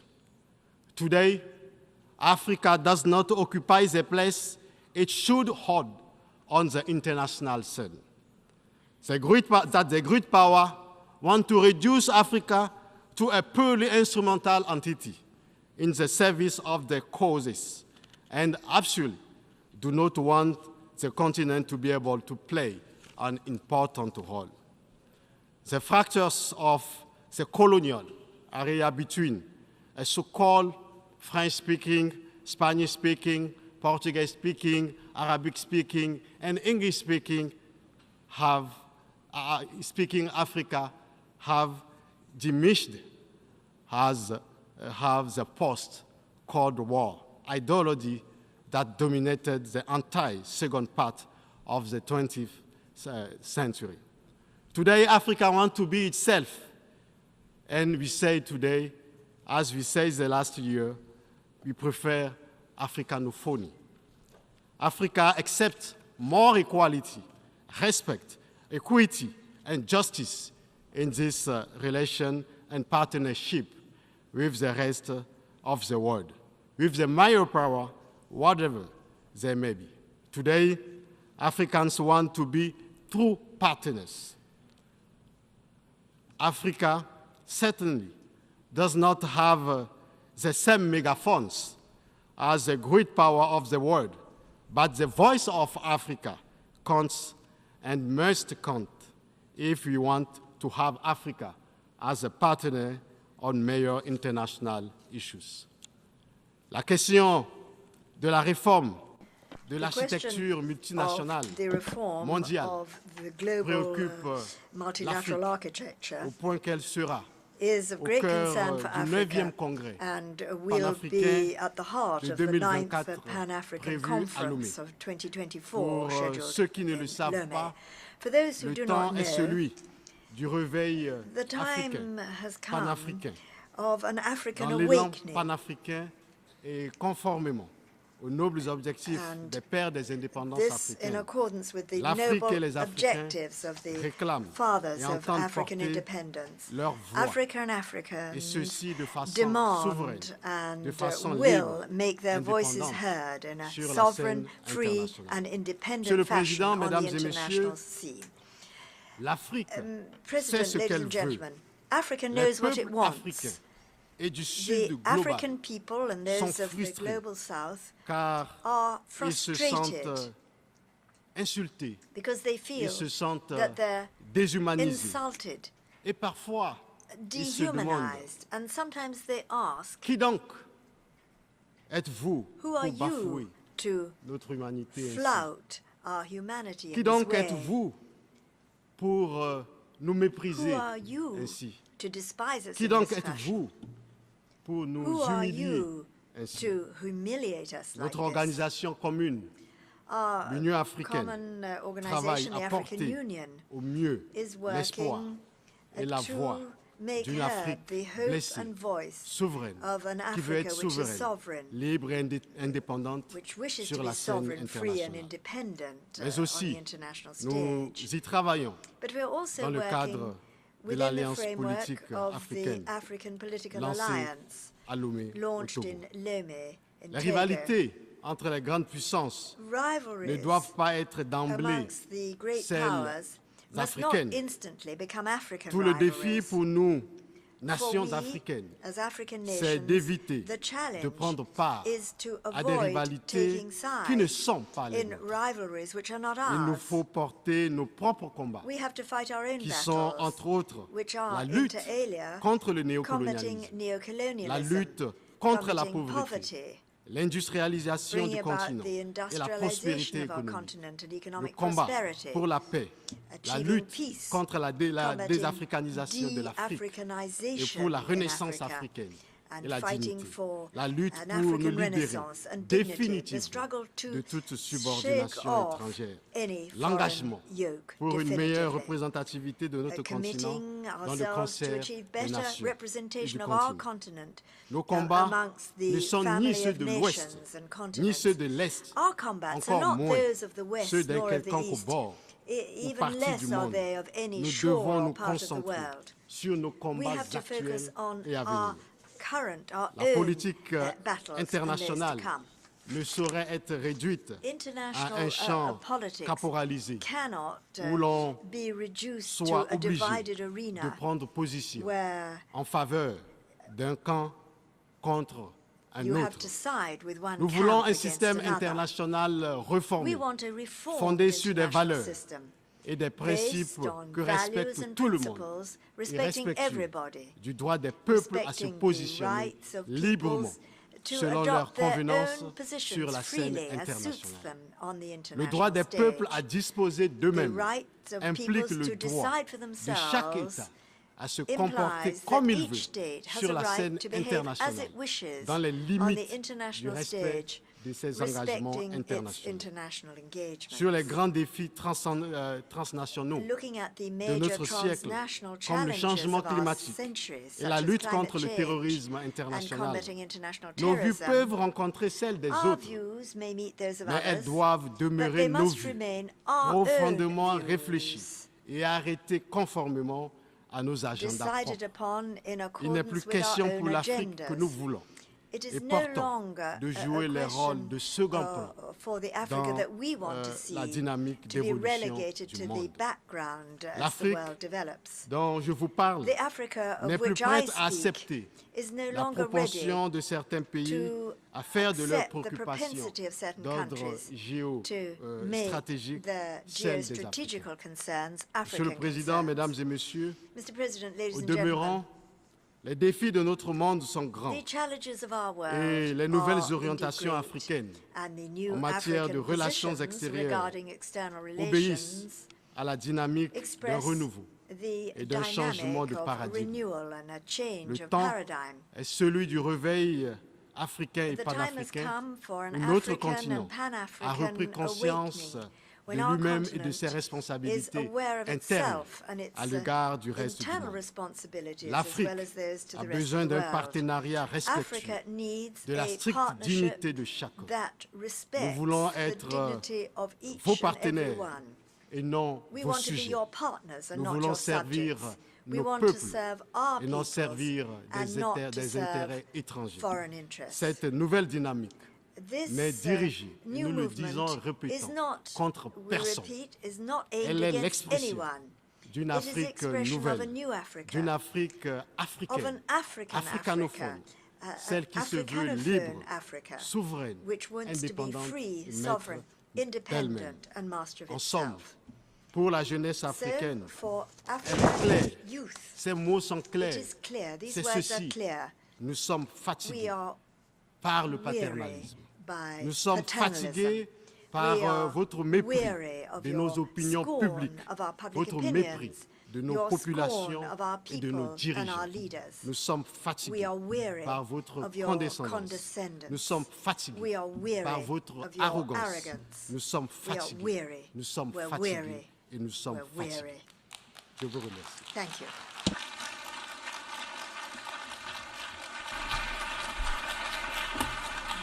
I thank the Minister of Foreign Affairs, Regional Integration and Togolese abroad of Togo.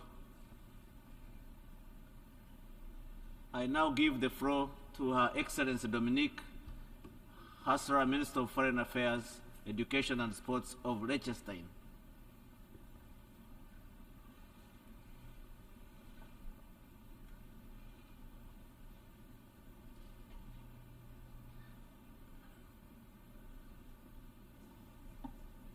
Mr. President, we gather this year under even more daunting challenges. Our window to address climate change is narrowing rapidly. Progress in achieving the Sustainable Development Goals is stagnating. In part, it is even being reversed. There have never been more conflict since the creation of the United Nations. The number of displaced persons is at record levels, and food insecurity has doubled since 2020. Children are subject to more suffering than ever. An urgently needed political consensus on key agendas is becoming more challenging. The ability of the United Nations to function as the peace organization for our world is increasingly paralyzed. It is our joint responsibility to safeguard the international order for future generations. In doing so, we have an opportunity to make the United Nations stronger, more equitable, and more resilient. We are ready to tackle this task together with you, with a sense of deep responsibility, but also with courage and confidence in our ability to succeed. There is a common thread to the various challenges we are facing: the rule of law, which means that relations between states are governed by the law, that this law is the result of international agreements, that it applies to everyone, and that there are consequences if it's violated. This was the spirit that guided those who gathered in San Francisco in 1945 to agree on the Charter of the United Nations, the most successful and most impactful treaty ever adopted. At its very heart, the United Nations is a peace organization. It has risen from the ashes of two devastating world wars and makes a powerful promise to the future generations that the UN Charter addresses. That we, gathered in this assembly, we will not allow unlawful war-making to bring devastation, human suffering, and instability to the peoples that we represent. As leaders, we have to ask self-critically, Are we trying hard enough to put these promises into action? Illegal warfare is the biggest challenge to this organization. And there is no doubt that the unprovoked and in its core colonizing war that Russia has been waging against its neighbor Ukraine, a founding member of the United Nations, is the most outrageous, blatant and manifest violation of the prohibition of the illegal use of force since the creation of the United Nations. For us, to stand up together against this act of aggression means, most importantly, standing up for the international order. This order is certainly the only security guarantee, especially for us as small states, but also for the international community. This assembly is the bedrock of genuine multilateralism, based on the principle of sovereign equality. As such, it has lived up admirably to the challenge it was handed by the Security Council, paralyzed by the use of the veto. Together, we have called for the complete withdrawal of all Russian troops from Ukraine territory. We have together defined the parameters for a just peace that we all want to see as soon as possible. And we have made together the legal determination that the actions by Russia against Ukraine amount to an act of aggression. We yet have to take the next obvious step together to ensure criminal accountability for this act of aggression for the individuals who have ordered it in line with international law. We will continue our conversations with all of you to enable us to achieve this. This serves the goal of a just peace for Ukraine in accordance with the terms defined by us in this assembly. But it will also have a catalytic effect of far wider reach. In ensuring criminal accountability for the most manifest violations of the United Nations Charter, we will also protect ourselves, in particular the small states among us, our own sovereignty and territorial integrity. Our international order is founded on the prohibition of the illegal use of force. For this prohibition to be effective, it must be backed up by accountability, by the rule of law. This, of course, is the task of the International Criminal Court, established 25 years ago with competence over the most serious crimes under international law, the crime of aggression among them. We have to give the court the competence to exercise full jurisdiction as quickly as possible, so it can fulfill its task with respect to the illegal use of force. Mr. President, aggression is a fundamental challenge to all of us who have signed on the UN Charter. At its core, the United Nations is and must continue to be a peace organization. For billions of individuals, this building embodies the promise that we will respond collectively to those who openly undermine peace and security. This is why Liechtenstein has joined this organization over 3 decades ago. This is the pledge made to the future generation in San Francisco. And it is the expectation that our people have. The UN has evolved tremendously since its creation. It has been the crucial force in advancing international law.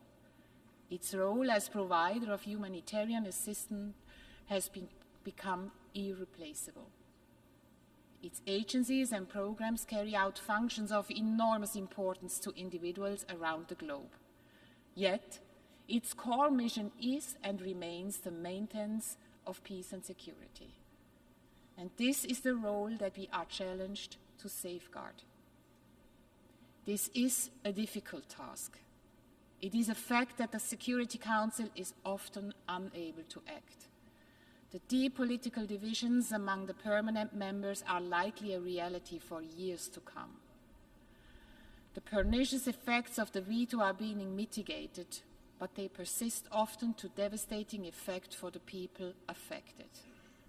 Next year's Summit of the Future is an essential collective test for all of us. We must show our ability to find ways to ensure collective action when the Security Council fails in its tasks. This Assembly will therefore have to play a central role in a new agenda for peace. And we can do more to bring the Security Council's practice in line with the law we all have subscribed to when joining the United Nations. We are proud to have presented to this Assembly the veto initiative, which ensures accountability and institutional balance. We should now focus on ensuring that those who are parties to a dispute do not participate in the decision-making on these disputes. This is simply the law in the UN Charter, and its application has been neglected so far. Mr. President, in recent years, climate change has occupied an increasingly central place in our discussions. This hall has seen summit meeting after summit meeting on this issue. This year again, we are urgently reminded of the limited window we have to address the climate crisis. From weather extremes to sea level rise, all regions of the world are affected by climate change. But those who have done the least to cause the crisis in the first place are the ones most affected. We certainly are in the fight of our lives, as Secretary General Guterres has said. However, as we are gathering here, we are not on track to win this fight. We hope to see significant progress at the COP meeting in Abu Dhabi later this year. But that alone will not be enough. For climate change as well, the law must be guiding us. This is why we have strongly supported the request for an advisory opinion from the International Court of Justice on the question of climate change. We are confident that the court will help us to have clarity regarding the complex legal questions concerning climate change and thus assists in our common fight against this most existential threat. Mr. President, this initiative, led by Vanuatu, was yet another example of leadership from small states, a testament to genuine and effective multilateralism. Small states like ourselves, and we are indeed a majority in this Assembly, need the United Nations.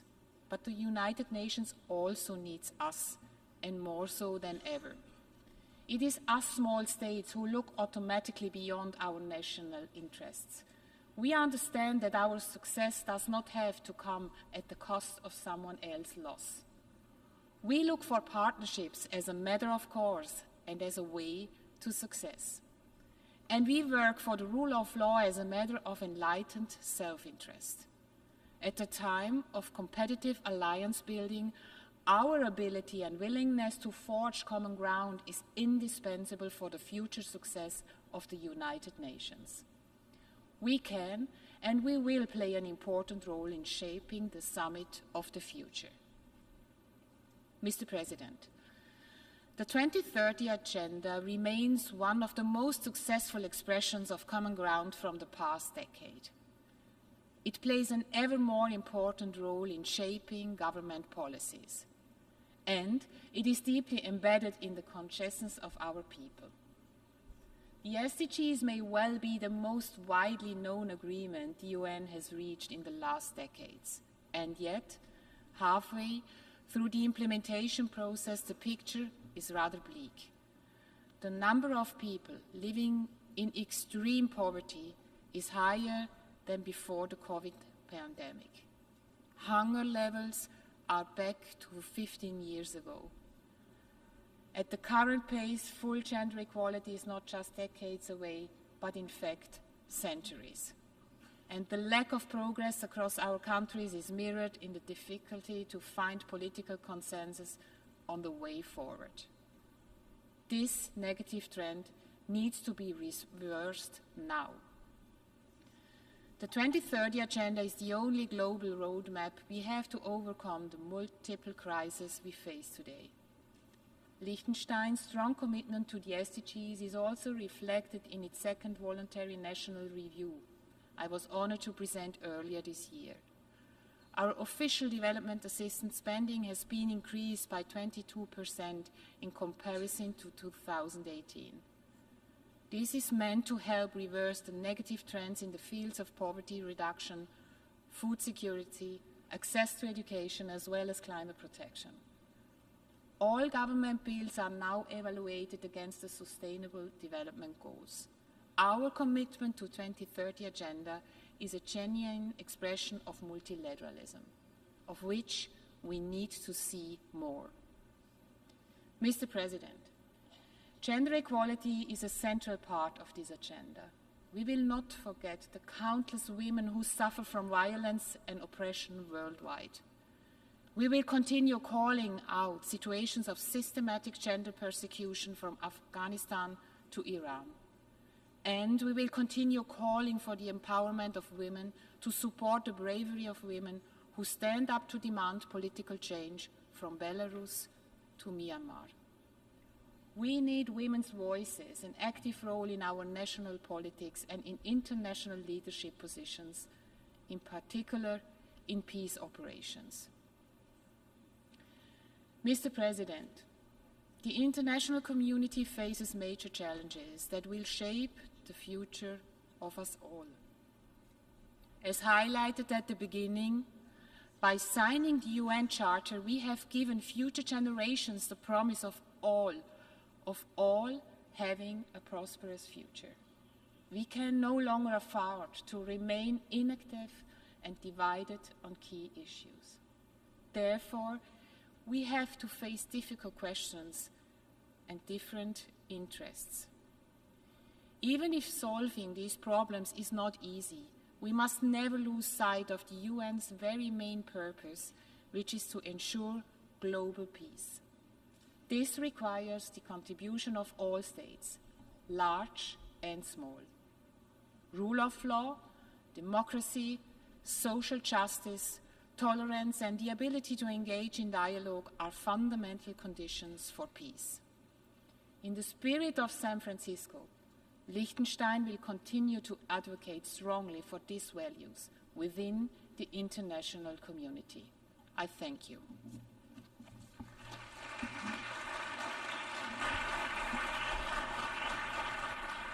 I thank the Minister for Foreign Affairs, Education and Sports of Liechtenstein.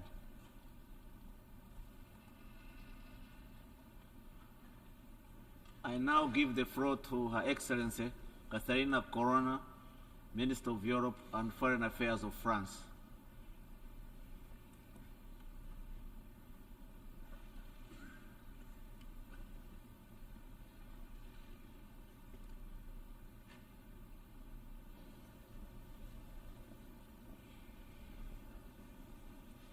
Monsieur le Président de l'Assemblée Générale, Distinguished President of the General Assembly, distinguished heads of state and government, Mesdames et Messieurs les ministres, distinguished ministers, Mesdames les ambassadrices, Messieurs les ambassadeurs, ambassadors, ladies and gentlemen. C'est un honneur pour moi It is que an de honor porter for devant vous me la to voix de la speak France. on behalf of France Je le before fais en you. mesurant combien est I'm doing importante so in notre assemblée knowing commune, how much our cette common assemblée de toutes assembly, nos nations, this assembly qui ont of décidé all d'unir nations, librement leur destin et d'agir have pour le decided bien commun. to freely join their C'est dans cet destinies and esprit act que for je the common m'exprime devant good. I speak before you L'esprit in de this ceux spirit, qui, il y in a the spirit près de 8 of those décennies, who, almost 80 voulurent years sur les ago, décombres du monde faire sought entrer les to relations build on the entre ashes of the États dans une previous ère world, nouvelle. to bring Une ère institutions où into a chacun new era, comprend que la an era défense de in ses which intérêts passe all par of le us respect des understand principes that while communs. defending our own interests, we Une must ère où chacun abide by comprend common que principles, an le era fort in which we d'aujourd'hui all peut être le understand faible de that demain, those who are mighty today où will be les ennemis weak d'hier tomorrow, peuvent être les where amis the friends, d'aujourd'hui. the enemies of yesterday could be C'est the la friends voie of qu'on suit today. où les When défis power is communs de governed by l'humanité law, when the sont common enfin challenges of relevés humanity ensemble are et at non last dans taken on le chacun collectively pour soi. instead of